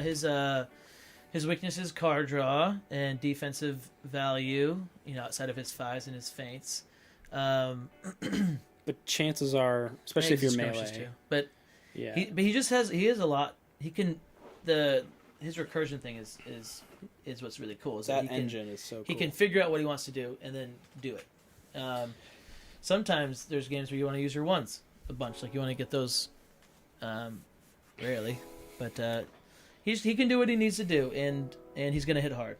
Yeah, he hits like an absolute truck. Yep. And he can play like a nice just maneuver attack kind of game a lot of times, or not maneuver attack, but he can alpine attack, you know, if he really needs to. But a lot of times he's just playing like a slower value based kiting game, and he'll win. That's funny, Cosmic. Cosmic said, "Please keep telling people that Golden Bat is OP, so I can keep it on." I didn't say he's OP. He's not OP. Who do you counter him with, Cosmic? Who's your counter for him? Besides, like Raptors is an easy counter. Wukong, I guess, will probably do it too. He played that. It's actually pretty close. Golden Bat is so good, but it feels like it's taken some time for the community to latch on. Jill and Tesla felt more talked about from the Tales to Amaze release. Interesting. Yeah. Then that is funny too, actually. Yeah. No, I agree. Because I was Jill. I was Tesla. Then Tesla, and then Golden Bat, and then Annie for me. So now Golden Bat, I think he's probably earned it in my opinion. I'm not sure. What, as the best or the best of those four? I think he's definitely the best. Right. He's definitely the best. He's just the easiest to. He crumbles to aggro. Just keep pressuring him.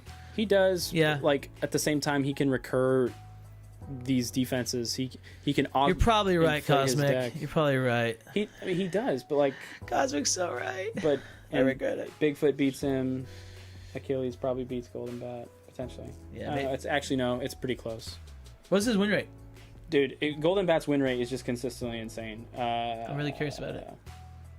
65%, just under Bigfoot. Okay, cool. But he didn't have as many plays, probably because he was banned more, I would think. Right. Cool. Okay, that's neat. That's neat. Didn't know that. All right, we have Jill Trent. This is one I've. By the way, guys, I literally have an ice pack on my computer right now. On a. Yeah, we gotta go. We gotta fly. Yeah. Jill Trent. We spend way too much time on the garbage tiers. Dude, we spent so much time on those garbage tiers, and that is biting us in the butt. What the 20? Get that out of here. What are you talking about? I'm talking about that 20. That's still good. That's baloney. Dude, Jill Trent. Speaking of all the aggro fighters that are coming out, she can crush them. Yeah, she's good in everybody. She's good in every single one of them. She's so good. But if you focus down Jill Trent, does she have a low win rate? She does. That's why you put her lower, dude. But it's also you emphasize it too much. You don't emphasize it at all. I didn't look at it. Well, I think it's a factor. Like, and she's not. It's interesting. The more I play her, like in matchups where you're just having like straight up combat, like she does really, really well. Where you're just kind of playing a normal, kind of back and forth. But like, I've seen her she can just kind of crumble under pressure. You know, like where she takes big hits, and I disagree, dude. She's the tankiest fighter in the game. She is so tanky, but like she doesn't crumble. She doesn't crumble. But it's harder for her to heal if she's spending her big values on defense. I mean, right? Sure, but like, I don't know. I think if you're coming at me, if you're an aggro fighter, give me Jill Trent, and she is a fantastic option. Don't get me wrong. So I've got her. I do like she can kind of struggle to close out a game. She can struggle to close out games, and she's not quite as good in fatigue as. I probably have her too high. I'll give you that. I could drop her 2 or 3. And she she used to be higher for me. She used to be up in like probably 16-ish. Okay. And I upped her for me also because of the newer sets coming out. I think that she's gonna be great into the newer sets. She is still fantastic, and like I said, in just value game, like she's amazing, and she can play a solid long game too. But it's interesting. If you look at her play. I looked at her play in just to see what other people are doing. Jill Trent's win rate 44%, 36 plays. So I mean, it's still pretty good, you know. But it's not as high as, you know, some like when Jill Trent feels good, she feels amazing, and then sometimes she just feels kind of like, okay, what just happened? Like against Black Widow, you know, I think Widow is kind of favored there, and against like Ghost Rider is kind of a unique one, but people who can kind of farm Daisy, yeah, and sure. It's interesting. I think Daisy is both like one of your biggest strengths and also your biggest liability. So she's dependent on Daisy as well. Too. Sure, I agree with that. So I think that's one of her weaknesses. All right, so maybe I have her a little low, you have her a little high, so somewhere in between. I think so. That's where she ends up. That's where I kind of had her initially, and then of high mid. It looks like I have her tied with Moon Knight. I have her in my high tier still. But at 16, you could make an argument that 16 would be high mid, so that's fine. I still love Jill Trent. She can hang with yeah, it can happen, but which heroes do you use to counter with aggro? Paul said, I did Golden Bat into Siri. Was such a close game, but Siri won. City Runner said, Cosmic, that's why I don't like him. I always feel like I'm on the back foot with him. Beardface said, I put Tesla above Golden Bat, honestly. Haven't lost that match. Well, yeah. Golden Bat, Tesla above Golden Bat. Okay, yeah. That's interesting. Sometimes it feels that way, and sometimes, you know, and then sometimes Tesla feels kind of, you know, he gets squishy sometimes. I know, Beardface. The last like 5 games you played of Jill Trent, you're talking about how great she was and how much, like, you were all on her. Me? Yeah. Dude, I know, and like she has jumped up for me, and that's why she was like around here, and then I No, you have her lower than this. I know, but she was like around here, like around 16, you know, like. But then she lowered for you. You said she jumped up for you. Initially, and then I lowered her back down. Okay. Just because, especially we played a couple games against like Widow, you know, and against you know, a game where I feel like she can struggle to. Oh, that's what it was for you. That's what it was. It was those 6 games that we played. That's what it was. We played a lot, and it was just like. And I beat him over and over. Dude, and I was Widow. not my day. Okay, that makes more sense now. Okay, that makes more sense. But then I started thinking more like, okay, she's got some weaknesses. She both depends on Daisy. Yeah. And sometimes needs Daisy to die because a lot of fighters can take advantage of that. Right. Hey, Monty. And then also struggling against aggro. Like I've beaten Jill Trent, just ignore Daisy and just go for Jill over and over and over again. And I think you can whittle her down. Yeah. Okay. You know. Like. All right. 12-13 for Ink Masters rank. 14 considering Witcher editions. That's fair. Jill next to Moon Knight seems fair. Sweet. She-Hulk. She-Hulk. We have the computer's at a controlled temperature right now, guys. The ice pack is condensating. We should be okay. She-Hulk. Where is my She-Hulk? You know what I'm really glad that I figured out? I'm glad that that my computer can melt. I can turn it off, close it down, come back 20 minutes later, and still jump into the same stream I was just in. That's sort of crazy. Yeah, that is pretty cool. That's really, really cool. Also, I hope it never happens again. I do love Jill Trent, man. She-Hulk. It is hard when a fighter leaves a bad taste in your mouth like that. It does. It's affected me too. All right, here we go. She-Hulk is a monster. I think you're going to be lower than me. I think I will.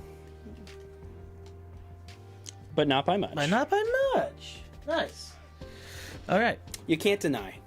You can't deny it. She's a menace. You feel like she has weaknesses, and then you remember, oh, wait. Oh, yeah, she's She-Hulk. Yeah. Oh, wait. If she really wants to draw cards, she totally can. Mm-hmm. You think, like, okay, I'm going to aggro She-Hulk down and kill her, you know?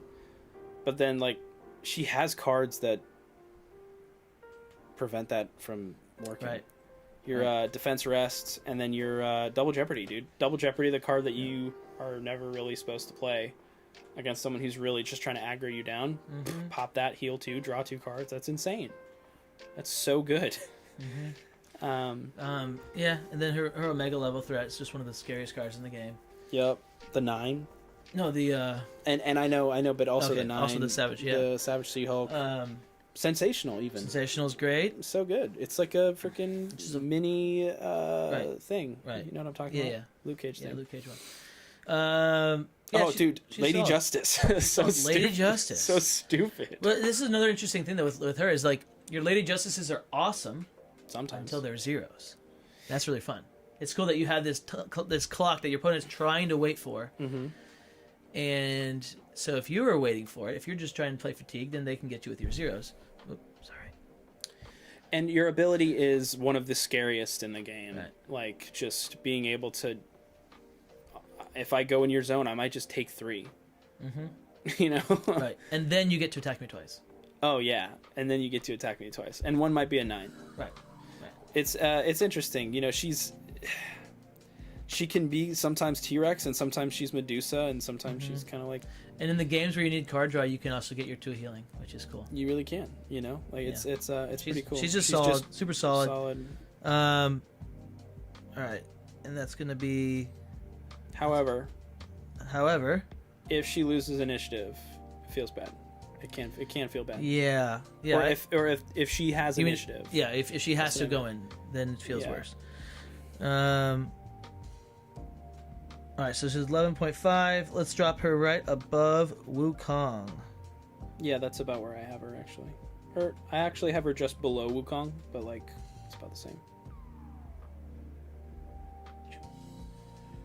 But that's probably more correct, honestly. So yeah, I'm a little biased. Well, this is the what I'm doing is again our combined. So yeah, our number. I'm looking at the number that it was, and then taking the put in there. Doctor Strange, Doctor Lestrange. I stand by this. I stand by these. I think.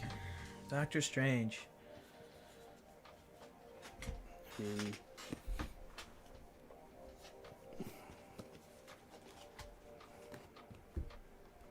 Oh. Wait, what? Oh, Golden Bat's at 4.5. Okay. That's interesting. So you don't have Golden Bat in top, do you? He's over here. He's at the top of this. That's what I said. Right, He's at the top of put this. him in there? Yeah. Please. That feels so much better. Okay. Yeah. That makes so much more sense now. Because he doesn't feel as oppressive as them. He's not at all. Not at all. No. All right. 4. And yours is 3? Yep. Cool. So, Doctor Strange.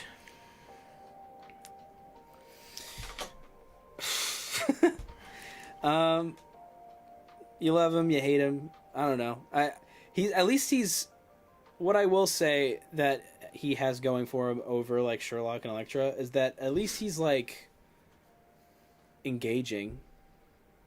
You know, he's not just running away. He's not just removing your cards. Right. He's actually like engaging in combat with you, and he's winning.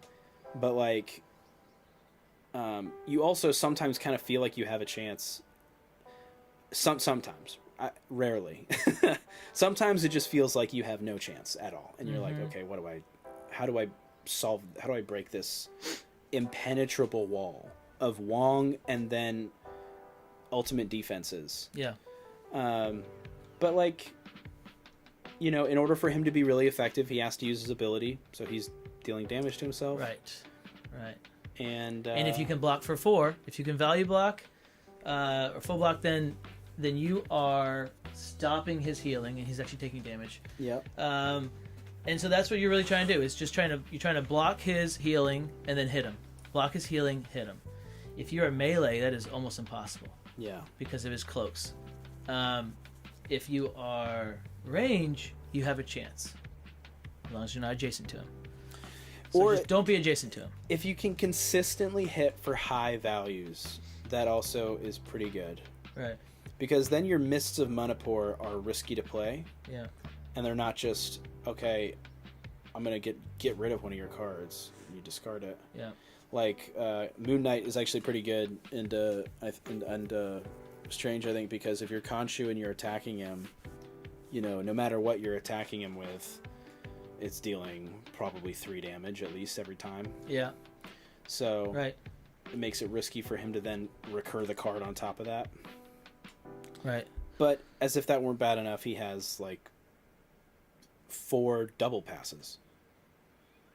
Potentially, and 2 of them heal him for 3 each. Yep. Probably. So aggression though can weaken him, and he so he can lose. He can RNG out and lose, but it's not common if you're playing a disciplined Doctor Strange. The tendency, I think, can be to overextend, and get too confident, and then you die. Yep. And the other thing with Doctor Strange is, I don't know. I think that he is giving me kind of the vibes of like Daredevil, where it's like, I think the more that we play against him, the lower he will drop. But I can't drop him below those guys.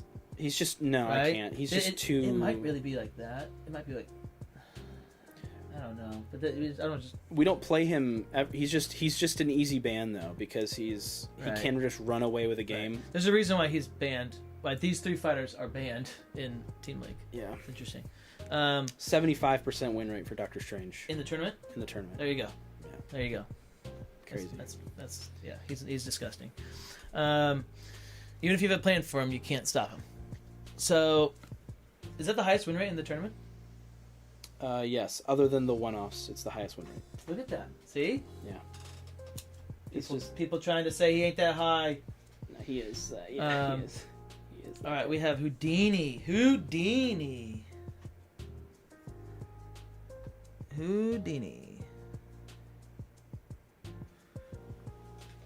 Okay. Alrighty.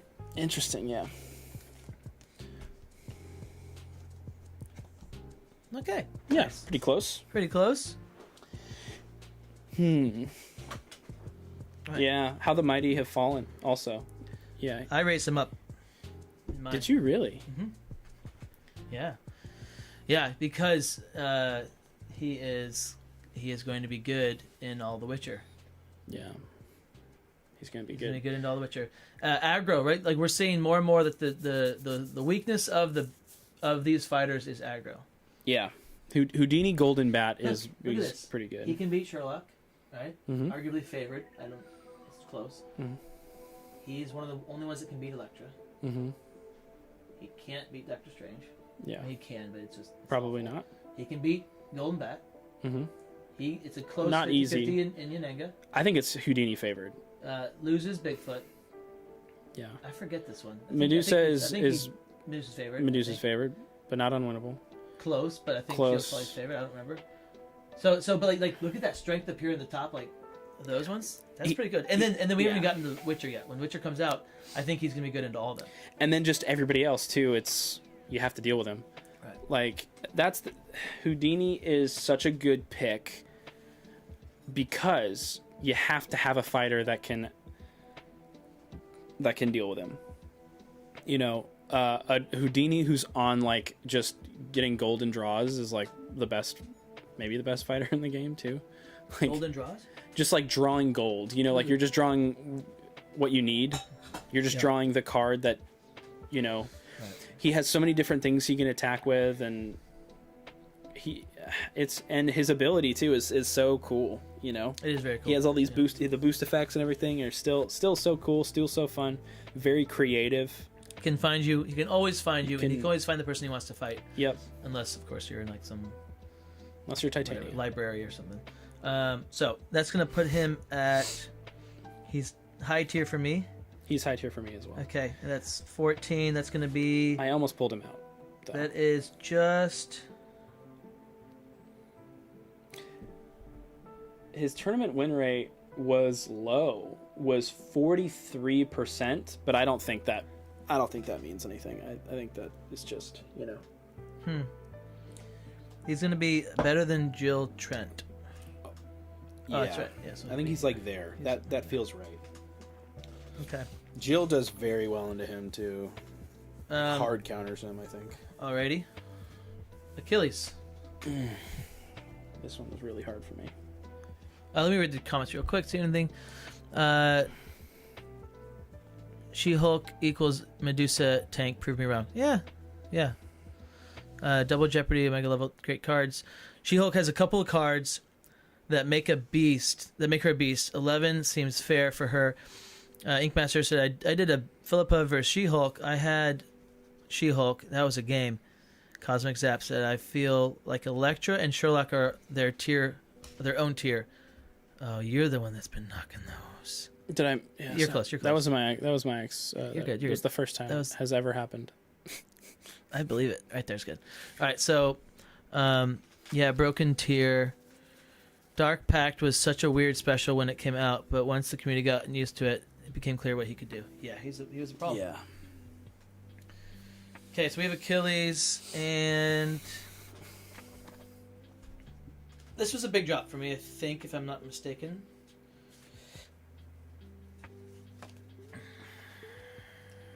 He dropped even more for me than this initially, and then he kind of climbed back up.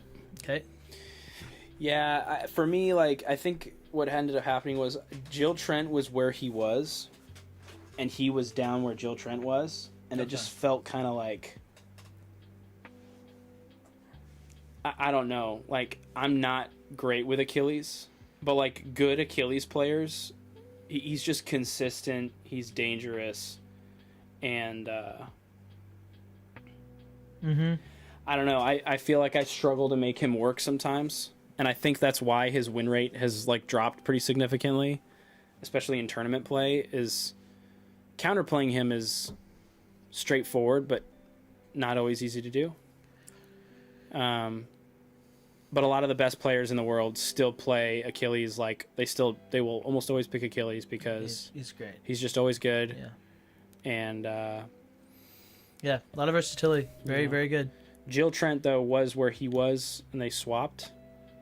So I'm not upset that he is going to get kind of dropped below, because I do think I would probably pick Jill over Achilles, personally. Okay.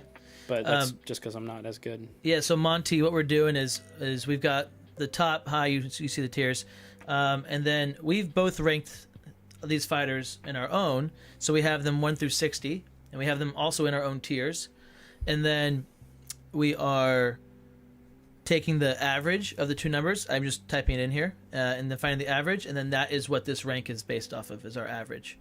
And then some of them are tied, and we're just swapping around a little bit. But so, like right here, he is an 18.5, which is going to be just below Tomoe, who is a 17.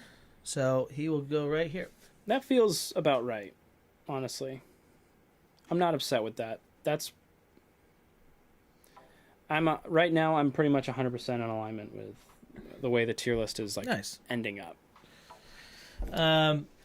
Yeah, Achilles, super. I really do love him. He's super versatile, and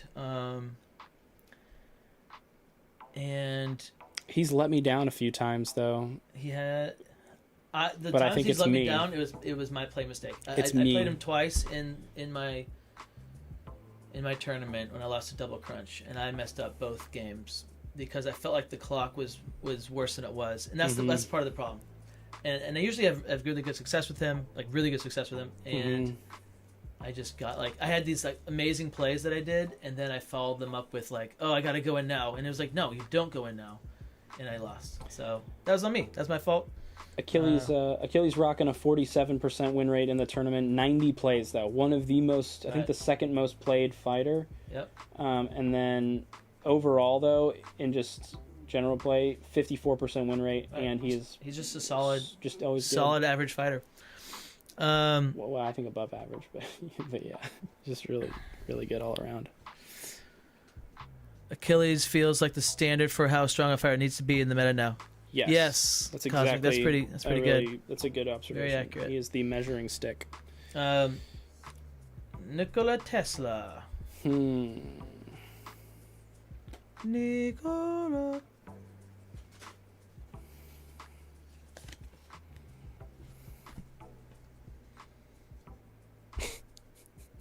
Whoa.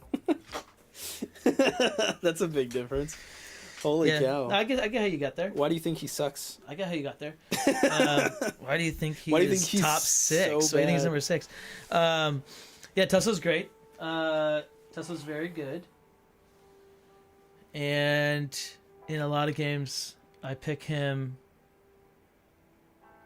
before. I just feel like I am always trying to draft Tesla. I think my thinking was, honestly, I think my thinking is like, I would just rather have my my people that are like, hey, come at me, attack me. Sure. Rather than chasing? Rather than have to chase. With the 6 fighters that just came out, like, they want you to fight them. They want you to chase them, and like they want to engage in combat every single thing. And I'd rather have Jill Trent, I'd rather have She-Hulk, Wukong, fighters like that are just like, okay, then someone that has to go first and has to chase. Now, Tesla's awesome. Obviously he's really, really good. And if you get advantage and go first, and like, you need to go first off. You have to go first. Yeah. I don't know. I think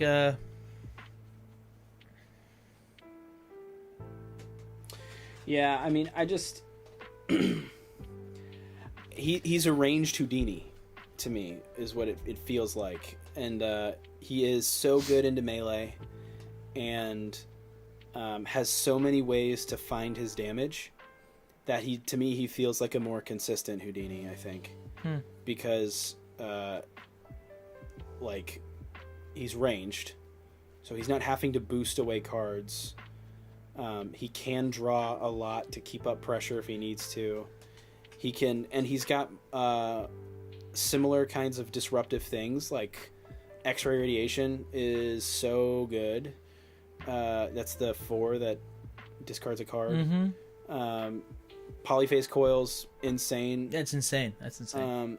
Yeah, and if you get good at maximizing your coils, like, Tesla just feels like he can hang with anybody and demands every single attack demands respect.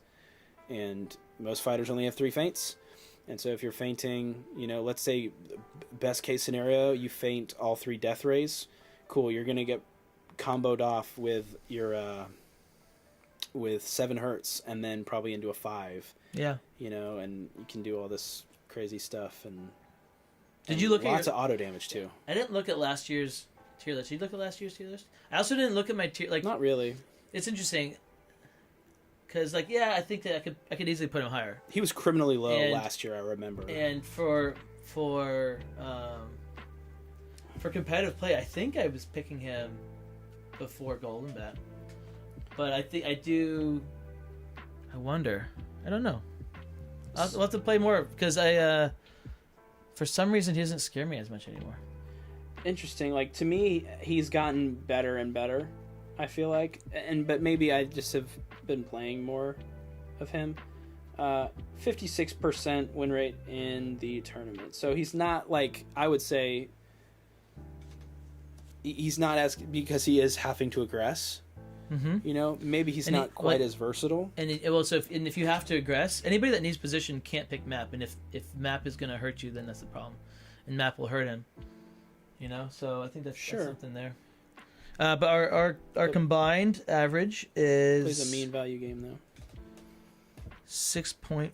No, sorry, that's wrong. You have a 6. Actually, yeah, it'll be very close to that. It should be like... 9.5. So that's going to be...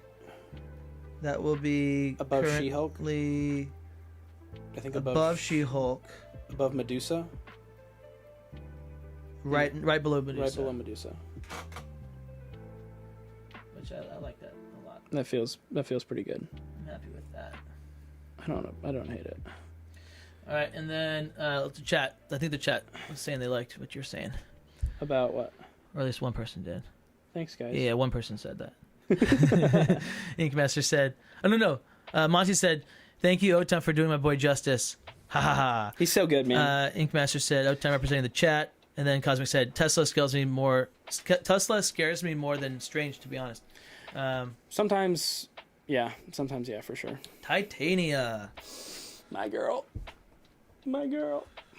She's S tier in my heart. Yeah. Yeah, for sure. Yeah. Yeah. S tier in our hearts. Absolutely. Oh, this is. Oh, this hurts.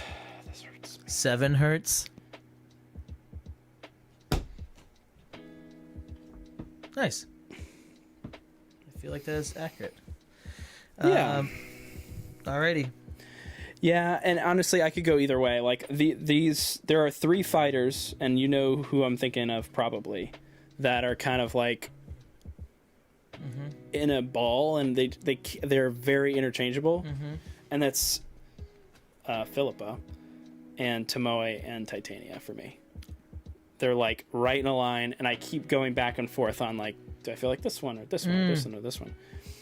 And I think I'm just gonna start playing Titania more again, if you'll let me. You should do it. If you'll, I've been hesitant to. I love playing her just like casually. Yeah. But like when we're doing like a band quest, I think I just am gonna start playing her more because I think she's just better than like. Play your fighters. I need to play the fighters that I'm good with, that I like, and she is really good. She is very good. Like she can do whatever she wants. Right. And she can do whatever she wants. She is dependent on her glamours, but she will most likely get to the one she wants at some point. And each one is useful. It's either useful because she doesn't need it and can get a better effect from her card. Yeah. Or it's useful because it's actually a good glamour that she needs currently. And so, and that's pretty cool. That's pretty cool. And it makes her very challenging to play against, because your win con, my win con is changing as Titania, and your win con might get thrown out the window because all of a sudden, oh wait, I forgot she can do this. Right. Like, or she hit this now. Yeah. And she has sleepwalking in her back pocket every single game, which is a problem. And then she has Glamour of Love. Insane card draw. For all those other games where you're just like wanting to want to sit in center stage. And she's like, nah, I don't want you to sit in center stage. Go. Get off. Please. Leave. Get off. And then you're like, this is so annoying. And you hate your life. Dude, and then like every glamour is so useful. Like Jealousy is amazing. You can swap spaces with Titania or Oberon. Oberon will literally never die. And then Invisibility has won me at least 2 games where you're like, well, I forgot she could do that.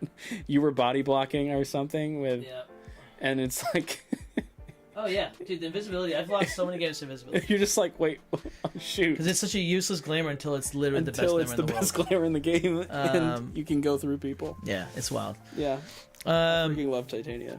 Tesla scares me. Okay, so Titania scares the crap out of me sometimes. Ink Master said. And then Monty did drum roll. Yeah, playing with fighters you like and you're good at makes a huge difference. Absolutely. All right, Lucas Cage. Dude, Shy Guy and I played Cage. Shy Guy and I played Titania Philippa, I think a couple days ago. Why do I have 9 cards left? How is that possible? What are we missing? Oh, the Witcher fighters. But that's only 7. That's 7 fighters. Oh, there's I don't. No, there's 60. Who are you missing? This is gonna be interesting. How many cards do you have? You have 9? Did I put a card back in my deck? I have 8 cards left, so yeah, you probably. So I did put a card back in my deck. Oh, okay. This works. Okay, so then I just put one back, and we'll never know until I do. Interesting. It's a weird game that I gotta play now. Okay.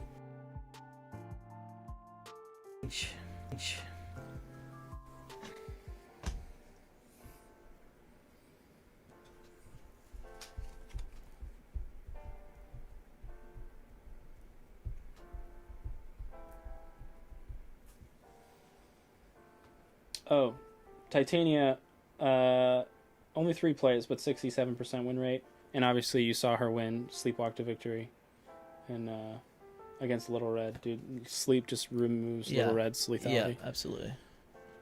This is interesting. So 20 and 15. It's because Luke has done you dirty. has done you dirty so much. I raised him high, but he has done me dirty a lot. Yeah. So often. Yeah, I get caught with no defense all the time. Yeah, it's interesting. But you need to shuffle better. And it needs to attack less or attack more or whatever the heck it is. He's not your style. I love him. I do like him, and I have a hard time putting him below Moon Knight, honestly. But I think he is below Moon Knight. I think he is too. But he's also really, really good. Super good.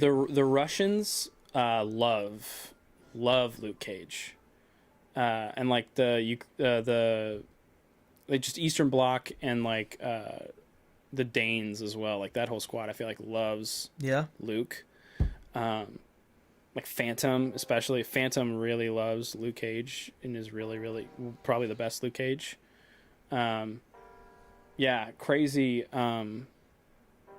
He is kind of like we were talking. He's just always at peak danger level. Like he is constantly ready to go. Yeah, just 2 6s plus more 6s boosts plus 3 5s that draw you cards. Natural block. So if you're attacking a bunch, then if you're just continually pressuring, then you have that this natural defense.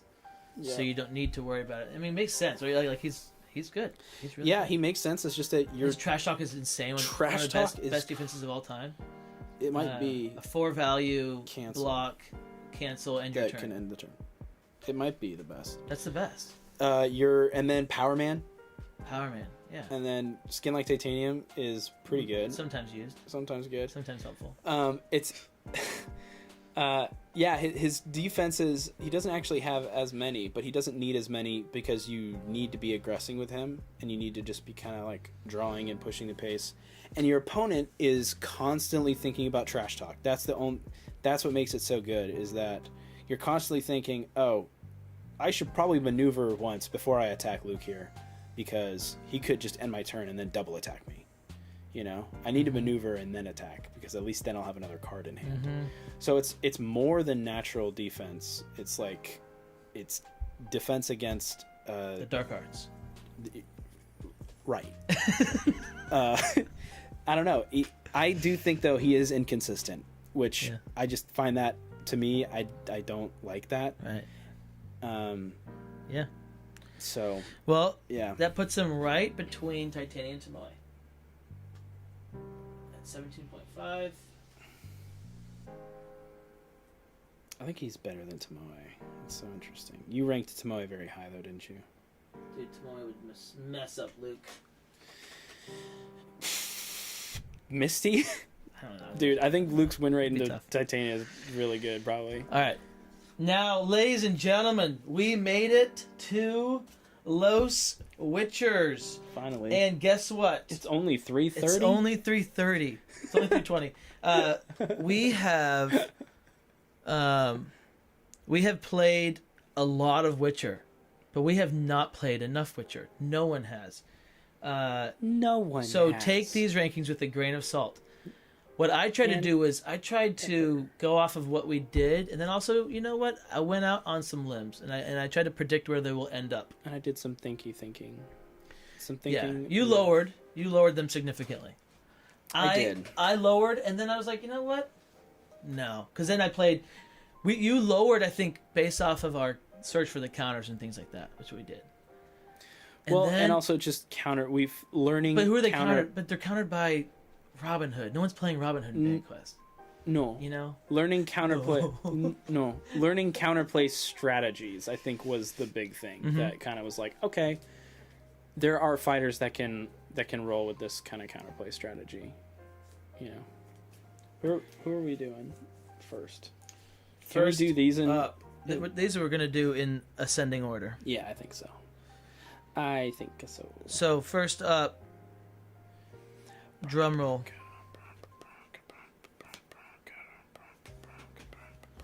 So we may not agree on these. Actually, we probably will not. We're not going to agree. I don't think. And I could be wrong. We have Leshen, the ancient Leshen. This was a tough one, guys, because Leshy. Oh, he hurts me. Leshy could be. He breaks my heart. You could make arguments for him higher, and you could much easier way easier to argue him lower. Unfortunately, that's the problem with Lushan, is you could be like, yeah, but he loses to Alice, he loses to Bloody Mary, he loses to Miss Marvel, he loses to Shakespeare, he loses to Bruce Lee, he loses to Bullseye. Yeah, dude, he could lose to the Invisible Man, he could lose to Oda, he could lose to Spider-Man, he could lose to Hamlet, he could lose to Deadpool, he could lose to Buffy, he could lose every single fighter. He could literally be like, yeah, he's gonna lose to that person. He could also smash them out of existence. 39. 41. Wow. Yeah, pretty close. That's interesting. That's actually really cool. Low mid, I think, is where I put him. For me, I have him at the very bottom of mid. Okay. I initially had him in mid, and then we kept playing him, and then... Yeah, just, I think, given the quantity of fighters who can just maneuver, attack, and be okay, like, I just think that Lushan will probably just die. It's sad. I don't know. Yeah, but like he's at the same time, he's got that fear factor that like She-Hulk and Jekyll and Dracula. So much damage just dealt to you. Yeah, of like I need to be prepared that I might be taking, 8 damage here, 13 damage, from double attacks. And then the wolves too. Like the wolves can attack way bigger, and so they can attack pretty big. So. It's interesting. You find yourself not necessarily needing as much. I think he's gonna. The thing with Lushan is that he's going to. His gameplay is going to require a lot of skill. For you to be good with Lushan, you have to play a lot of Lushan, and you're gonna have to be very good at positioning. You're gonna have to be very good at map picking. You're gonna have to be very good at knowing maps. You're gonna have to be very, like. There's just a lot of things you have to be good at and be thinking about. And patient, I think, too. Patient. You got to stick to your win con. You have to recognize your win con, stick to it, and you're gonna have to. You need to heal. You gotta heal, and you gotta get your double attacks off. You gotta get your second attack off. If you're not getting your second attack off, then you're losing the game. Yeah. So and. Keep your wolves alive. Set up your double attacks with the wolves. I think is the best strat. It's more value than playing the wolf's attacks. Sometimes mix it up though. Make them respect every wolf attack. And at 39, that puts him at 40. He's tied with Beowulf. That's about where I have him. It feels pretty. But we're gonna go. Can we go here? Or do you want it more balanced? I would say he's low mid. There's no way he's mid. It hurts me, but he's definitely like. It hurts me too. Keep it there. You think he's above Robin? Maybe. But Yeah. Probably not. Oh yeah. Dude, 2 hits from Leshy into Robin, and Robin's dead. Maybe against Robin's, but no. Well, you'll never get it. You know why? It's because Robin just attacked you twice and then bounced out of your zone. No, you will get it. You wanna know why? Why? Because you went away. You came back. Yeah. The turn later, next to Robin Hood, and then attacked him twice. Okay. Yeah. Sure. That's pretty good. And then you left, and then guess what? You did it again. And you just dealt him 10 damage in those. 2 Yeah, but attacks. are you going to be able to do that before he kills you with attacking you twice every turn for the? No. Yes, you will. You want to know why?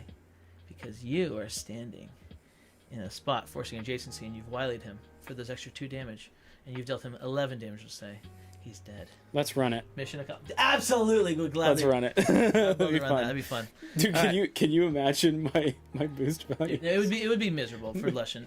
What are you talking about? I'm so down to do Lushan. Dude, I haven't seen that many in a minute. I want to get that. I love Lushan. I want to play him. But he sucks. All right. He does suck. All right. Next up, really who do you think it is? This is. I think there's a. Oh, that's interesting. Probably Triss. Yeah. Christopher. All right. Christopher Trolumbus. Okay. All right. Where? This is where. Yeah. Dude, we're one away like so many times. I can't wait to look at the data. You and me are like this. Where's the data? It's so incredible. Better than Ingen, I think. More options. Scary attacks still. Do I have? I do have her better than Ingen. I have her just above Ingen. Okay. Yeah, even though she doesn't have the potency of Yennefer, she still is like she can still make stuff happen. Right. I don't think she's good, but she's not bad. She's I think she's like exactly mid. She just feels like mid. She's got some good stuff that she can do. No passes. And if you take her to, if you get the map and you take her to a Marvel map, you are happy. Yeah. You're happy. You're getting at least one of those schemes off. Go to either helicarrier, so you can bounce onto them, or like move onto them, or take her to Sanctum, so you can move all fires one. That'll probably also trigger it. You can take them to what's it called? There's so many things you can do and just get the extra scheme damage, and you're at 12 damage at least if you didn't get the schemes right. You know what I almost did? Wow. I almost made her number 60, but then I thought better of it because it's not true. But in reality, she's never getting played. That's the downside. In competitive play, you will always pick Yennefer. I see no reason. Yeah, and what we'll do is we'll see people playing Triss because they're just trying to be different, and then they'll lose. Yeah. I don't think you'll ever see Triss played, unfortunately. I mean, you might still she's still not bad, but when you can why? boost every other attack. But why? Every attack. Why? There's no point. You would just not do it. There's no point. You know? Yeah, you wouldn't do it. No. All right. So that is going to put her at 28. That puts her. Wait, you had 20. What did you have? 29? Yeah, I had her 29. Okay. So 28 goes. So Little Red's at 26. Sinbad's at 27.5. So just below Sinbad. Triss has a lower win rate than the Leshen, but only 3 plays. I don't like her being this high up, but maybe that works. I still think it's probably true. I think she's above Muldoon, below Raptors. I'm just gonna move this in sections. Here, can you? Oh yeah. Oh yeah. Wait. There? That's where she's at in our stuff. That is. It's high. Okay, yeah, I guess. It's too high. It's high because it hurts to kind of play her, you know? Because you're just thinking about Yennefer the whole time. Yeah. You're just like, man. That's interesting. Is that right? That's right. Yeah, I think so. That's right. Raptors. It's good that mid tier is the Why biggest are Raptors tier. so Low. Raptors are criminally low. They should definitely be high mid. No, this is accurate. This is accurate. It's fair. It's okay. Cool. It's fine, guys. Yeah, we're doing it. Next up, who do you think? Siri, 100%. Although I think we're gonna get some. My phone just triggered. Dude, I was very. Very close. I was close. Yeah. Really? Yeah. I was close. Not very close. But I was close. All right. Huh. Oh, I'm sorry. That's not what I'm doing. What am I doing? So I've heard from other people in the community that Siri is like should be like up here. Yeah, Chris, you're probably right. I think you're right, Chris. But guess what? She'll never be played, so we'll never be proven wrong. What? That Triss is too high. I think she is too, but that's where she's at. I mean, she went total. We played her, and she feels like pretty good. She's still got some sneaky things she can do. We haven't played her into like any of these people. I think she'd be fine at all. You still have to kill Yennefer when you're playing against her. Yennefer still has 3 7s. Yeah, they got good defenses. Great values. A lot of values. Lots of 2-for-1s. Yep. Lots of and then scheme damage. A couple schemes just literally just don't do anything. But then your ones too are pretty cool. You can like pop people around the map. Yeah, yeah. She's got a nice kit. And her attack is like one of the best attacks in the game. All right, where's your Siri? Right above Triss, actually. Okay. She could probably be higher. I don't know. I just I don't believe yet. So I believe, and I think that she has. I think she can do a lot, and with Unicorn Ally, she can hold her. Yes. She can hold her own with anybody. Yep. That is coming at her hard, and then if they're not, she can kind of get what she wants and do what she wants. In a slower game, she'll be very good. We've only played her in these like high-paced games, so we haven't really seen the other side of it. And I think in those other games, she'll be even better. So I think that she will be fine and playable in the meta. I agree. I mean, like, I think she's still good. I think everybody in mid tier is still playable. Like, I think. I think Ciri's probably high. In reality, she's probably high mid. She's probably like about there. She goes right here. Yeah, and I'm probably a little low on her, but I think what's holding me back is very, very weak, kind of bad feeling early game. Yeah. Like exceptionally weak early game. And if you cannot channel the source, for, a few damage and getting you some source cards in early, if you can't do that, that feels bad. If you don't get Unicorn Ally in the matchups where you need it, you can kind of crumble. And then one thing that's interesting is the question, like, do you kill the unicorn? Right, as an attacker, as the opponent, yeah. That is the biggest question right now. Is she's got four value attacks, yeah, that can deal some auto damage, and then if you don't kill her, it's body blocking for her. It's body blocking, but also she's not quite dangerous enough to be like, I kind of just want to go for Ciri and try to kill Ciri early. So it's interesting. I feel like you're going to get a lot of value out of the unicorn. Yeah, murder corn. Right. Best art in the game. Next up, who would you have? We have 4 fighters left. Mm-hmm. Who would it be? It'll be Geralt, I think. Geralt of Rivia.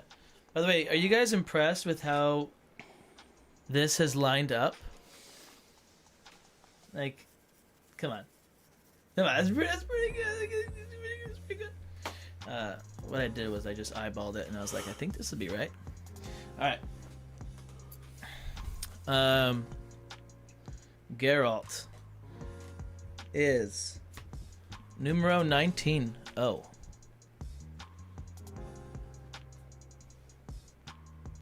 You have number 19? Yep. He used to be that high for me. He dropped. My Houdini 15 was back in my head. All right. Now we know. Yeah, that's interesting. I'm a little lower on him than you.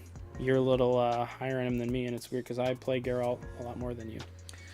Yeah, I think that I don't really enjoy his play, but I think he's good. I think he's better than.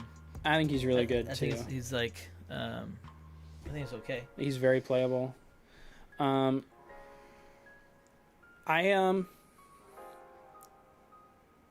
don't know. I think I'm just kind of... I was a little higher on him initially. I initially had him up like near Luke Cage and Moon Knight level. Mm-hmm. Because I saw the counterplay potential. And I think in some cases he'll probably see play over them because of that. Like, very versatile game, very counterplay focused strategy. But at the same time... Dandelion is really, really weak and is a semi-critical component. Like, Geralt can still hit really hard without him, but he loses some of that scariness. It's huge value if you can get him. Huge value. And then also, like, I feel like I just had kind of bad luck, I think, in that Sattler game, and because I wanted to play Fatigue and I didn't get either of my cards that would have allowed me to do Fatigue. And I forget what the other matchup was there, but I think it was like, who were you? She-Hulk, right. Like, that one is, I think that's yeah, I think Geralt, he's got a very good ability, setting up your deck, but also... Yeah, just a good ability, not a great ability because you don't have something during the game. Like a passive one. But I think he's got a very good deck of cards, and Dandelion's very, very disruptive and good. I think he can do fatigue. I think he can do aggro. He can hit hard. He is linear as far as he just needs to come in and get you. And he's But he's got high boost values, right. So he can kind of get around. Highest in the game. Which is very good and also bad into some fighters. So yeah, I like him at 19. Our combined is going to put him at 20.5, which is above Black Widow. Yep. Yeah. Above Black Widow. That feels right. I could right now. I could see him climbing above being here. Sorry. Is it a higher number than Black Widow? Then it would be above is correct. Okay. Yeah, a little bit better. Yeah, I could see him moving up, and I think in a lot of cases, I would probably pick him over Achilles and Luke just because I prefer him. And against maybe, I don't know, Tomoe's, that's a really fun match. I feel like that'd be a really fun matchup. Have we probably I think we ran that one probably. We did. But still trying to figure him out, and yeah, just solid all around. Corey, you okay?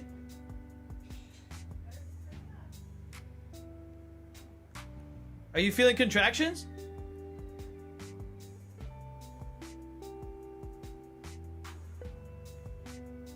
Okay, I'm gonna say no. I'm gonna guess no. Based on that, I would say no. It's just late. Yeah, maybe we gotta go to bed. Okay. All right. Oh, what am I doing? Next up. All right, guys. Angry wife. Angry life. Philippa. Wait, sorry, is it Philippa? It is, right? Yeah, it's Philippa. Yeah. If it's not, that'd be surprising. Much higher than you are, I think. Mm-hmm. All right. Yeah. Yeah, the more I look at Philippa, the more I think she's got it.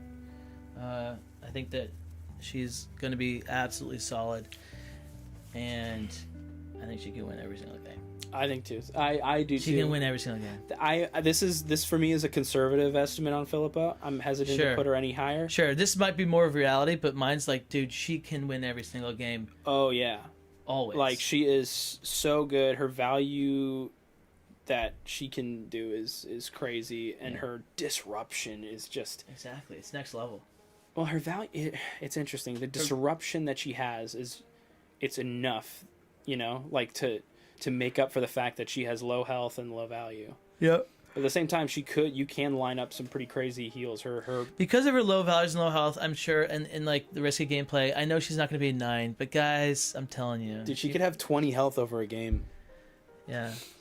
And she has a lot of 2-for-1s, a lot of auto damage, and also has that lethal kind of like, you might get bidding, do my bidding into owl form, and it's just like, well, she'll just close it out. Yeah, and you can't put a price on fun, guys. She is so fun. You can't put a price on fun, and I'm looking at who. Okay, if I'm picking fighters, who am I picking above her in a competitive game? I could see myself picking. I'm picking her over Medusa. I'll pick her over She-Hulk. I'll do that. I'll pick her over Jill Trent, Nikola Tesla, Sun Wukong, Houdini, Tomoe. I'll pick her over them. I could see that, and honestly, I think she's just going to be so difficult for people to deal with that it's interesting. Like the linear big smacky fighters are better into her than a lot of the more creative and like better fighters. Like, I feel like Alice into Philippa almost has a better chance than than I don't know, like someone who's better but like what you're saying, yeah, can do stuff, you know what I mean? Yeah. So it's interesting. She's kind of bringing those big swingy fighters back. Cool. So our combined is going to be let me type that in right. Probably what, like 13? 13. Nice. Good job. I'm not sure what Courtney's doing. I gotta check on that. I'm okay with putting her high tier. So she's at 13, which goes. Oh yeah, right. Yeah. So she's in high tier for me. For me, she's high mid. Okay. She would be above. 13 is definitely in high. So she's right below Sun Wukong. Just below Sun Wukong. Interesting. Okay. Yeah, I see her ceiling as being there, you know. Consistently, I think that's going to be difficult. Shy Guy had some, and I had a couple of really good games. Titania Philippa. Mm-hmm. Very, very even matchup, in my opinion. Just, yeah, it comes down to... it comes down to just a few combat interactions. Yeah, I know, sorry. I'm not sure what's happening right now. So. Yeah, okay. All right. We have Aridin. Aridin. So we disagree. Yours was Yennefer. Yours was Yennefer? Mine is Yennefer is the next one. Oh, heck no. You wrong. That's Aridin for me. This is Aridin? Yeah. Yennefer dropped for me. Oh, Yennefer's lower. Okay. That's right. Yeah. So you dropped them both. Yeah, that's right. Mm-hmm. Okay. Well, that's cool. Mm-hmm. That means this is accurate. Yeah. It's nice. High five. So, Aridin. Corey, are you having contractions? Oh my gosh. I got a wedding today. Yeah, I'll hurry up. What? Guys, I think we're having a baby. Okay.